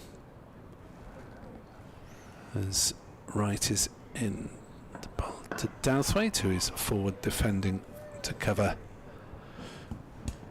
And there is no run. Douthwaite played some doughty stuff up at Derby, 36 off 57 balls in the first innings and 20 off 81 balls in the second innings, when Glamorgan were trying to grind some sort of lead. They barely got ahead and Derbyshire won by 10 wickets. But Douthwaite trying to make it more of an all-round game for him, in red ball as well as white, has contributed well with the ball in this match, 4 for 49. Can he chip in with the bat as knocks that one into the leg side? That might have been caught had there been a short leg, but there wasn't, and the ball actually stops about 5 seconds before it, and Ahmed gets to it, coming in off the boundary. The single was taken. Leicestershire were happy for Douthwaite to have a single, so that he'll face the last over before the tea interval here on BBC Sport Online. Yeah, they are starting to look weary, which is sort of why I would be tempted, if I was North East, just to have a bowl at Leicestershire before the close, because yes, you can keep going till lunchtime tomorrow, really, if you want to get a lead of 250 and maybe not have to bat again. But I think I'd be tempted to bat on in these circumstances. It's only just if Glamorgan declared half an hour before the end, that would only be a day plus an hour in for Leicestershire in the field. 3 slips, so a very sort of conventional attacking field for Holland bowling to the new man Douthwaite. Last over before tea, Holland wanders in and bowls a little bit short, just helped down towards long leg by Dan Douthwaite, and he takes a very comfortable single indeed. And you imagine now that Colin Ingram will block out the last 5 deliveries. Douthwaite saying, is he going to come round? He has been, says umpire Pratt. Douthwaite moves across to the offside. The field retreats for Colin Ingram, offering him the single, certainly square or behind the wicket. Square leg and point both unoccupied. Down the leg side bowls Holland and gestures at it. Ingram doesn't get anything on it. Long run away to his right by Hanscom and a very slow walk back for a low 5 from Rishi Patel at first slip. I suppose, in fairness to Leicestershire, it is pretty baking hot out there. The temperatures have gone up on the last few days. The ice baths will be popular come the end of the day. In goes Holland, bowls, back into his stumps goes Ingram and blocks the ball out on the onside. Yes, I'm sure. Well, in terms of that decision whether to declare, if they have the option, I think Tim van der Hoogten will be one man saying, no, I don't want to bowl today. Bowled all yesterday. I've bowled most of the last few months. Please give me another evening off. Holland bowls, back on his stumps again to the slightly short of a length delivery. Goes Ingram, blocking it out into the offside onto a very, very bare pitch. 2 pitches away. Yeah, that was the... This is not a blade of grass on it. That was the one used for 2 one-day cup matches, I think, or the 2 that were played here, or possibly 3. Because they had the semi-final as well.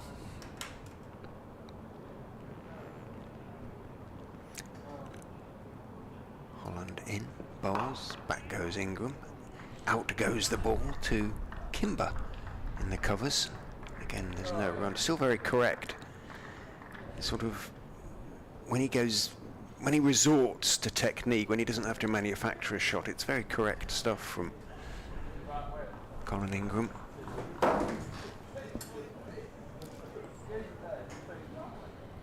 One ball until tea.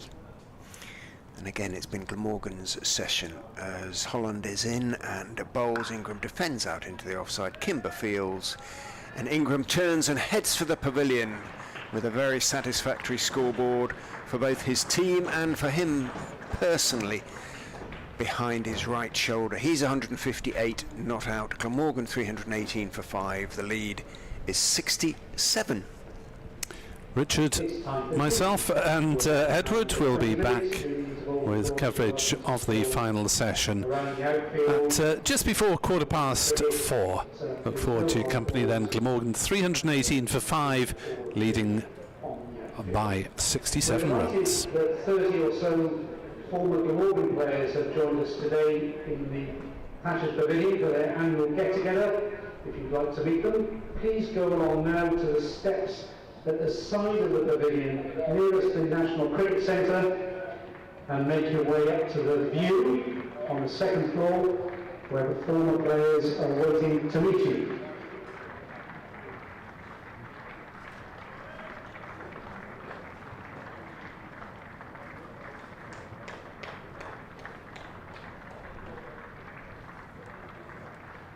Your food and drink options, Pyramid Lounge, 10% off the Glamorgan members there at the back of the Thatcher's Pavilion, Urban Jungle under the Hastel Hull stand near Gate 2. We have a picnic area on the lawn behind the Thatcher's Pavilion as well. Free to use water refill stations around the ground. The Missouri Sports Shop is open till 5, just inside Gate 2. And the Museum of Welsh Cricket is open on the 1st floor of the National Cricket Centre. It's the coolest place in the ground, it's got air conditioning.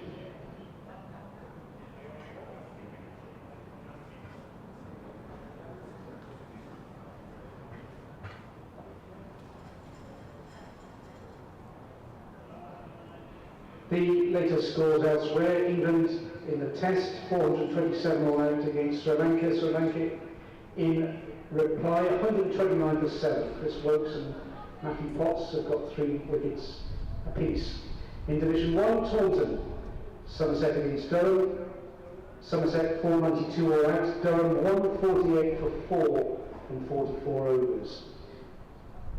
At Edgbaston, Kent were bowled out for 156, Warwickshire all out in their first innings for 420, so they lead by 264 runs.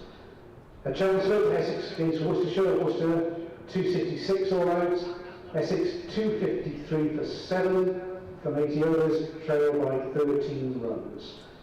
Old Trafford, Hampshire 389 all out, Lancashire 97 for 1 from 36 overs. Trent Bridge, Surrey were bowled out for 525, Nottinghamshire 29 for 1 from 7 overs. In Division 2, at Headingley, Yorkshire ended up declaring on 601 for 6. Middlesex are 38 for that loss, trailing by 563. And at home, Sussex 607 for 8 declared. Derbyshire in reply 27 for 4 from 8.3 overs, trailed by 580 runs.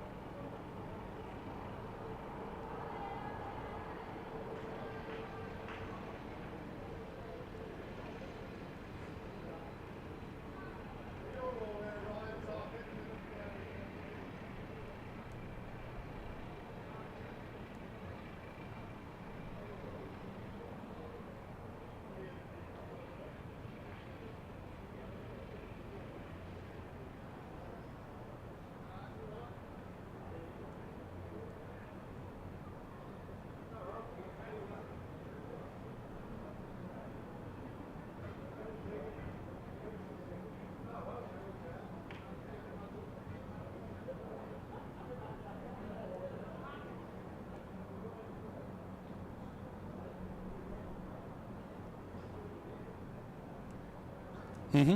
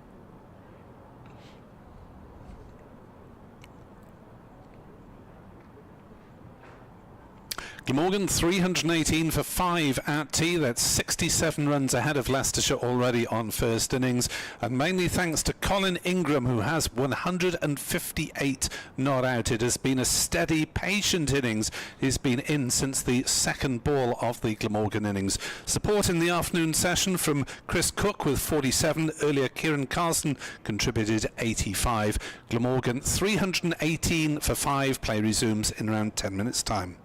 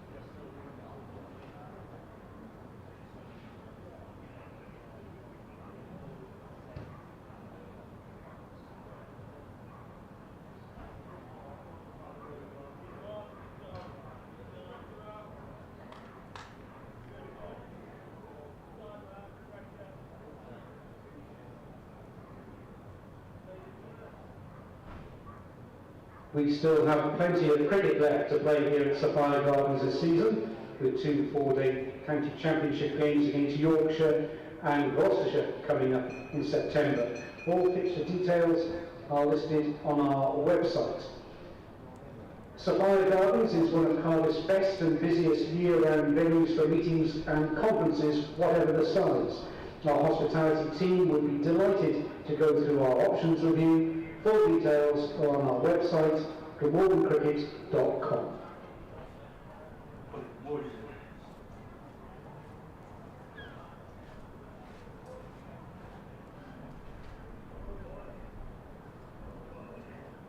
Welcome back to match umpires Neil Pratt and Hassan Abman.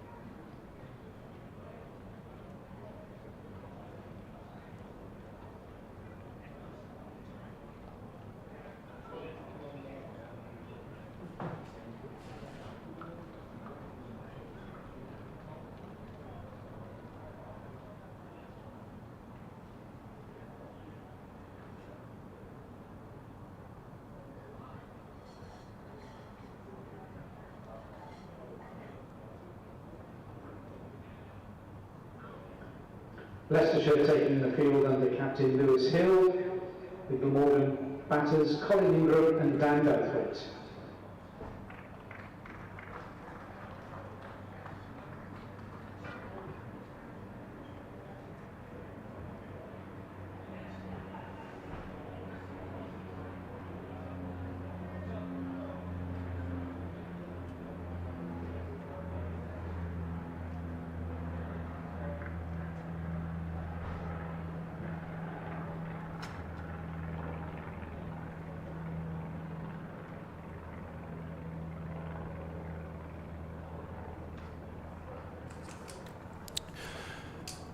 Good evening. Welcome back to Sapphire Gardens for this third and final session, Day 2, County Championship Division 2, Glamorgan against Leicestershire. Glamorgan 318 for 5, leading by 67. Richard Ray alongside myself, Nick Webb, Edward Bevan to follow in due course. And Leicestershire on the attack, because for the first time in a couple of hours or so, they have a new batter to bowl at. Dan Douthwaite, who came in just before tea, is on 2 not out and is facing up to Chris Wright, who isn't quite ready. Now he is on his way from the River Taff end and bowls to Douthwaite, who defends it back down the pitch, a shortish pitched ball. So we're in the 90th over of the innings. The new ball was taken 3 overs late, and as Dan Douthwaite is facing up to Chris Wright, Richard Ray is facing up to a small mountain of cake. I was going to say, I hope you don't expect any contributions from this quarter. For you chew away, you munch away during this over. As Wright is in to bowl to Douthwaite, who shoulders arms, and it goes through outside off stump. I think the press boys made such a fuss about there not being any cake that they've sent up a huge, glorious cream effort with all sorts of layers of bits and pieces. I'll go to address it in half an hour or so. You'll be lucky. Alternatively, I might hasten down the corridor during your next over. Good idea. I would advise it. Wright is into ball 2. Douthwaite, who gets horribly squared up by that, and there's an indeterminate shout from behind the wicket, as I quite often say, and I hope Douthwaite fans don't take offence. Some of his defensive shots look quite ugly, but you don't get marks for aesthetic content. So 2 slips a gully, a point, a cover, mid-off, mid-on, mid-wicket. Fine leg, reasonably conventional field as Wright bowls, and Douthwaite up on his toes, defending to cover. Be interesting to hear the interviews today to get the players to explain the... Well, it has almost got towards attritional cricket, hasn't it? Even though Glamorgan are quite a long way ahead in the game. It's been very hard work all the way through. Not sure if Colin Ingram will have any breath left to speak to me after this marathon effort, which is ticking towards 6 hours as we speak. As Wright bowls and Douthwaite leaves outside off stump. And even though 300 on the board and only 5 wickets down, and a naturally attacking batter like Douthwaite at the crease, he is, it seems, opening patiently as Ingram has been patient through much of his innings. Yeah, it's sort of good old-fashioned championship cricket, isn't it? Glamorgan's batters grinding Leicestershire's bowling attack down, but the bowlers sort of sticking at their task in difficult conditions. Wright is in to bowl. Douthwaite angles the bat and runs it down to backward point and goes through for the single off the last ball of the over. And compare and contrast with the Leicestershire first innings, which had a sort of frenetic nature at times, and a lot of them gave away their wickets, 251 all out. And, well, the proof of the pudding in terms of the efficiency of the methods as Nick divests himself of various equipment and beetles off down the corridor at a rate of knots. Cake woods. Well, it's shown in the scoreboard, I suspect. 319 for 5, the lead 68. Ian Holland is going to resume the attack from the Cathedral Road end, as you heard Lawrence announce there. Picked up a slightly fortuitous wicket just before tea. Chris Cook given out caught behind. Replays suggest it might have been thigh that was brushed. Oh, not brushed, it hit quite firmly. Whether there was an inside edge onto the pad, well, onto the thigh pad. Umpire Pratt clearly thought there was.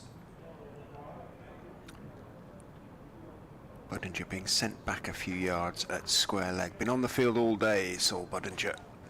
Liam Travaskis absent, injured. As Holland is in and bowls solidly forward is Douthwaite, pushing the ball up to Chris Wright at mid-on. I wonder what the talk during the tea interval was for Leicestershire as Lewis Hill, the captain, claps his hands together at mid-off. I thought Rehan Ahmed bowled extremely well. Yep. This afternoon, long spell. He's got to take all 5 to match his brother though today. Yeah. In goes Holland, bowls, thick inside edge from Douthwaite as he leans forward. He wasn't sure where it had gone and looked quite startled to see it running past Budinger at square leg. Behind him, down towards wide long leg. Budinger actually got there first, running back. But Douthwaite picks up another run, moves on to 4. Brings Ingram down on strike for the first time post tea. Refreshed, hopefully. Wanders down and prods at the pitch, approaching a season's best, which is currently 170. But 185 really does write him into the Glamorgan record books. As round the wicket goes Holland and bowls very full on, driven beautifully by Ingram, and that is going to bisect The two fielders at mid-on and mid-off, both running back diagonally and run down to the boundary for 4. What a super way to kick things off post-tee. Beautiful on-drive by Colin Ingram, and he moves on to 162, the lead up to 73. Such sweet timing from the veteran left-hander there. Really tucked into that one in the same way as Richard will be tucking into his cake in the next over. Fair enough. In goes Holland and bowls. Thick outside edge from Ingram. A little bit of an in-swinger there. A bit tentative, but he's managed to work it away through gully down towards Budinger. Very distinctive figure. It's a sort of flower pot man hat, isn't it, almost, on his head? It's Bob Taylor, isn't it? Yeah. Without that sort of... Because he turned his hat up at the top, on the front, didn't he, Taylor? Wore it quite distinctively. Yeah, he's also very well protected against the sun. Very sensible young man.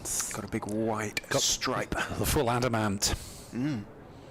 Holland back over the wicket to the right-handed Douthwaite. Oh, that's an ugly shot. No foot movement and a sort of flick at the ball outside off stump. Almost fell over as he did so. And I understand what you were saying now about the aesthetics when it comes to batting for Douthwaite. That was a club-like sort of vague gesture at the ball. Flicky, messy, horrible. Didn't edge. What's this one? He's going to unfurl a beautiful shot now. Pointer's gone back as Holland is in and bowls, and he does try to drive bit outside edges. It goes through cover out towards Ahmed with that little hop and a skip as he picks up and throws to Hanscom. Douthwaite picks up 1, and again he keeps the strike. He moves on to 5, 3 to 6 for 5. The lead now 75. And we have had 91 overs bowled, so another 19 to get bonus points. Glamorgan, well, 24 for the next one, should be reasonably assured, but they'll need to pick things up slightly from their afternoon rate, I suspect, if they're to get to the potential 4th batting bonus point. Should be in their sights, shouldn't it? Should be in their thoughts anyway. Yes. Got to maximise the return from the game if they possibly can. Unless they're just thinking maximise the runs on the board at all costs and not worry too much about. It's not a dramatic acceleration needed anyway. Douthwaite is playing this one to cover, and there's no run. You would have thought Douthwaite, who made a memorable 61 in the one-day cup game at Leicester, will accelerate naturally if he's at the crease for any length of time. Almost won the game back for Glamorgan, which had slipped away from them. A couple of big blows short of achieving that on that occasion. As right in bowls, Douthwaite steers it away on the leg side, and it is panther-like, seized on by Rayhan Ahmed, who goes down on one knee.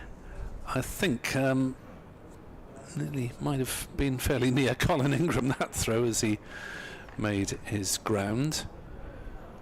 Douthwaite moves to 6.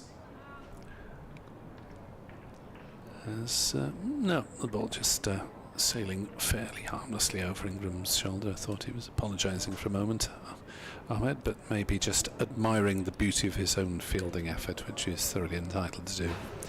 327 for 5 Glamorgan. Ingram on strike on 163 not out, and this is a test of physical stamina as well as technique at the moment for Colin Ingram, as he takes another single. This one out to deep point,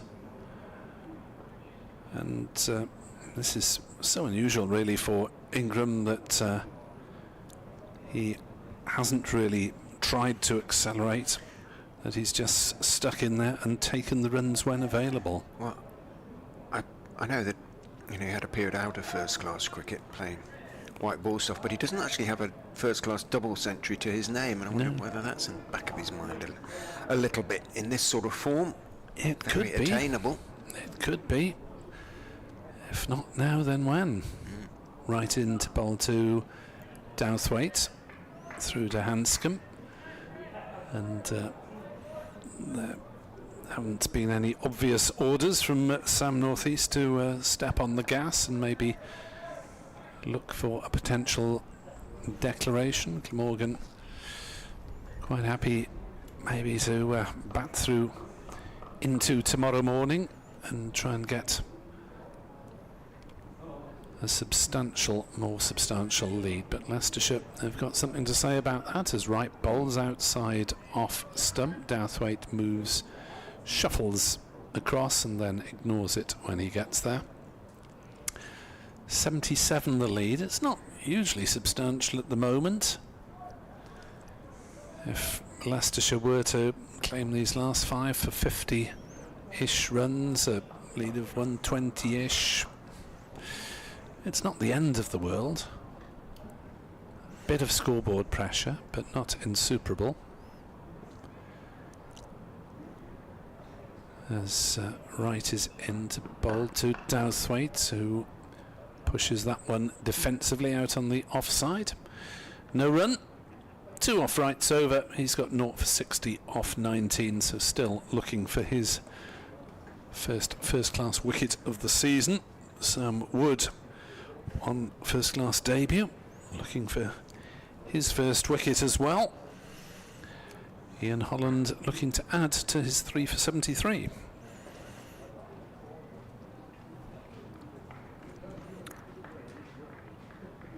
Douthwaite and Ingram converse briefly in mid-pitch.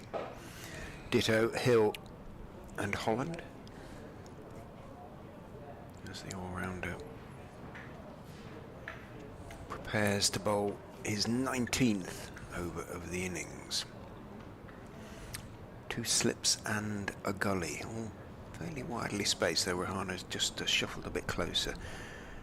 That second slip, in goes Holland and bowls. Ingram is back on his stumps, defending a fullish delivery out towards wide-ish gully.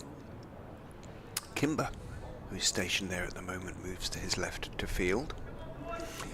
Yeah, I saw a few very red faces down in the underneath the stand during the tea interval. Hopefully everybody's well slathered in sun cream out there, because it's been a beautiful summer's day. In goes Holland and bowls again. Ingram is back on his stumps, pushing it back past Holland, who was never going to get there, but sort of threatened as though he might to try and keep Ingram in his ground. There wasn't a mid-off, that's why.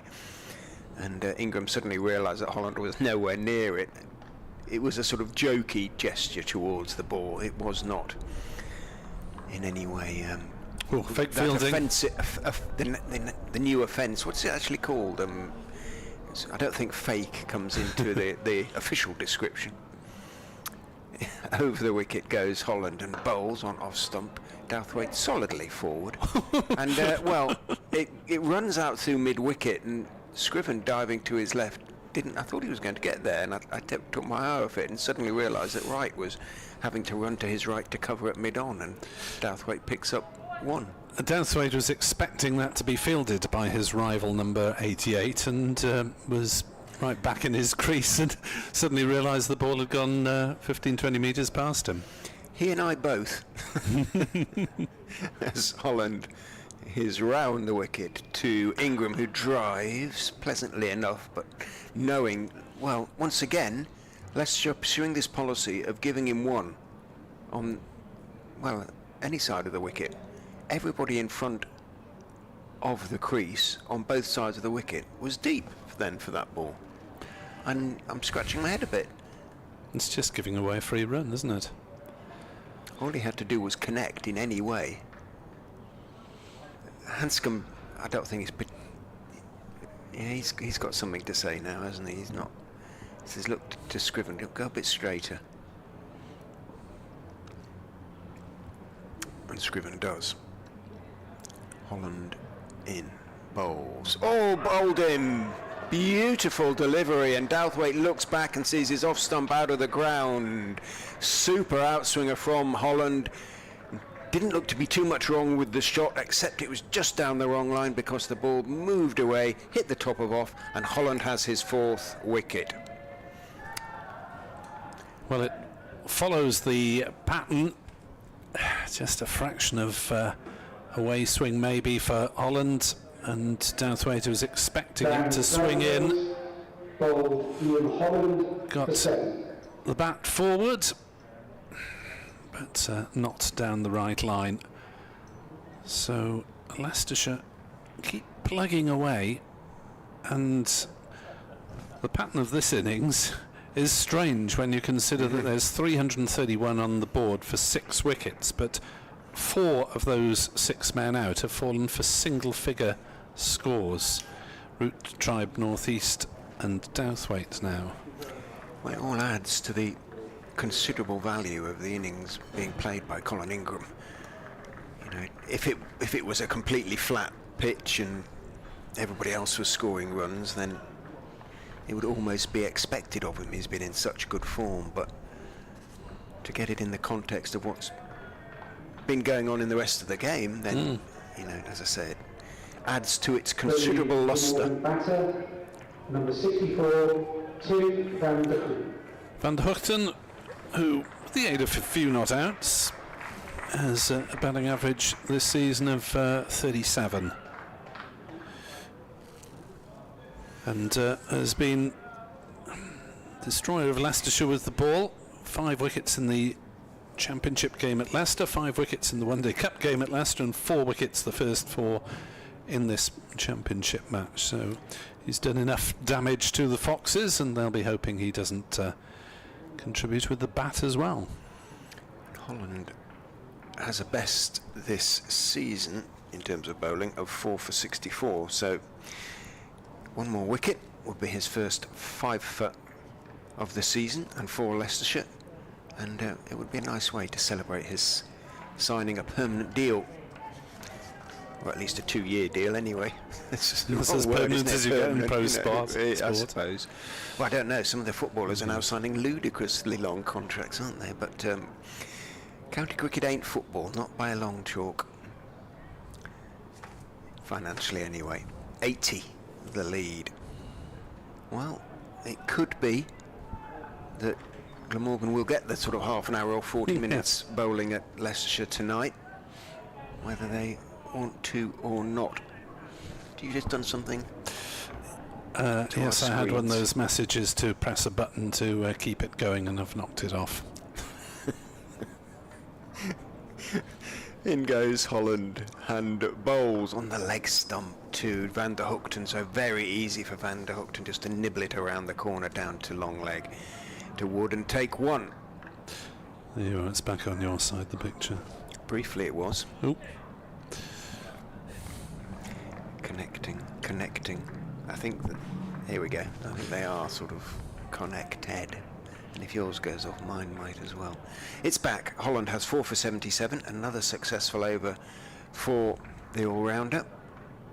322 for 6, 81 the lead. 28 overs remain to be bowled today. Would obviously take 2 off if there is a change of innings, but still 4 more wickets needed. Oh, another bowling bonus point for Leicestershire. Oh. Of course there was. 3rd bonus point of the match. Glamorgan on 5 bonus points as things stand. I'd be very disappointed if they don't get a 6th. And right to Van der Hoogten on 1 not out, and Van der Hoogten defends. Did that keep a little bit low maybe from the way that the shot was played? He's shaking his right hand, so it certainly didn't hit the middle of the bat. Low down on the bat, jarred the right hand. So in Holland, best in an innings 6 for 60 in first class cricket overall. That for Hampshire, I think. As right is into bowl down leg side, Van der Hoogten flicks it makes no contact through to Hanscom. Wisconsin born in Holland. USA.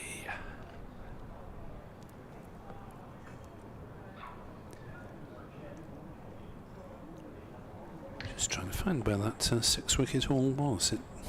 This is a discrepancy between the Playing Fair and the online. It usually says in the Who's Who. Hang on, I'll find it for you. Yep. Check that as well. Right on his way. Bowls to Van der Hoogten outside off stump. The radar is not quite there. It was for Hampshire against Surrey at Arundel, lovely Arundel, in 2020. Yes, I shall be heading down to Arundel next weekend to pick up daughter number 1 at the end of a 100k challenge. It's quite a long way. Canoeing, swimming, cycling, running? Running. Oh. As Van der Hoogten plays that one away on the leg side, fielded by the exuberant Rayan Ahmed, full of joie de vivre. Well, it's not flat around those South Downs, is it? So if she's been up and down the Downs, she'll be a tired young lady. It's 2 and a bit marathons, isn't it? What is it? 63 miles, 64 miles, something like that. Ludicrous length. Hope she gets there intact, raising money for breast cancer now. 3:32 for 6. Glamorgan grinding onwards quite slowly. And right bowls, and Van der Hoogten leaves the ball as it goes past him, and then about 3 seconds later he plays a cut shot. Just to show Leicestershire what he could have done if he'd had the mind to do so. 3:32 for 6.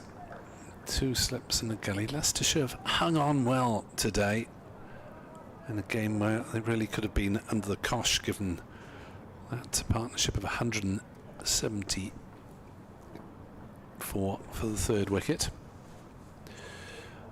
Right, bowls. Van der Hoogten plays it fairly late off his legs, down to Holland at fine leg. He'll take the single. 2nd run for the Netherlands international, and Glamorgan on to treble Nelson. 3-3-3 for 6. As we progress gently into this evening session, with 27 overs remaining. What's that, about an hour and 40 maybe? 20 past 6 or thereabouts finish, I guess.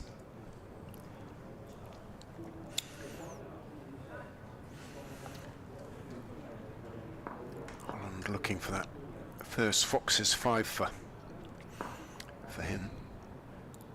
Runs in and bowls to Van der Hoogten, who is solidly behind that one. Not too much foot movement, but quite neat. And blocks it out into the offside. This season, Van der Hoogten, wow, a very substantial 386 runs to his name. 5 not outs as well, so hence the average of sort of 38.6, but 386 runs is 380, first-class runs. Not necessarily easily obtained. Holland is in and bowls full on, driven by Van der Hoogten, but didn't really put his full weight into the shot, and it was a comfortable enough stop for right, who's deepish anyway at mid-on. Yeah, Mason Crane has looked fairly well organised for a lower order player, and I was really surprised when he got to a half-century at Northampton, and I was checking as he approached that and saw that he hadn't scored one before. Holland bowls. Van der Hoogten again back on his stumps, everything behind it, dropping it out towards a sort of silly mid-on position. Scriven comes into field. So today's play has been 219 runs for the loss of 4 wickets, which is in the batting side's favour, but not vastly so. It sounds quite turgid, but it kind of hasn't been in a way. In goes Holland, bowls down the leg sides, and appeal for a catch behind it, flick to the pad. Van der Hoogten already walking away, not even looking at the umpire. And Holland's appeal was delayed. put it that way, when he saw Patel going up and he saw Rahana going up. Yes, those behind the wicket probably don't have much idea what it's hit. Hanscom knew it had hit something on the way through, so thought he might as well appeal. Holland in, outside off stump, fullish, and Van Houten is looking to drive, but doesn't really time it, doesn't really get in the right position to play the shot, and rather smothers it out to Hill and shakes off his right hand. Then again, 3-3-3 for 6. The lead 82. Fourth batting bonus point we were talking about earlier is beginning to look a little bit distant. Deep square has been posted. Budinger sent back in front of the daffodil seats over there as tied off stump, and he is going to get hold of that one, Van Houten, and drive it out to the sweeper. Again, it wasn't the most perfect piece of timing. It took a while to reach Ahmed, but the single means Van Houten keeps the strike. He moves on to 3, and the score on to 3-3-4. The lead then 83. Yeah, it's been interesting, isn't it? Apart from the odd, really well-timed shot, thinking of a few Ingram cover drives, ball has not run that quickly over the outfield, which is reasonably lush for this time of year, but you do wonder if the Kookaburra ball is not providing an awful lot of life. We thought it was maybe the early season conditions that didn't agree with it. Ball more frequently used in the southern hemisphere. This is only in the 13th over coming up with this new ball, and still it isn't particularly flying over the outfield as Wright is in to bowl a short ball that Van der Houten pulls, and it just runs straight to Ahmed at square leg, and there's no run. It is all rather strange, as Glamorgan have not managed to get away. Leicestershire have bowled pretty tightly. Ahmed very economical. Holland claiming the wickets, and Wright still looking for one as Van der Houten defends up to mid-on, and there's no run.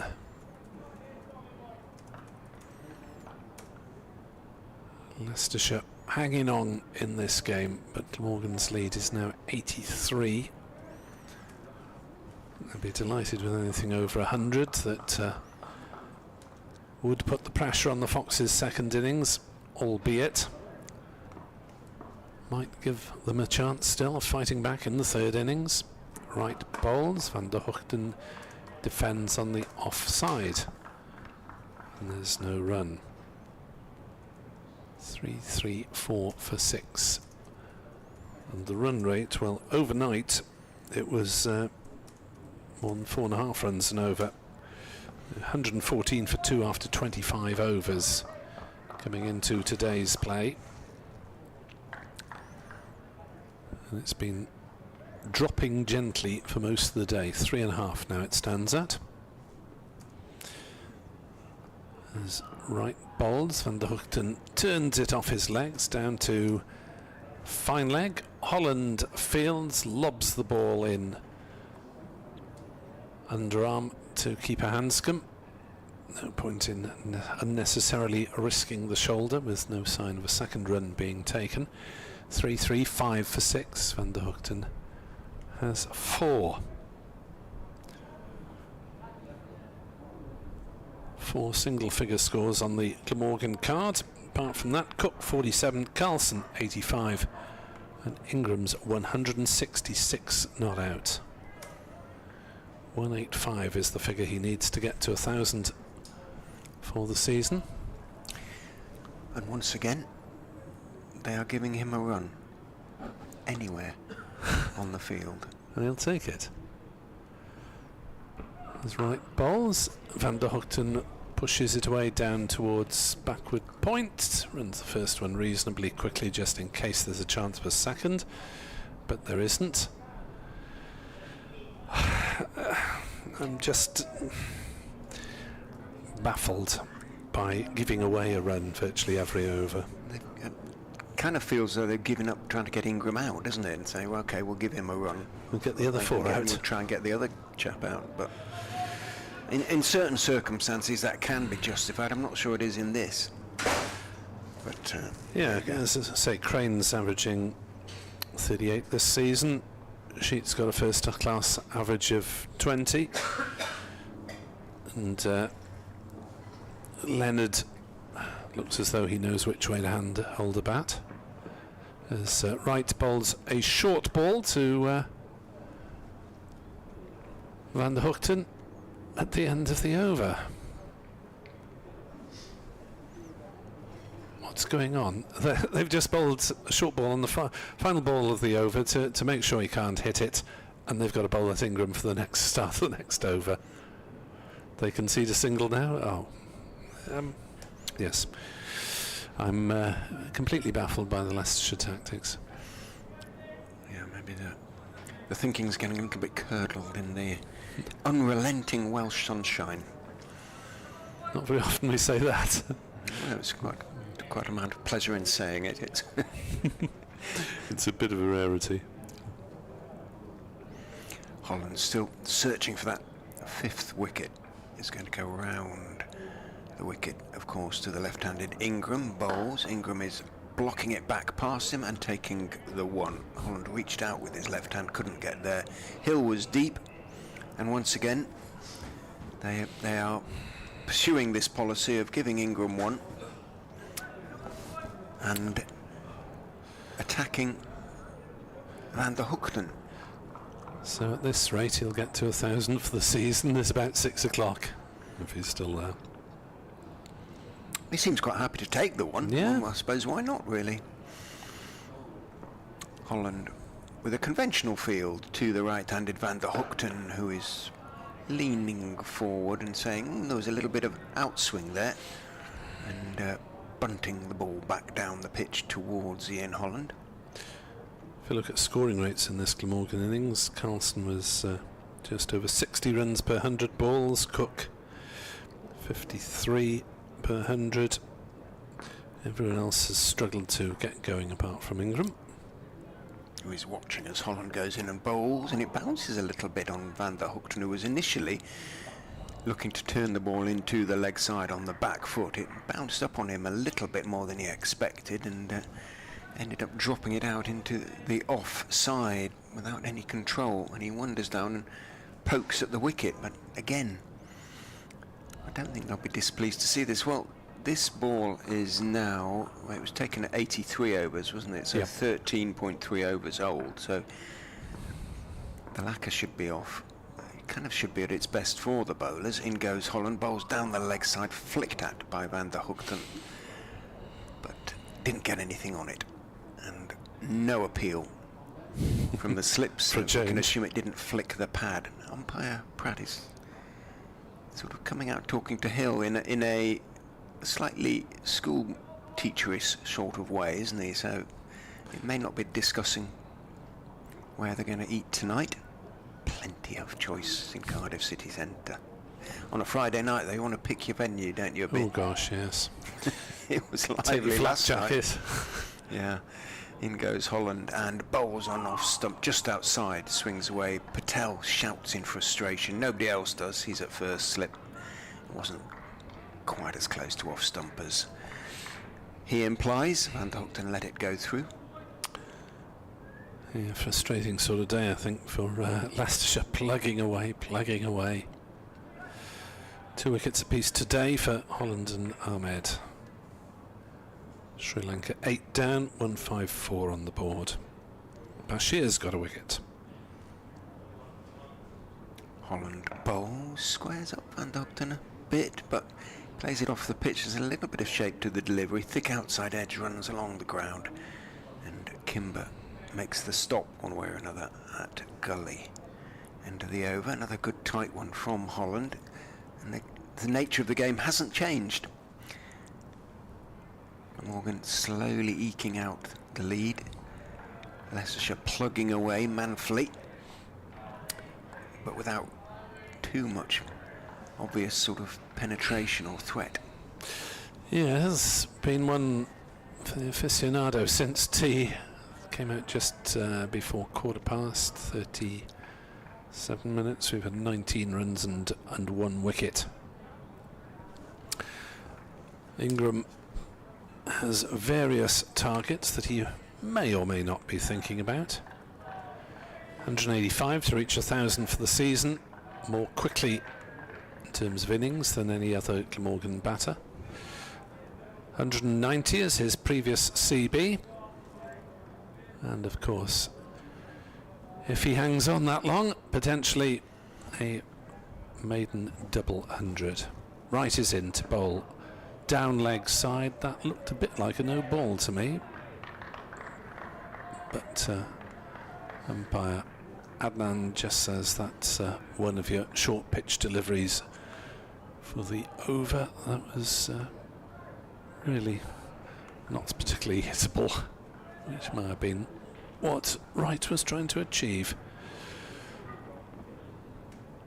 Field spread far and wide as Leicestershire invite Colin Ingram to take a single anywhere on the ground that he feels like, unless he plays it to slip or gully or the keeper or the bowler. 7 out in the distance. There's half an appeal for LBW as the ball is played towards mid-wicket. That would be extraordinary if that were given a leg by the way it travelled, and it is not. It's one more on the Ingram total as he moves to 169. Not out. Van der Hoogten goes down to examine the wicket suspiciously, as the Foxes fans over on the far bank, sizzling in the sunshine, try and urge their team to some renewed efforts late in the day. Right bowls. Van der Hoogten is playing that one up to cover, and there is no run. Lead is 87. Batting to come, Crane, Sheet and Leonard, as the group of around a dozen or so Leicestershire supporters giving it a slight tinge of a T20 atmosphere. I suppose it is moving towards Friday night, as Wright is in to bowl. Van der Hoogten defends back to, I was going to say back to the bowler, but he doesn't bother to pick it up as it trickles gently towards cover. 3-3-8 for 6. Other matches in Division 2. Middlesex 82 for 1 in reply to Yorkshire's 601 for 6 declared, in which Bairstow made 160. And Derbyshire in all sorts of trouble down at Hove, and Aaron Donald has gone for 26. They're 86 for 5. Derbyshire. Right bowls, pulls does Van der Hoogten, but sends it straight to the fielder at fine leg. 5-10 metres either way. That one would have been racing away to the boundary. Hit it fairly firmly. So Derbyshire are replying to Sussex's 607 for 8 declared. Wayne Hudson is 40 not out, trying to hold them together. But Sussex, where Glamorgan travel next, looking rampant. 3 wickets for the overseas bowler Unad Kat. 1 apiece for Hudson, Prentice and Carlson. Nothing so far for Ollie Robinson, but he's only bowled 6 overs. Probably be rested for the next match, in the manner of England management. You just wonder, beginning to drift away his international career, isn't it? Whether they've lost a little bit of patience with him. As Wright is in to bowl outside off stump, Ingram plays no shot. Yeah, there have been question marks over his fitness to bowl at high speeds for long periods of time, but been fitness question marks of various sorts over virtually every England quick bowler over the last couple of years.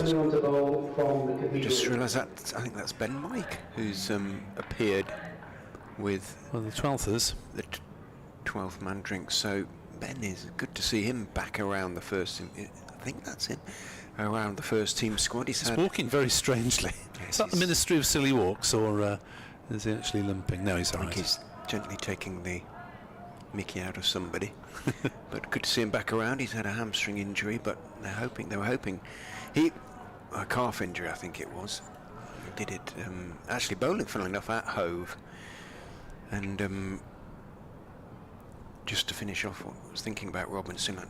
Without being silly, I think that what Kimber did to him in that innings, including that 43 off 1 over, probably didn't, might just have made It's him not great for the public perception, no, is it? or indeed the selectorial perception.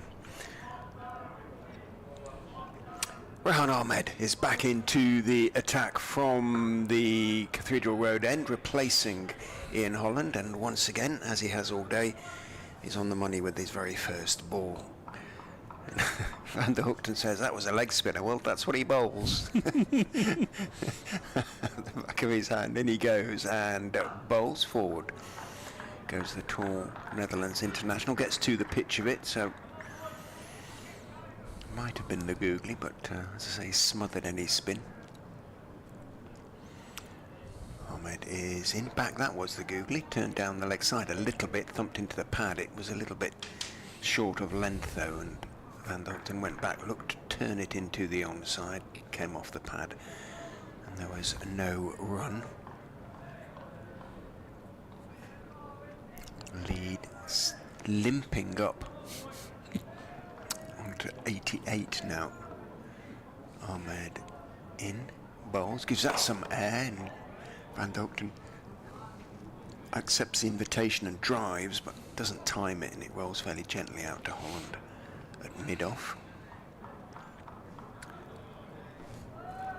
Sweepers out on both sides, otherwise a single saving field as Ahmed is into Van der Hoogten. Well, Van der Hoogten, as you said, he can put bat to ball very effectively, but at the moment he's not doing so. That said, Leicestershire like the way he's batting and have decided to give him one towards the end of the last ball of the over. Everybody retreats and says, okay, you can have one.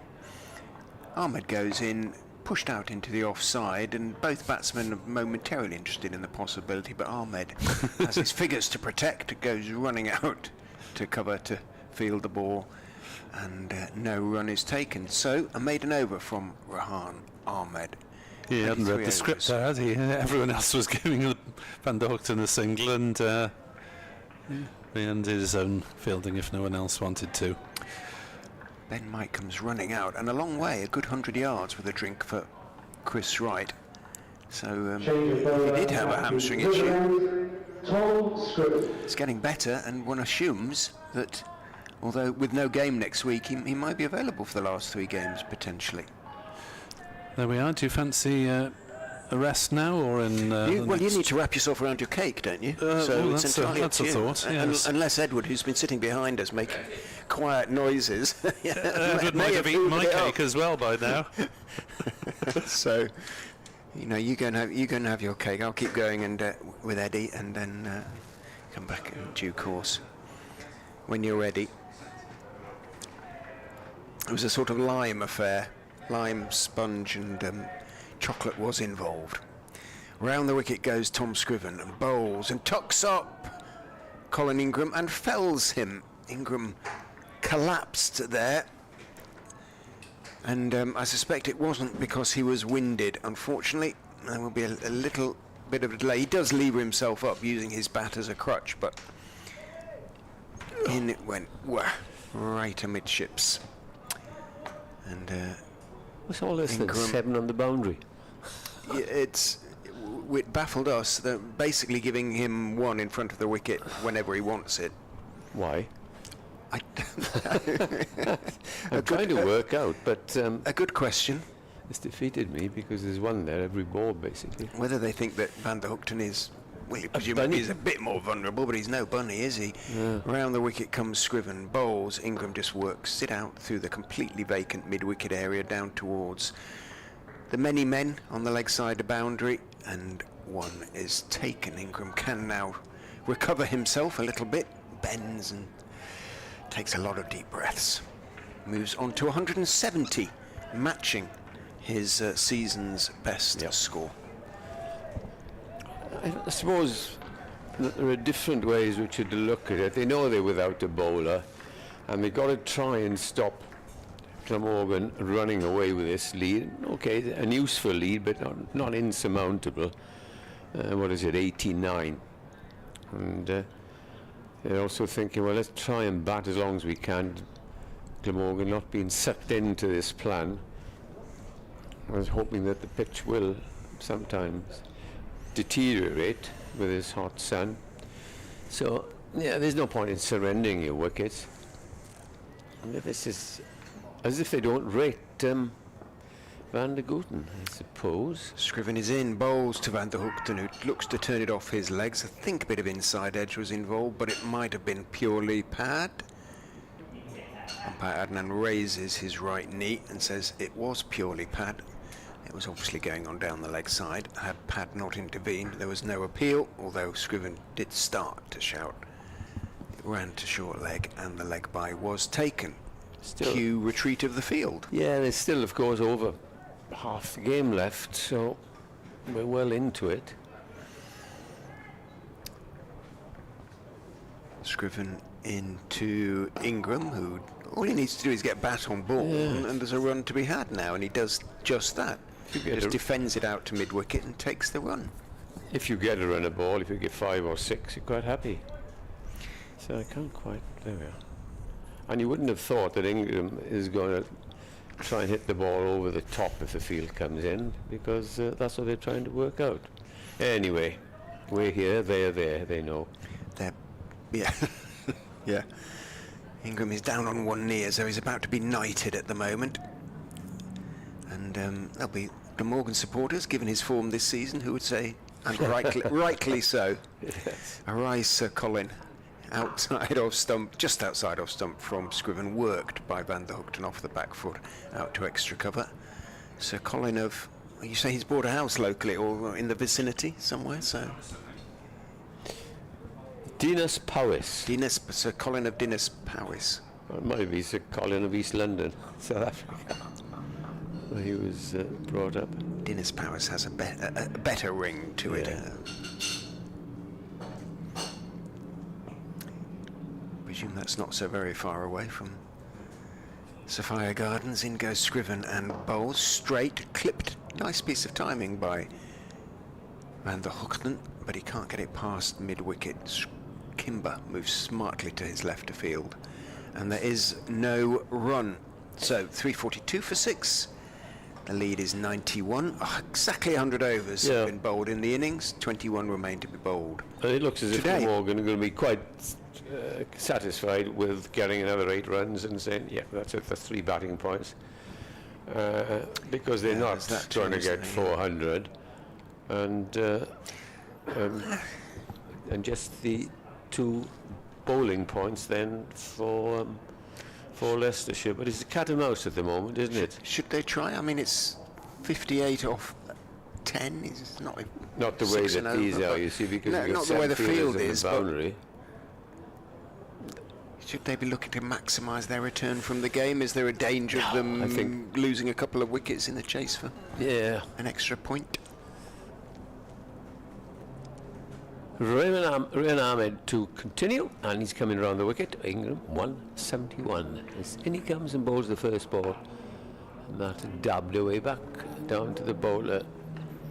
We are not going to be sucked into this, say the batsman. And if you think I'm going to hit the ball in the air with 7 out on the fence, no.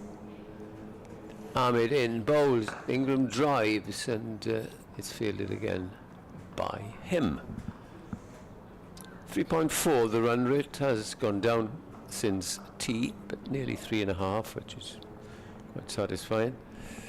Ahmed round the wicket, wide of the crease, and they'll get a single here as it's played up towards mid-wicket, or straight to mid-wicket. And in come the field, and if it's there, Van der Gooten will go for it. So they're coming in now. Probably the last thing they want now is to concede a boundary. In fact, there are 2 slips.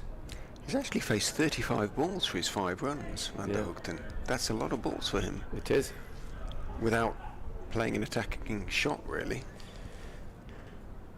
Ahmed, good control. He's had most of the day, 2 for 58 of his 23.5 overs, and he's coming into a right-handed Van der Gooten, who pushes forward out into short extra cover. And of course Leicester will say, well, we don't want Glamorgan to get a huge lead.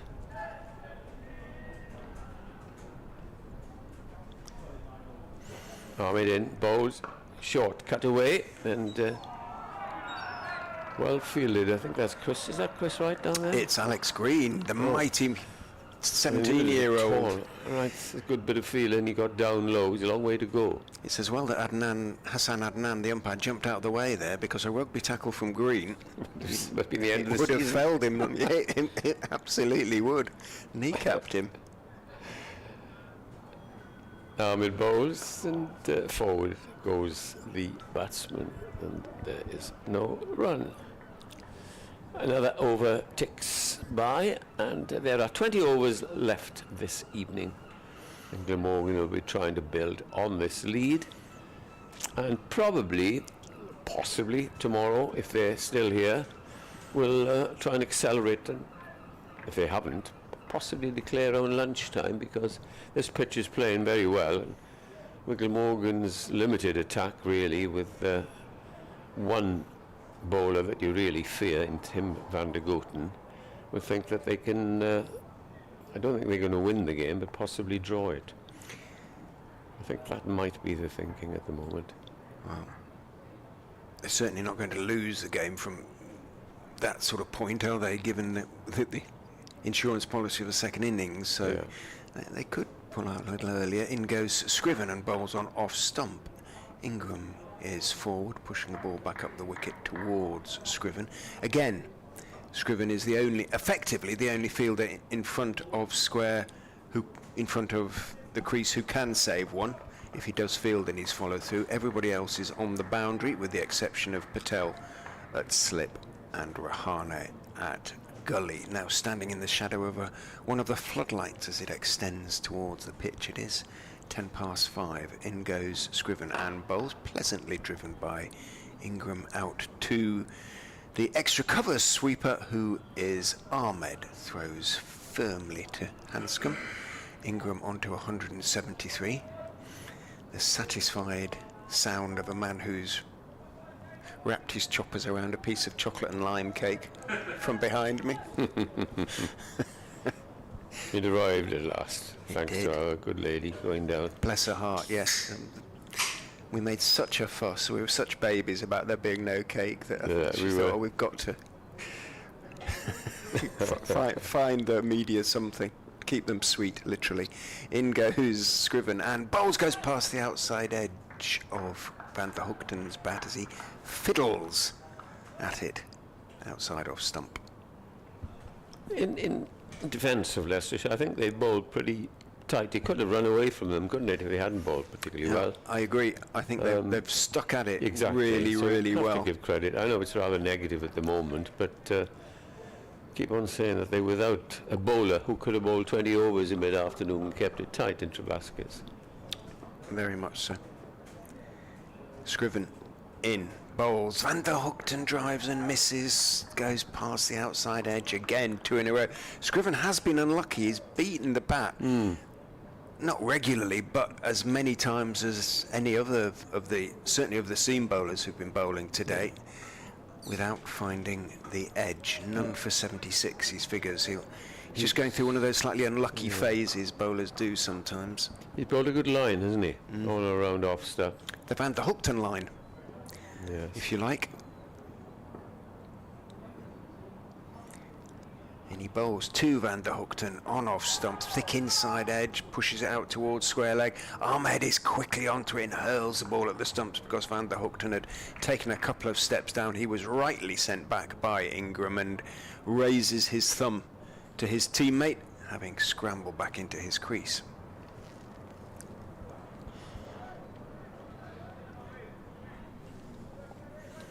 There will be some weary bodies among the... I think one or two of them are going out with former Leicestershire player Eddie Barnes, who apparently is working down here in Cardiff at the moment, not in cricket. Really smashing guy from York, farming stock. In goes Scriven and bowls, that is edge, but it's along the ground and it evades Rahane, who got his left hand and his right hand to the ball, and it runs another 10 yards past, and Van der Hoogten picks up a single and keeps the strike. He moves on to 6, 3:45 for 6. The lead is 94. But I think some of the, well, they're young and they're fit, but Eddie might find some sleepy company wherever they end up in Cardiff city centre tonight. Won't be sleepy, I can tell you, on a Friday night in Cardiff. That'll keep them awake. It'll be a genteel affair, will it? Down. Wouldn't have thought so. No, it wasn't last night. Those days have long left us, Richard. I was just when I walked into Cardiff city centre this morning, I was very impressed with how smart it all looked. Very clean. It's a nice city. It is a fine city. Here's Rian Ahmed about to start his 17th over. Down the leg side, chipped away. There'll be a couple, will there? Yes. They more or less walk 2 runs. As they move on to 3, 4, 7. 3 runs just needed for, I think, that Leicestershire are going to finish on 3 points. Looks that way, doesn't it? Those 3 extra wickets look a long way off at the moment. At the moment, anyhow. You never know. In comes Rian Ahmed. Bowls to the right-handed Van der Hoogten, who pushes it out to cover. Paid my annual obeisance at the statue of Nye Bevan. No relation. I'm often asked. Be proud of that one, wouldn't you? It's poor delivery, which is hammered away for the first 4 for some time. And that is the bonus point, possibly the last bonus point that Glamorgan are going to get. But if they do go a little berserk, and if Rian Ahmed bowls like that, they might look at it. But that is a rank half-tracker. Yeah. A rare half-tracker, but it was a slightly tired one from Ahmed, who is into his 25th over now. Yeah. Good figures though, 2 for 64. Here he is again. And this is edge down towards third man. They cross for 1, they come back for a second, and they're more or less walking the second, so that's 6 runs off the over. 3:53 for 6, and Rian Ahmed has 2 balls left. Not quite such an accurate over that he has been bowling. It was edged in the air though. It wasn't that. So far wide of Patel.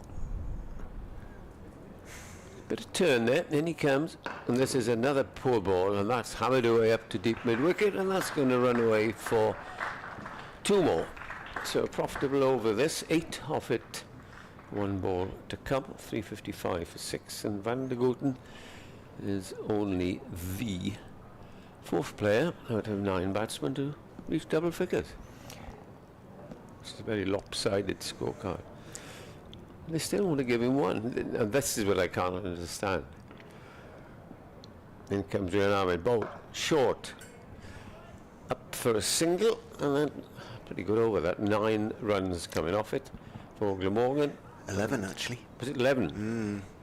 It's his worst for, well, his worst full stop, but he has bowled so well today that it was it stood really out, didn't it? Yeah.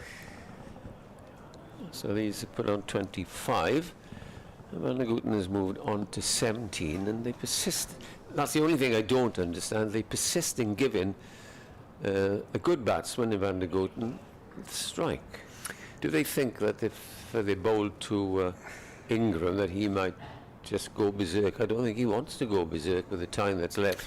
Well, and an able partner, and Crane to come was another able partner. Anyway. we were saying, Eddie, he has never scored a first-class double century, so a real opportunity here for him to Yes. reach that. I don't think landmark. he's thinking about that. Not yet, maybe? No, not yet, because that's all he's thinking about. Let's get in a good position. They do lead by 105 now.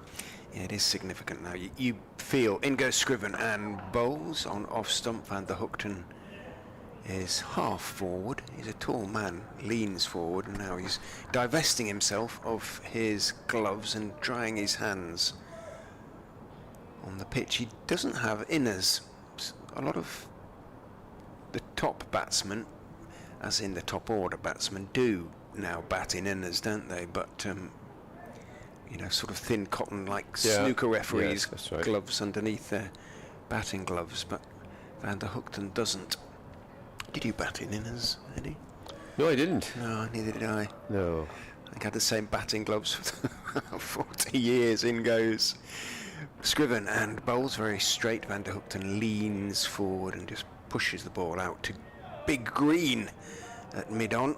Greeno is the call from the Leicestershire Not supporters. Green E. Not Greeny, no, Greeno.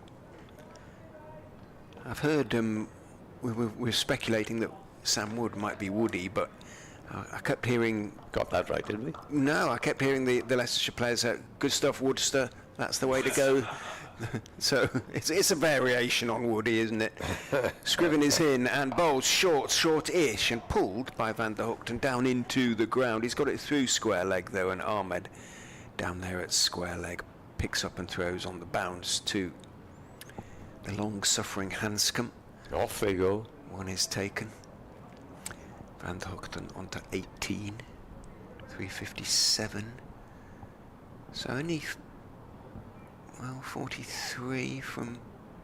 They'll say, we'll have a look at it when we get anywhere near. We're not going to give it away for the sake of losing a wicket. And a point, I don't think it's going to point isn't making any difference. Might at the end, but very rarely does it. Has championships have been won for a point. Outside off stump from Scriven, and it drifts past the outside edge of Ingram's bat, and Hanscom takes it tumbling to his right. Patel holds the pose, hands in air. I think Van der Gooten will be looking at this and saying, yeah, there's still a little bit in it for me when I get a chance to bowl. It's the greenery has more or less disappeared, and the pitch now is still a very good one. Scriven is in and bowls, tucks up Ingram, but Ingram goes back and can just work it through the vacant mid-on, the vacant anywhere, basically in front of square, and jog, walk a single. Am I right in saying that if he does get a double 100, that'll be the third double 100 you'll have seen in a week? Yeah, right, thanks. That was cruel. No, but you don't often see that, do you? Was it James Bracey and Charlesworth? Yes. I've seen a few this season. It's old hat to us. Well, we've seen us a couple, Leicestershire types. couple too. It goes Scriven and bowls and straight, and Van der Hoogten defends it on the back foot and indicates with his right hand. Whether he's trying to get it into the mind of the Leicestershire players, there's so much in this pitch still. I'm not sure, but either way, he gets a pat on the back, Tom Scriven. What's he into now? Oh, he's done 19. Ahmed, I would have imagined his work would be done, but no, he's after that 11 run over. No, says Hill. Keep going, Rahan. Need to keep going. Yeah, it's the only bad over he's had for a long, long time. Massima's a shot. I don't know if they shot, they've been running in well. And credit to them. Here we have the, well, it isn't even a one-day field, because one-day field you won't be allowed 4 or 5 out. They're scattered everywhere, except for a short leg and a slips. Is that what you know as an in-out field? Not quite, is it? Short leg is praying that we didn't get a long hop. This is pushed away, back to the bowler by Ingram, who's really gone into his shell for the last 45 minutes or so.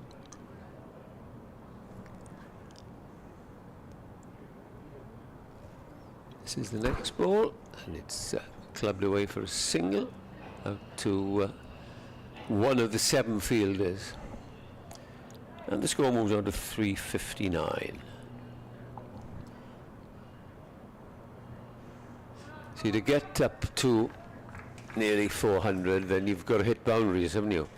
And if you've got 7 men on the boundary, they're not likely to get there. Here's the next ball, down the leg side, and it's pushed up to short mid-wicket. Yeah, I think they've probably looked at the weather forecast, seen it's kind of perfect for the weekend, and thought, well, you know, that's the best part of 200 overs still to play in the game. Exactly. Oh, That turned, and it went down to short third man, and he's been sent back. Quite rightly. 359 for 6. the only thing it doesn't have is that little bit of pace, because he had time to play it off the pitch and off the back foot. Still the 2 slips just waiting there. Rian Ahmed in. Bowl tosses this one up, and it's a beautiful shot there, which has gone careering over everybody for 6. And that's what you get for bringing the field in. He hit it very hard and cleared everything. I'm befuddled by this. Up it went, and he met it and looked round and knew it was going the moment he left the bat. As in comes Rian Ahmed again, and he's tucked it round the corner for a single. So 7 off the over, and he retains strike. Well, 34 off 5 for the bonus point. 35 off 30 balls. Yeah.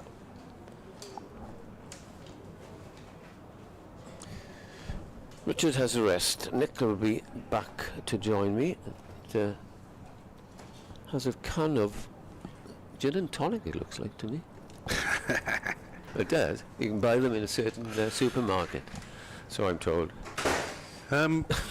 What's it described as? Energy drink. I think I need a bit of extra energy. I was handed it free in the city centre the other day. Why? Were you begging? Because I've got a lovely honest face. But no, they were giving them out. How do you work this out? This 7 back for Ingram. Inexplicable, really, isn't it? If they had a rank number 11 at the other end, yes. Exactly. Here's Scriven, bowled to Van der Hoogten, who drives gently back to him. I'll be intrigued to hear what the players say at the close of play about the slowly decelerating run rate during the course of the day. Because it's so often the other way around, isn't it? Once people get set, it's hit the accelerator. Occupy the crease, probably. As Scriven from the River Taff end in the bright evening sunshine. Van der Hoogten drives. He's timed that one well. It may just run away to the boundary. The fielder, I think, has hit the ropes as he flicked the ball back, and indeed umpire Adnan does signal 4 runs. Now, going back to this, and I don't want to dwell on it, you've got 7 men, basically, with a slip and a third slip, saving a single, and in the last couple of overs, Van der Hoogten has hit 2 boundaries, a 6 and another boundary. And I am giving up on this. Yeah, I think really am. Lewis Hill's tactics have got a little fried in the afternoon sun. As Van der Hoogten faces up to Scriven again. He's struck on the pad and he's out LBW, playing across the line. Looked to be pretty directly in front, and Leicestershire claim a 7th wicket. Glamorgan with 370 on the board, and a partnership of 39 runs is at an end. Van der Hoogten made 29 of them, and Scriven has his first success of the innings. Yeah, it looked pretty adjacent, didn't it? Yeah, hitting legs, middle leg. Expected that to be given out, and so it was. LBW to Tom Scriven for 29. Well, perhaps that's the lesson, Edward, that anytime anyone tries to accelerate, they make a mistake and they get out. Yeah, in fairness to Leicestershire, they bowled pretty well. Last night, of course, it was help yourself time with Carlson and Ingram against some pretty shoddy bowling. But they're very disciplined, and you have to give them credit that. 317, lead of 119. Now, if Crane comes in and gets out, I would expect then perhaps Ingram to try and clear the boundary. It'll be difficult with men on the boundary, and they'll want the tail enders to have strikes. So that'd be an interesting phase if it's happened. I wonder how much he cares about the Glamorgan record of being quickest to 1,000 runs in terms of innings, whether he's bothered by that. I don't think he'd be. Probably it's the team that comes first. Indeed, probably the career best is the next thing in his mind. 190. 190. Play at Pompey, not bad for a player who was bizarrely rested for a few games. Indeed. Indeed. So Mason Crane to the wicket, averaging 38, with the help of a few not-outs, but everyone needs them. He'll be interested to see how Graham Ahmed, if he's kept on, bowls at him. And he'll have a chat with Colin Ingram. Colin looks as if he's lost a bit of weight with this bat. His innings, he's been there for a day and a half. He's yeah. Very slim, isn't he?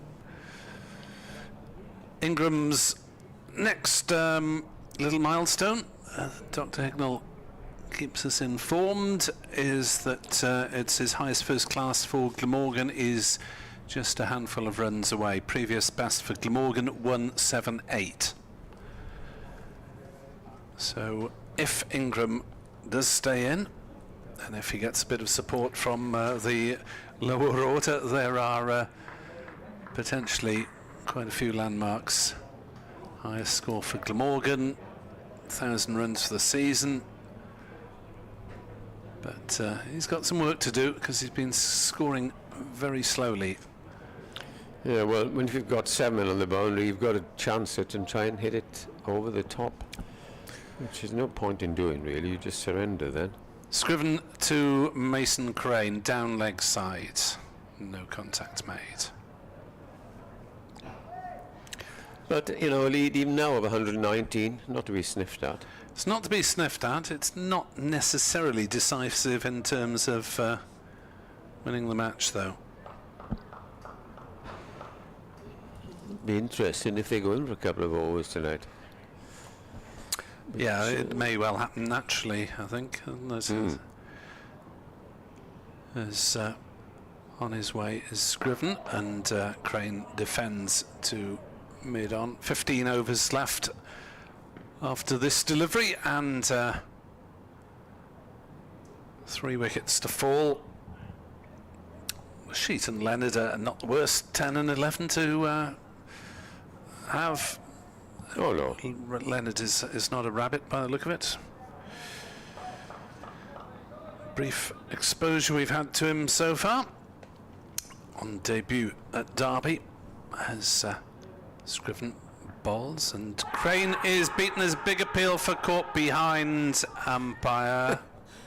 Good appeal as Was it appeal for caught behind, or did I think it he's flicked going the up pad? for LBW. Yeah, the umpire's signal seemed to suggest that it was wide of off stump. So the appeal that I thought was caught behind because the keeper caught it. Yeah, off the pad. Just flicked the pad. Well, no, it didn't actually carry to the keeper, and it was hit him outside off stump. But apart from that, everything's all right.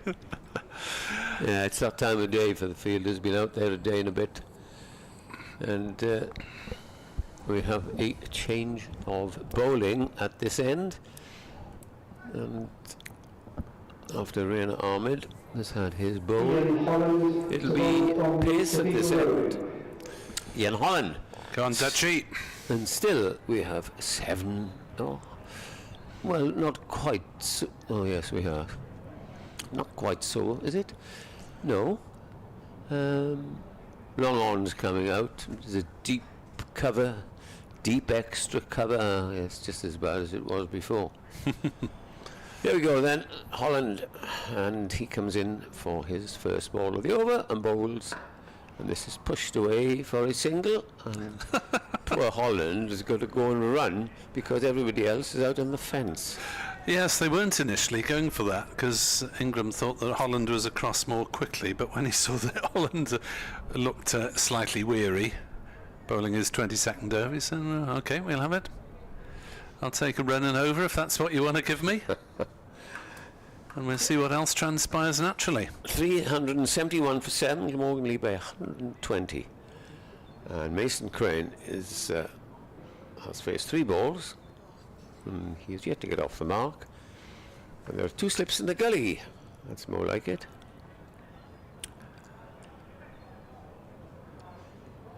Yeah, more conventional field.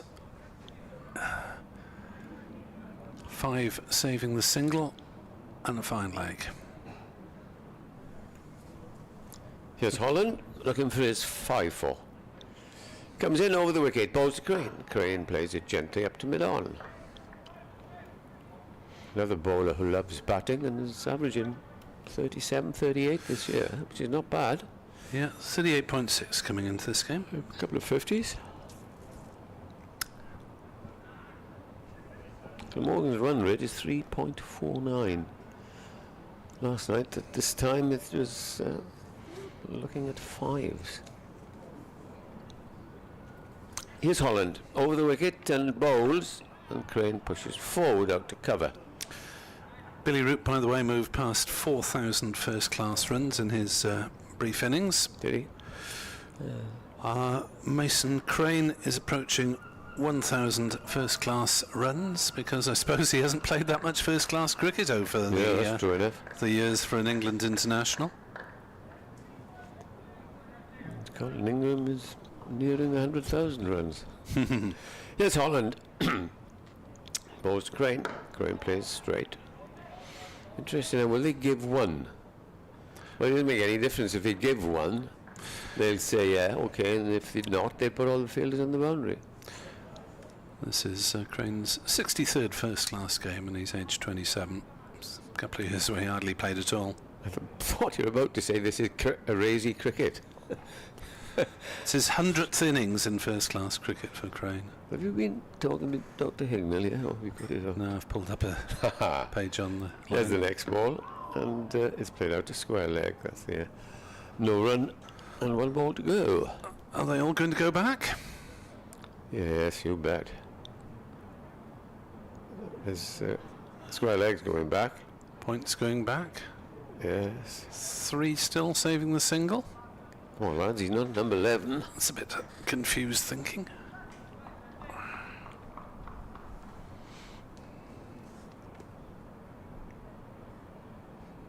Yeah, the last ball of the over from Holland. And that's a half stopped and 3rd slip, and there is no run. That's the end of the over. 371 for 7, just the 3 overs for, well, not for Glamorgan to get up to 400, but for 2 wickets to fall in this over and try and give them another point. But the way Morgan's batsmen are entrenched, especially Ingram, that's not going to happen unless they can get Crane and possibly another tail-ender out. So Ingram is now spent a very long time at the crease. 6 hours 20 minutes. Now then, wicketkeepers union. Peter Hanscom, has he got larger pads than normal for a wicketkeeper that uses it these days? I think he has, you know, and I'm suspecting that could be his batting pads, which you never see. Have a good look at them, Nick, if you can. Here comes Scriven then, bowling to Ingram on 176 not out, and he'll get more runs here, and that is glanced down to the fine leg boundary and off the pad. I was about to say it's Colin Ingram's highest score for Glamorgan, but it's just 4 runs to the Glamorgan total and not to Colin Ingram's total. has looked to turn it away. I thought he'd got a bat on that, but umpire Adnan saying Leggers. leg buys.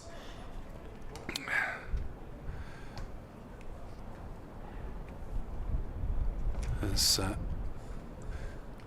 on his way again is Scriven in his 21st over. Bowls to Ingram, who will take a single out towards square leg. 177 to Ingram. Only a few runs, 13, 12 runs away from his 190. CB. Absolutely. And then possibly a double 100, but that's a long way away. Yeah, you may think only 23 runs, but has been scoring very slowly since tea when he was on 158, so he's only added 19 in an hour and 20 minutes since tea. Scriven is in to bowl to Crane, who gets an inside edge, and they'll take a single down to Ahmed at square leg, who feigns to hurl the ball in, decides it's not worth it. 3-7-7 for 7. Glamorgan. Scriven 1 for 85 next to his name on the board.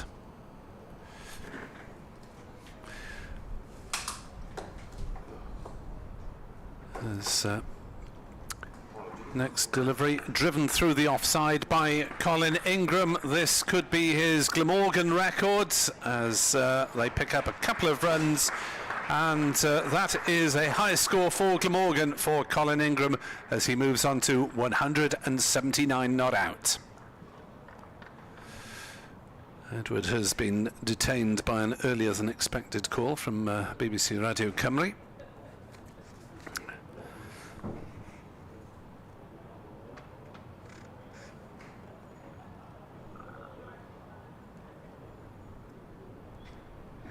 And Ingram 179.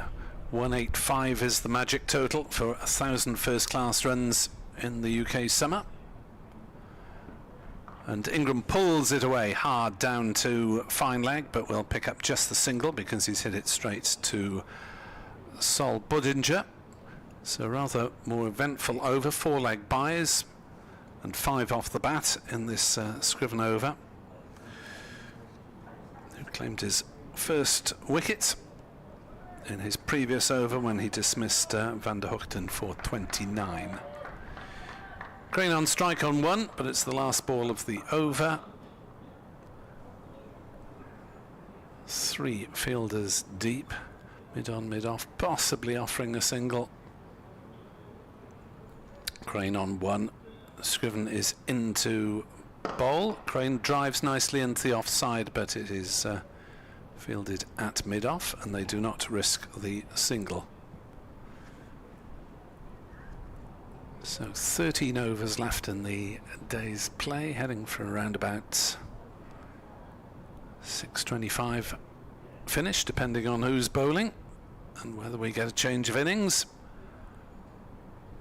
But absolutely no sign of Glamorgan looking to play an awful lot of shots. Ingram's 180, now his highest for Glamorgan. How conscious will he be of the figure of 185 to get to 1,000 for the season? Holland looking for a 5-for. 4 for 80. By far the most successful of the Leicestershire seamers as he comes in right arm around, and Ingram defends it back to him. Once more the field is spread far and wide.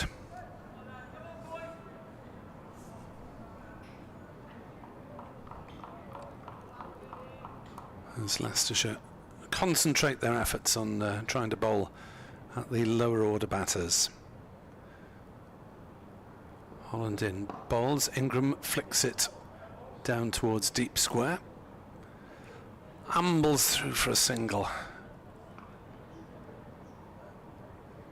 He'll have earned his rest this evening. Colin Ingram is batted since the second ball of the innings, which is around about 5:30 or thereabouts last night. In comes the field for the number 9 Mason Crane. He's got 1 off 10 deliveries so far. So it is a lopsided scorecard. As Holland bowls, Crane tries to drive, but straight to Hill at mid-off, and there is no run. There are 4 dismissals in single figures. Then reading upwards, Van der Hoogten 29, Cook 47, Carlson 85, and Ingram 181. 4 short of 1,000 for the season. As that's down leg side, and Crane tries to flick it away. Missed out rather there. Once he'd got it past Budinger at square leg. It was pretty much a free hit on the leg side. Not surprising that Holland is letting one or two slide. Very hot work out there. High temperatures at the back end of August as Holland is in to bowl to Crane, who is forward defending. To Hill at mid-off. No run. Final ball of the over coming up. Glamorgan's lead is 130. And boy, have they had to work hard to get there. Leicestershire have 7 balls in which to claim another 2 wickets for maximum bowling points. At the moment it is 6-3 to Glamorgan, who have not made any effort whatsoever to get to the 400. Holland bowls, and Crane flicks one off his legs and is quite happy to go through for the single off the last ball of the over, just to accumulate 382 for 7 Glamorgan, with 1 over left to get bonus points. 18 required off the bat. That's not going to happen. 2 wickets required by Leicestershire, which could potentially happen if Scriven has a good one. Ingram and Crane meet in mid-wicket to discuss tactics for the remaining potential 12 overs of the day's play. And bowling change, Luke Wood will come on for Tom Scriven from the River Taff end. Wood looking for his first-class wicket. What a scalp it would be if he could remove Colin Ingram where his colleagues have all failed. Change of bowler at the river end, Sam Wood. So Wood with another crack then from the River Taff end. As Edward is returning for Welsh language duties, and in comes Wood to bowl to Crane, chops it against his pads, and there's no run. Yeah, I was called away. Apologies for that. Should have been on the air at 10 to, and they called me at 22.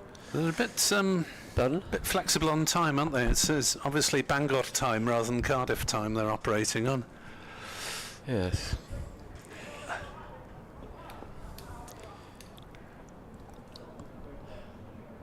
But Ingram, well, he's passed his highest for Glamorgan. Can he get to that figure for the 1,000 first-class runs? In fewer innings than anyone else in Glamorgan history. Beating a 52-year-old record set by Majid Jahangir Khan. He could play a bit. One of the very early Glamorgan overseas players. As Wood, having set his field, is in to bowl to Crane, who pulls it and has got plenty of that. Yes. Away to backward square leg. 4 runs it did bounce before the ropes. Applause, almost a relief from the crowd there who've watched some very slow scoring rates. Fiercely pulled, wasn't it? It was there for it, really, wasn't it? Well, when you've got 8 men saving a single, but no, that's changed. And then you bowl a long hop, you're asking for a bit of trouble, I suppose. But now there are 3 men put back. 386. Lead 135. Leicestershire have got a bit of time to play with in terms of their over rate, but they seem to be taking an age to bowl these overs in the evening. As another short ball is defended by Crane. Back down the pitch.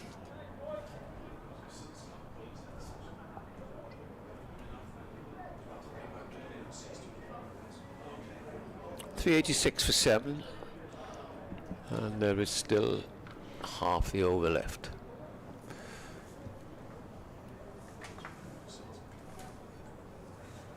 .386 for 7. There's a short leg in for that short ball, and they're also 3 deep on the leg side. So Wood going back to the short pitched leg side stuff, or is he?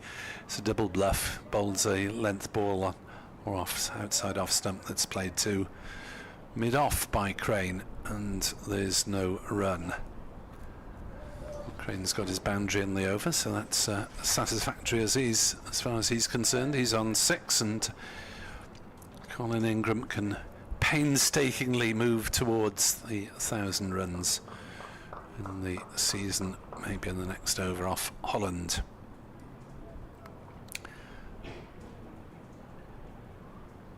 As Crane nudges that one down towards fine leg, but not quite enough velocity on the ball to elude the fine leg fielder Ian Holland. They're through for a single. Oh, leg by given. Could have sworn he got a bat on that. 387 for 7. Last ball then of the 110 overs. Leicestershire will end up with 3 bonus points, and Glamorgan with 6, having not made any serious effort to get to 400. As Wood is in to bowl to Ingram, who blocks that into the offside. No run. 5 off the over, 4 off the bat, 1 off the pad. 387 for 7. Yes, and Leicestershire weary legs, not only because they've been in the field for a day and a half, because they had that long couple of days in the field at Bristol against Gloucestershire last week. But to give credit to them, they've stuck to their task pretty well, because I keep on saying, but when you lose a left arm slow bowler, it puts a bit of pressure on your pace attack. Then you've only got Ryan Ahmed, and he can only bowl. He's bowled so many overs. 26 of them. Yeah. 4 from Kimber to chip in. Yes, and that was sort of lunchtime over and a bit of tea time over. Holland to continue, and he's got 2 slips in a gully. As in he comes and bowls the first ball to Crane, and Crane is forward and plays defensively outside the off stump. 181 to Ingram, but he's been starved of the strike for the last hour or so. And looking at Leicestershire's absentees, Ben Green back with Somerset preparing for their T20 date, the low knee. Hull off with the England squad. Mike, Salisbury and Curry all out injured. We saw Mike on as a 12th man earlier. But it's Holland in bowls. Again, it's defended by Crane. Just noticed with that delivery, I was watching it on the monitor in front of me, there's absolutely no deviation in a true bounce, and there's no greenness well, little in the middle of the pitch, but what I'm trying to say, this is a typical Cardiff featherbed in the moment. Seems that way.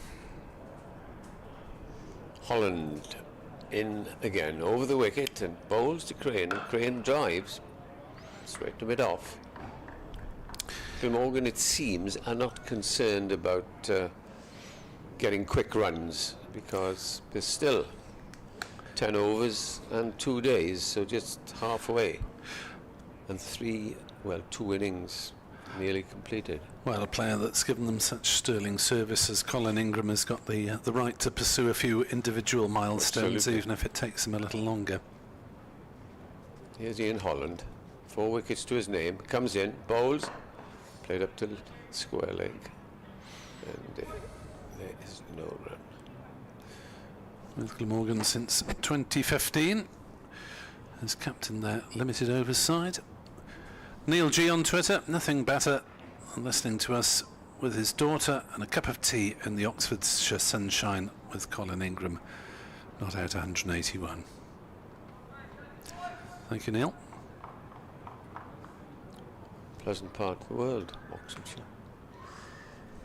Holland bowls, and this is driven and to the left of mid-off, but it's gathered and returned, and this could turn out to be a maiden. 1 ball left. 387 for 7, just to keep you in date. The Glamorgan lead by 136. Ingram passed his record Glamorgan score.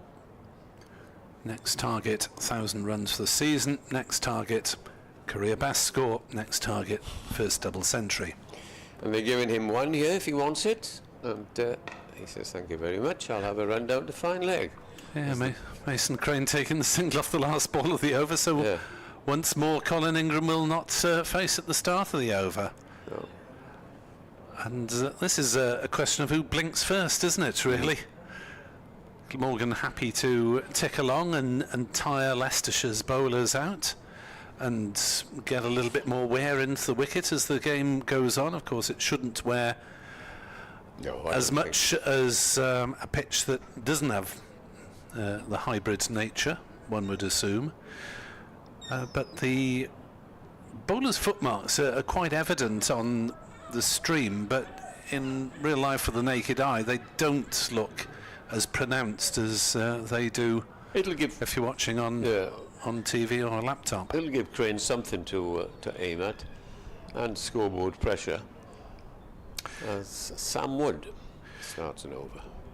Wood then bowling to Crane, who defends it up towards mid-off, and there was no run. 318 for 5 was the score at tea, so 70 runs since then. Still just above 3 and over. I mean, it's not ridiculously slow, but it has felt very slow given the pace that they went off at, and it's been decelerating ever since almost. As Crane plays another ball back to the bowler. Wood fields in his follow-through, and there is no run. I don't know if you have the scorecard in front of you. I don't think there's been a bye. A no ball in this innings, is it? Can't recollect 1 no ball, so 2 runs. It was That's bowled good by discipline. Scriven. But apart from that, all the extras are leg byes, no wides to date. Scriven in, bowls.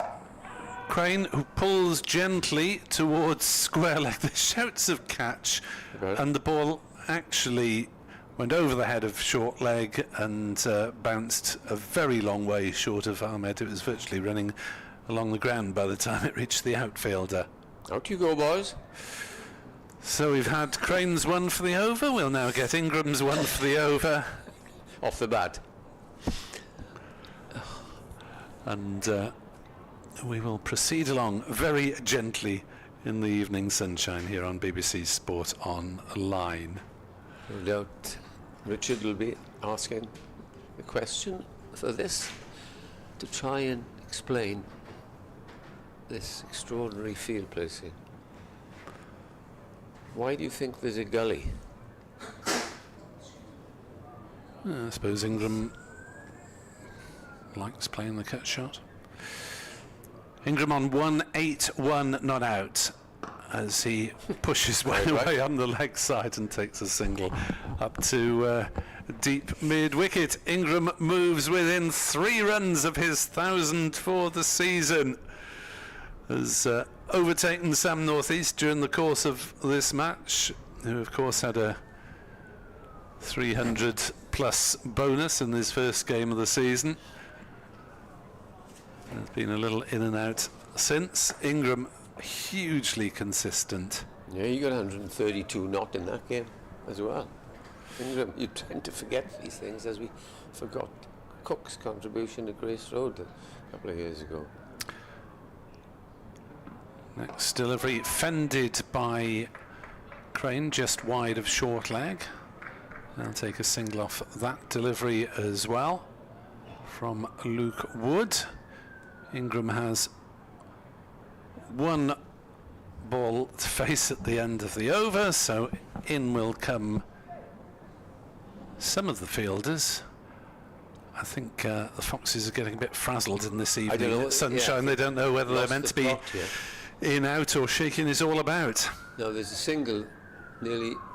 Oh, they're giving Ingram the single on the leg side off the last ball of the over, as Ingram tries to pull it away and will get just a single turn to put in. I thought for a moment it was in the air, thought for a moment it was going for 4, but no such excitement. Ingram moves on to 183 not out. He is within 2 runs of 1,000 for the season, and that county record of getting there in fewer innings than anyone else. Now then, you've got your records ready, I hope, Nick. Got a radio update potentially as well. Well, yeah, 1,000 runs in his 13th innings of the season. Anybody got 1,000 this year? I don't think they have they? Not for Glamorgan. No, for... I presume that there are a few around the circuit. The other 17 counties can look after their own averages. I've enough trouble getting one right.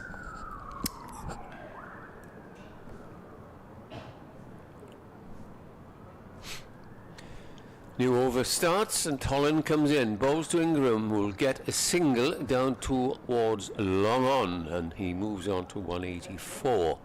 And 999. Yeah.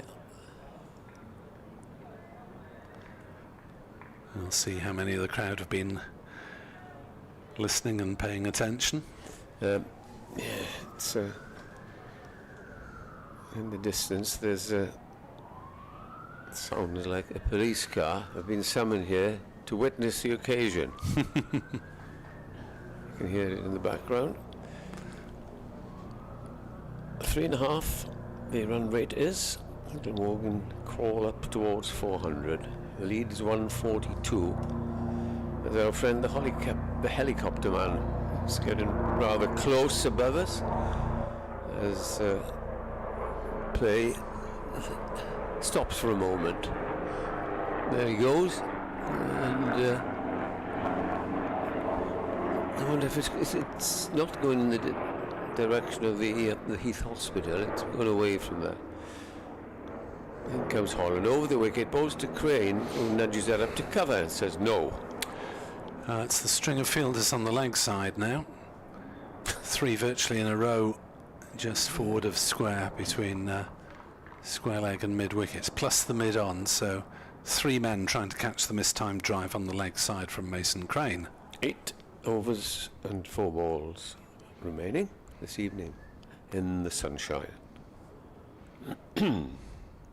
Is Holland in, bowls to Crane. Crane plays a good-looking shot, and it beats a despairing dive at long off. It's going to run up to the boundary. I don't think it's got the legs to get there. It's hauled in just inside by Rian Ahmed, and they come back for a comfortable 3rd run. And the score moves on, rattles along with those 3 runs, up to 396 for 7, and Crane goes into double figures. He's on 12. Ingram is facing. He's got 3 balls left to get to the 1,000 in this over.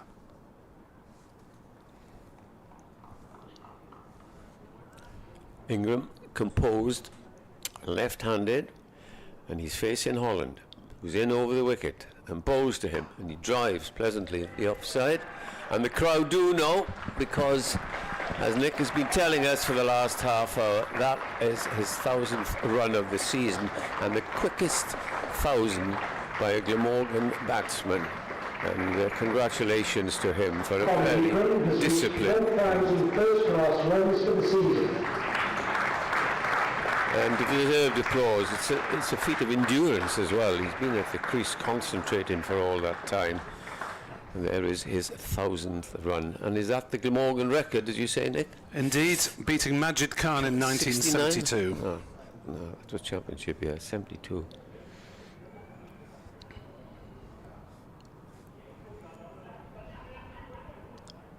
Here's the neck delivery to right-handed Crane, who pays it up to short, mid-on. I suspect Dr. Hignell has been texting his deputy, Lawrence Houerhain, who's on the public address system, and that might come out at the end of this over. There's only one ball left. And you can tell the nation because you've got a report coming up before Radio long. update, we believe. Fingers crossed.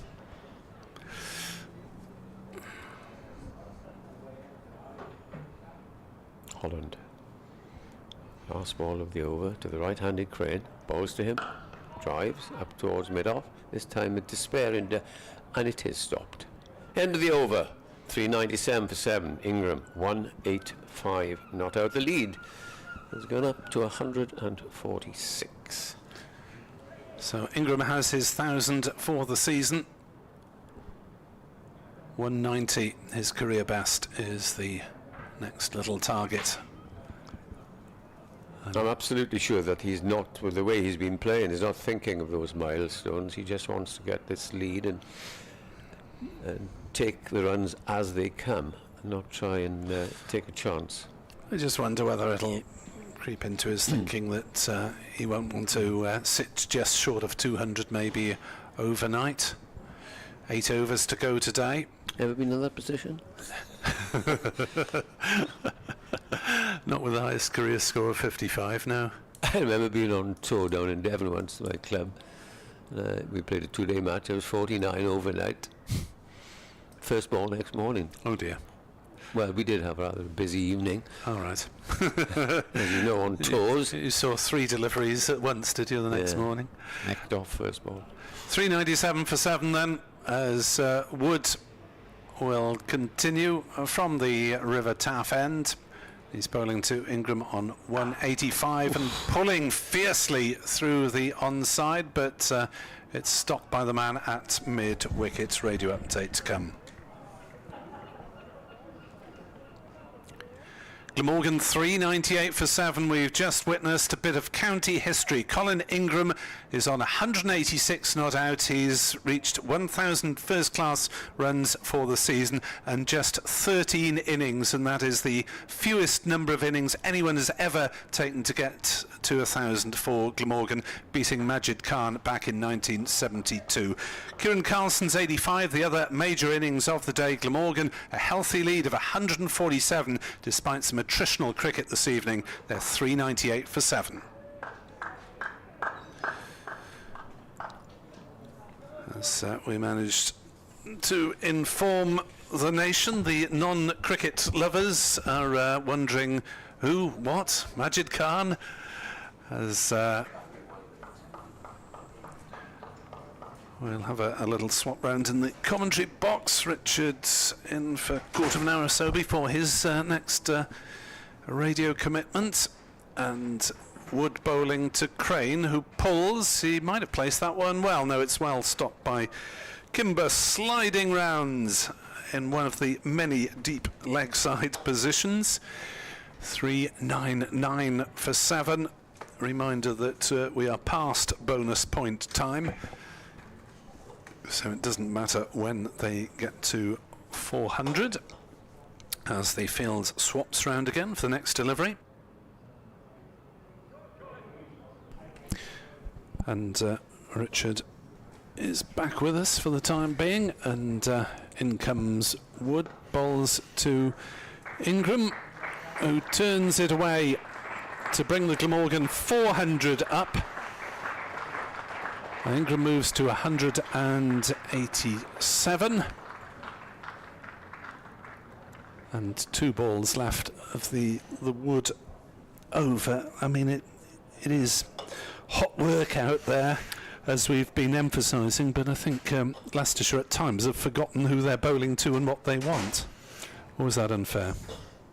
No, I think some of the tactics have been questionable. I don't think what has been questionable is the sort of heart and commitment of the seamers, really. I think they've, and indeed the spinners, particularly Ahmed, obviously, I think they've stuck at their task wonderfully, but as you say, I think some of the thinking has been a touch scrambled. Wood bowls, Crane deflects it away on the leg side for a single, 401 for 7, the lead 150, another little milestone that will depress the visiting supporters and give Leicestershire quite a bit to face up to as and when they get in tomorrow morning, we presume now. Yeah, when they limp in, I would imagine tomorrow morning, some of them, because they've got through some seriously hot and hard work. Yeah.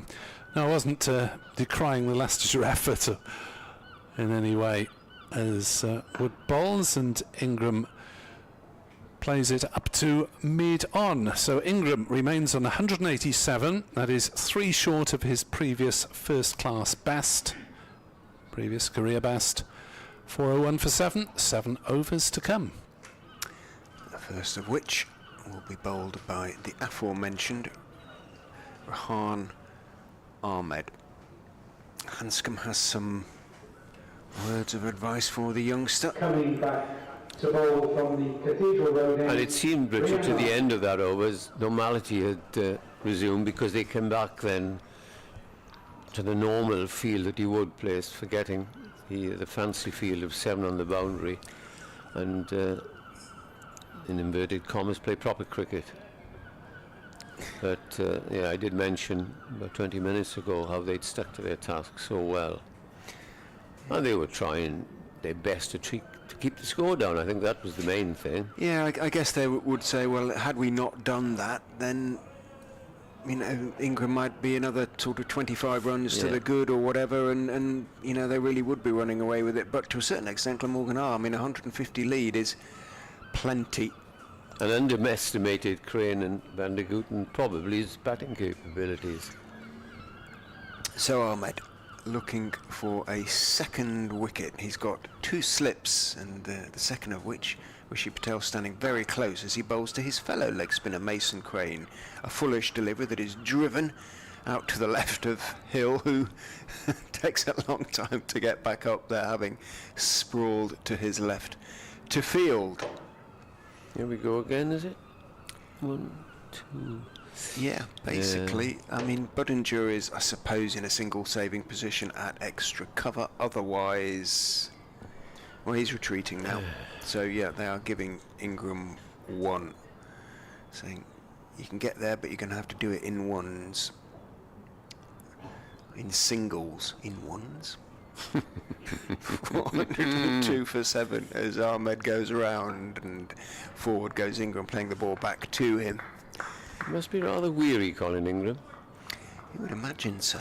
Concentration. But kind of elate. You would think that adrenaline and elation would keep you going as well. In goes Ahmed, tosses one up, and it's driven back to him by Ingram, and his head goes down for a minute. It sees Ahmed stick out his right hand and make the stop. He balls as he faced now. This is his 300th delivery as Ahmed bowls very full outside off stump, driven out into the offside. Could be 4, will be 4. And that's it. And the crowd here, very knowledgeable.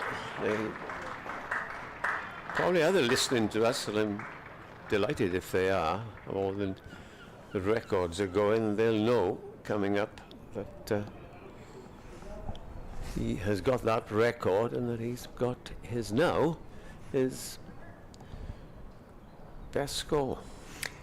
Ahmed is in, drops one short to Ingram. Little short-armed pull that is travelling quickly, and it is stopped at the second attempt by Green.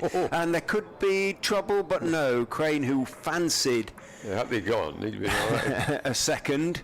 Yeah, Ingram, a little bit weary perhaps, sent him back, and Crane slipped a little bit as he turned to get back into his ground, but he did get back into his ground. It often is the way, isn't it? A slight misfield by Green, who examines his the bottom of his cricket boots, cleans a bit of grass off them. Ingram onto 192, the next big landmark, just 8 runs away. Ahmed over the wicket to Mason Crane, who is forward, studiously poking the ball back down the pitch to Rehan Ahmed, who has now bowled 27 overs, 2 for 83 his figures, and even his ebullience is a little dampened by the work he's got through today. 407 for 7, the lead 156. And although it has been slow going, the 6 runs off that over, and you don't seem to notice that. And the 2 batsmen having a word, I don't think Ingram will be particularly concerned if he doesn't get to a double century tonight. And the lead at 156, they certainly will bat on tomorrow to try and get an even bigger lead, because there's only half the game gone, and more rest for the bowlers. Yeah, I agree. And he is taking guard from Sam Wood, who would be quite happy. He'd be quite happy with this performance. He'd love to pick up a maiden first-class wicket, though, just before the close. Imagine Colin Ingram. Here he is then, coming in from the river end, and bowls, and this is played into the covers, and they go through for a single that is gifted to the batsman. It's 3.54 is the run rate, despite the defensive fields, which brings Crane up. He's on 15. Just the 2 bowlers to come, although they can certainly bat. Fraser, Sheet and Ned Leonard. You know who's set in the field here? Hanscom's waving people everywhere, and Hill, where's Hill gone to? Hill's mid-on, yeah. He's not a demonstrative captain, so it's quite difficult to know what his input is sometimes. Wood bowls to Crane. Crane plays a nice looking shot, went across his stumps and then guided it down to fine leg for a single. I've seen them try this tactic once or twice, sort of round the wicket, short stuff to the adhesive lower order batsman, see if they can get him to hit the ball up in the air or something, but it's usually Ben Mike who does it. So. Yeah, I'm just saying, difficult for Wood, because 18 years of age, first game, to bowl that sort of stuff. As he bowls now to Ingram, Ingram pulls and pulls down as he goes. Could be 2. No. No, just a single. He didn't get it exactly where he wanted it. He wanted it back with a square, went in front and fielded it mid-on. He moves on to 194. 410 for 7. It's been quietly but inexorably a very, very good day for Glamorgan, hasn't it? Yes, and they played it sensibly. They haven't gone crash, bang, wallop. Just the 1-6, I think. From 114 for 2. Yeah, they've added 410 for 7. So almost 300 runs. 300 a day, which is pretty good going, despite the slow last hour or so. It's very solid, isn't it? Here's Wood, who's over the wicket to Crane, bowls to him. Crane pulls that down to one of 3 men on the leg side boundary, crosses for a single, and there are 2 balls remaining. And then I think normality to a point has been resumed, because there's no longer the field to Crane as they had when he came in. They probably realised that he can hold the bat, certainly. Well, singles off the first 4 balls of the over, Yeah. so, you know, them taking them at ease, really. 2 balls left, and Ingram will look for a single. Plenty of room for him. Wood bowls to him, and he drives and gets that single up to extra cover. He moves to 195. I'm not sure, Eddie, that he wants to be 198 for not out at the close. I think he wants it before the close. He'd like to get it out of the way and done with and sleep easy. I think he will sleep After easy a drop anyway. of champagne, perhaps, tonight. Exactly. Why not? Well, he's earned it. 1, 2, 3, 4, 5 singles off the first 5 balls. Stay where you are now, Mr. Crane. In they come. Oh, the sun's gone in for the first time today. A cloud. Last ball of the over, and Sam Wood bowls it, and it's played firmly to extra cover. That's the end of the over. We have 5 overs left, and we're going to have something like quarter of an hour, half an hour extra time, but half an hour less than we had yesterday. Yeah.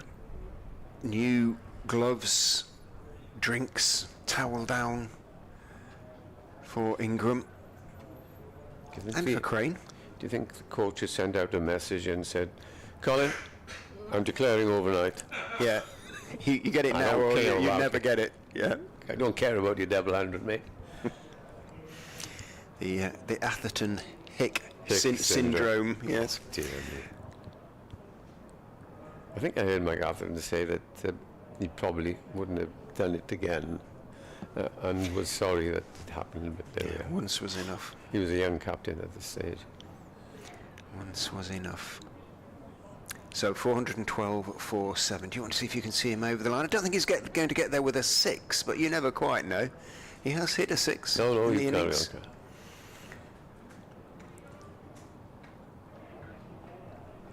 304 balls.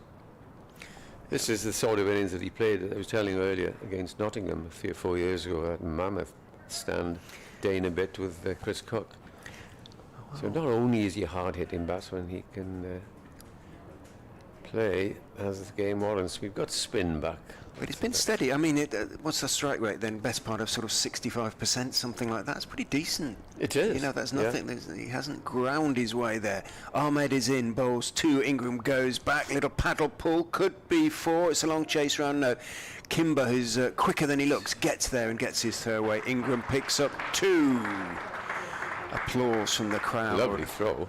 197. He moves on to that maiden double century, that maiden first class double century. A boundary away now. Pity there wasn't a bigger crowd. And there we are. Ahmed is in, bowls, and Ingram works it to square leg and takes 1, moves on to 198, and I think there ought to be a Welsh combination on commentary for what promises to be a special moment in the career of a Glamorgan hero.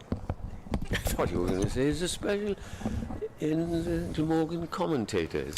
Well, it's always special to describe these moments, isn't it, for the county? Let me do these 2 then, Nick, and then you can take the next over. Ren Ahmed has 4 balls, or if they do change, you can have Mr. Ingram. I thought it was at the end of the over. But it's Crane facing, and he's got a leg slip, still attacking as he bowls to Crane. Crane is forward. There'll be no run there. And this little partnership again developing. 370, what they put down, 45. As Crane again bowls to the right-handed, and they call for a single. And, Ingram has got 2 balls to get 198. Well, I got the 1,000 in the record. Thank you, Edward. Nick will do this. We'll share these Ingram milestones round. Yes, any more to come? There's been a series of them. Rian Ahmed pulls out, forces Ingram to settle again, isn't going to give it away. 416 for 7. As Ingram turns that one on the leg side, no run. And all of a sudden, the 7 fielders have come down to 2 on the boundary. 3, beg your pardon. Ahmed, the last ball of his over then, into Colin Ingram on 198 not out. Bowls a full toss, it's driven down the ground. He'll take the strike, but they won't be able to get back for the second run as Ian Holland fields on the boundary. Thought for a moment that he'd timed that sweetly enough to reach the ropes, but not quite so. As Mason Crane comes down the wicket just to offer him a little bit of moral support. Don't think and he's promised offering that advice. not advice, no, just moral support, and a promise that he's not going to run him out. And if there is a run out, then Crane will head for the pavilion. 4:17 for 7. The lead Louis Kimber coming. is Never have a better chance. 166. The off spinner Kimber comes on for his 5th over. Started with a couple of maidens, but then conceded 10. Look at the room behind Nick. If he wants to go aerial, Oh, I don't think he dare go aerial on don't think so 199. A lengthy first-class career over a couple of come on then, decades. name your shot. I'm going through extra cover. Mid-wicket. Past mid-wicket for a couple. 4:17 for 7. Hanscom says, hang on.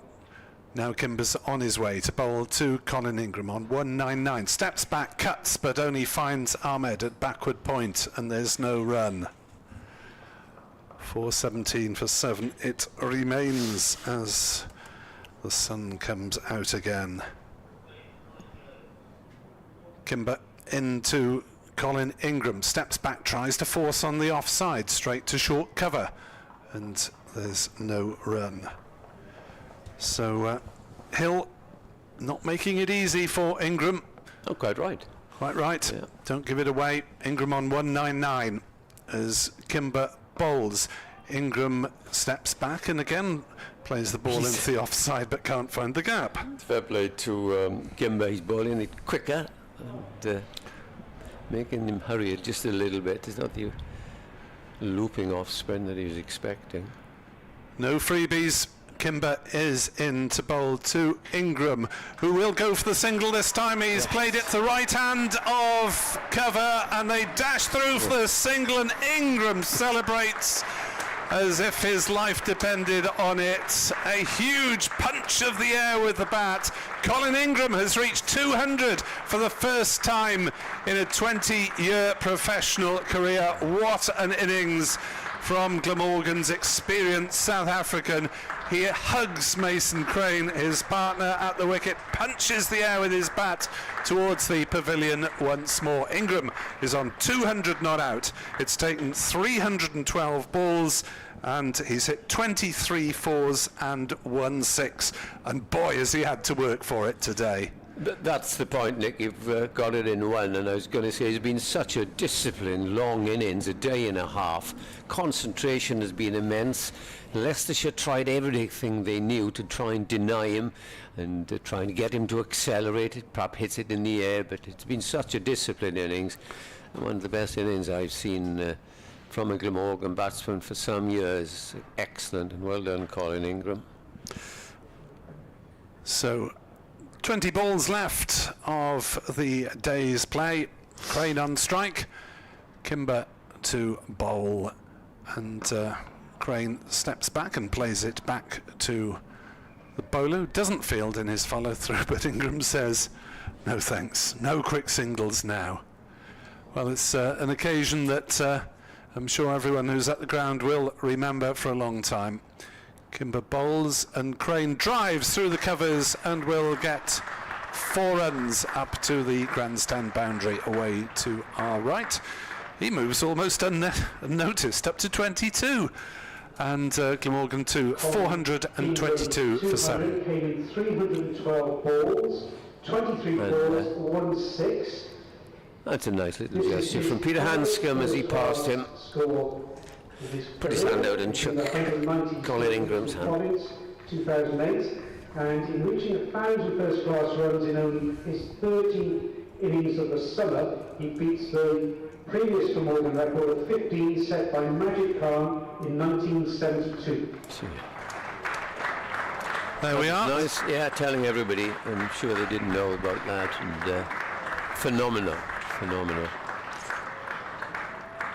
Your interviewee tonight is? Kieran Carlson. Colin Ingram will be lying down in an ice bath for the next hour. No, I'm sure he'll manage a few words.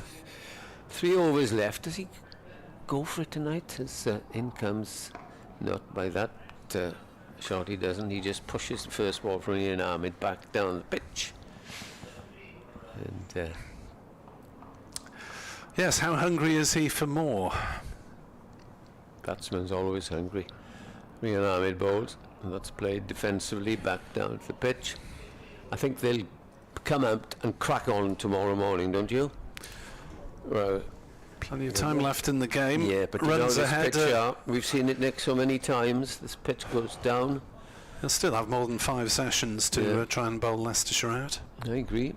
Rian Ahmed bowls to Ingram, who pushes it out to short cover, and that is no run. Just the 2 overs left after these 3 balls, approaching 6:30. As in comes the next ball. That's a little bit shorter and is played gently by the double Centurion out to deep extra cover. And he ambles through those weary legs of him, because, of course, he has been on the field for every ball bar 1. Yeah, 119th over of the innings. North East was out first ball. There's Rian Ahmed bowls to the right-handed Crane, who clubs that. Crane he's an accomplished batsman, you know. He's up to 23 without realising or without knowing it. And this partnership now is worth 54. Some good partnerships down to the middle and late order. 1 ball to go.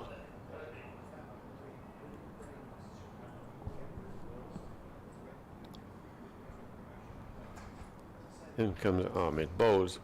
Oh, and he's beaten outside the off stump and taken by Hanscom. The googly turned. Yep. The googly turned. He whips the game, bails off. End of the over. We have 2 overs left, and the lead now has gone up to 173. I think you've got to be a little bit positive because this pitch is so good, and they're not a bad batting side, but all the way down Leicestershire. And if you do go on to lunch, then you're giving yourselves, you know, less time. And you can bat, as we've seen, Nick, this season when we thought Glamorgan had a chance of winning, the side's easily batting it out. Yeah, that's very true. Glamorgan shouldn't lose this match. Leicestershire will aim not to lose it either. So here's Kimber from the River Taff end, final over from that end, and Crane back on his stumps and defending as the sunshine has re-emerged here at Sapphire Gardens to illuminate the players for these closing moments as Crane defends, and there's no run, but Leicestershire have plugged away manfully. Glamorgan have only just scored more than 300 runs in the day for loss of 5 wickets, as Crane is forward defending on the offside, and it seems as though Crane is pretty keen on being there tomorrow as well. No flourishes of the bat as Crane cuts, and we'll get a couple maybe of runs there if Ingram can drag himself back for a second to the non-striker's end. Crane moves to 25, 426 for 7. What's this partnership? 56. 56, yeah. So they've been rattling along as Kimber in bowls. Crane pushes forward defensively. 426 for 7. Crane 25 not out. Ingram 201 not out, his career best. And he knocks that one away on the leg side, does Crane. That is the end of the over. 426 for 7, 1 over left. It will be described by Richard and Edward. Yes, a lead of 175. My thinking is tomorrow morning they'll have a little look and then probably try an attack, because I've just made the point, Richard, it's still a very, very good batting pitch. And Glamorgan, we've seen this year, failed to bowl sides out on this pitch, despite, 5 sessions, 4 sessions, so be wary of that. And you've got to be a little bit positive when you try and win a game. Yeah. As for Leicester, they'll do their damnedest to try and stop Glamorgan. Right, the last over will be bowled by Rian Ahmed, and it will be towards, or bowling to rather, excuse the grammar, Colin Ingram. And he comes and bowls the first ball, and Ingram clips this away. He's not going to try anything adventurous in the last 6 balls of the day. Indeed, there's a slip and a short leg there, and it's a totally different field we had recently. This is short and cut away. That might just run away for 4. Yes, it will. Pitching short, a tired Rian Ahmed, who I noticed at the end of his last over was on his haunches. Because, it's been a long day and a bit. Yeah, I mean, he's not charging in, but it's 30 overs, and that's takes exactly. And plus all the fielding he's done. And he's a very young man. We forget. 430 for 7, and Ingram is 205 with 4 balls left. In he comes, bowls again, and he plays the shot out in the same area, but not nearly so hard. And he ambles a single. Chris Wright had to chase that, or attempt to chase down that first shot for 4, and then it took him quite a long time to get going, and it took him quite a long time to run in for that one. The 39-year-old has felt it today, I suspect. 3 balls left, and slip, a short leg, and a leg slip, which is on the 25, really. Comes Rian Ahmed and bowls to Crane. Peter Hanscom yells for something. He might have thought he'd hit the pad first. And then there were 2. Ahmed in, bowls.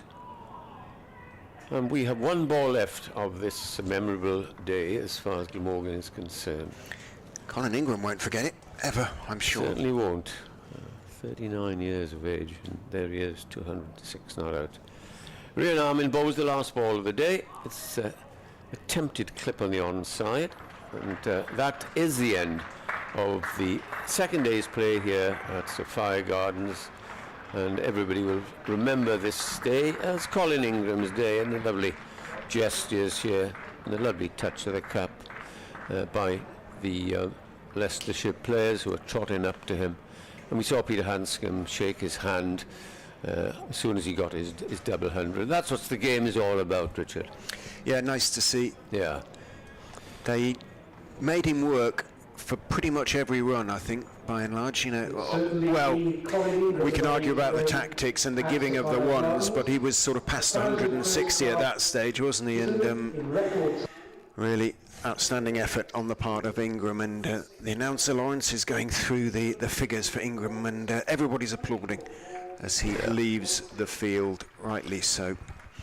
So there we have it. Glamorgan, unquestionably their day, and Colin Ingram's day as the photographers are out and his teammates applaud. 431 for 7, Glamorgan, they lead, a healthy lead of 180. Ingram on that 206 not out. Crane is not out 25, and certainly Crane, Tim van der Gooten and Cook have played their part, as did Kieran Carlson in sharing partnerships with Ingram. So Glamorgan then halfway through this game have this healthy lead. We await tomorrow with interest, and the weather is set fair. How nice to say that, Richard. It is, and I look forward to it. There'll be some weary bodies in the Leicestershire dressing room. Ian Holland, 25 overs, 4 for 88. Chris Wright, 22 overs, none for 65. Tom Scriven, 21 overs, 1 for 88.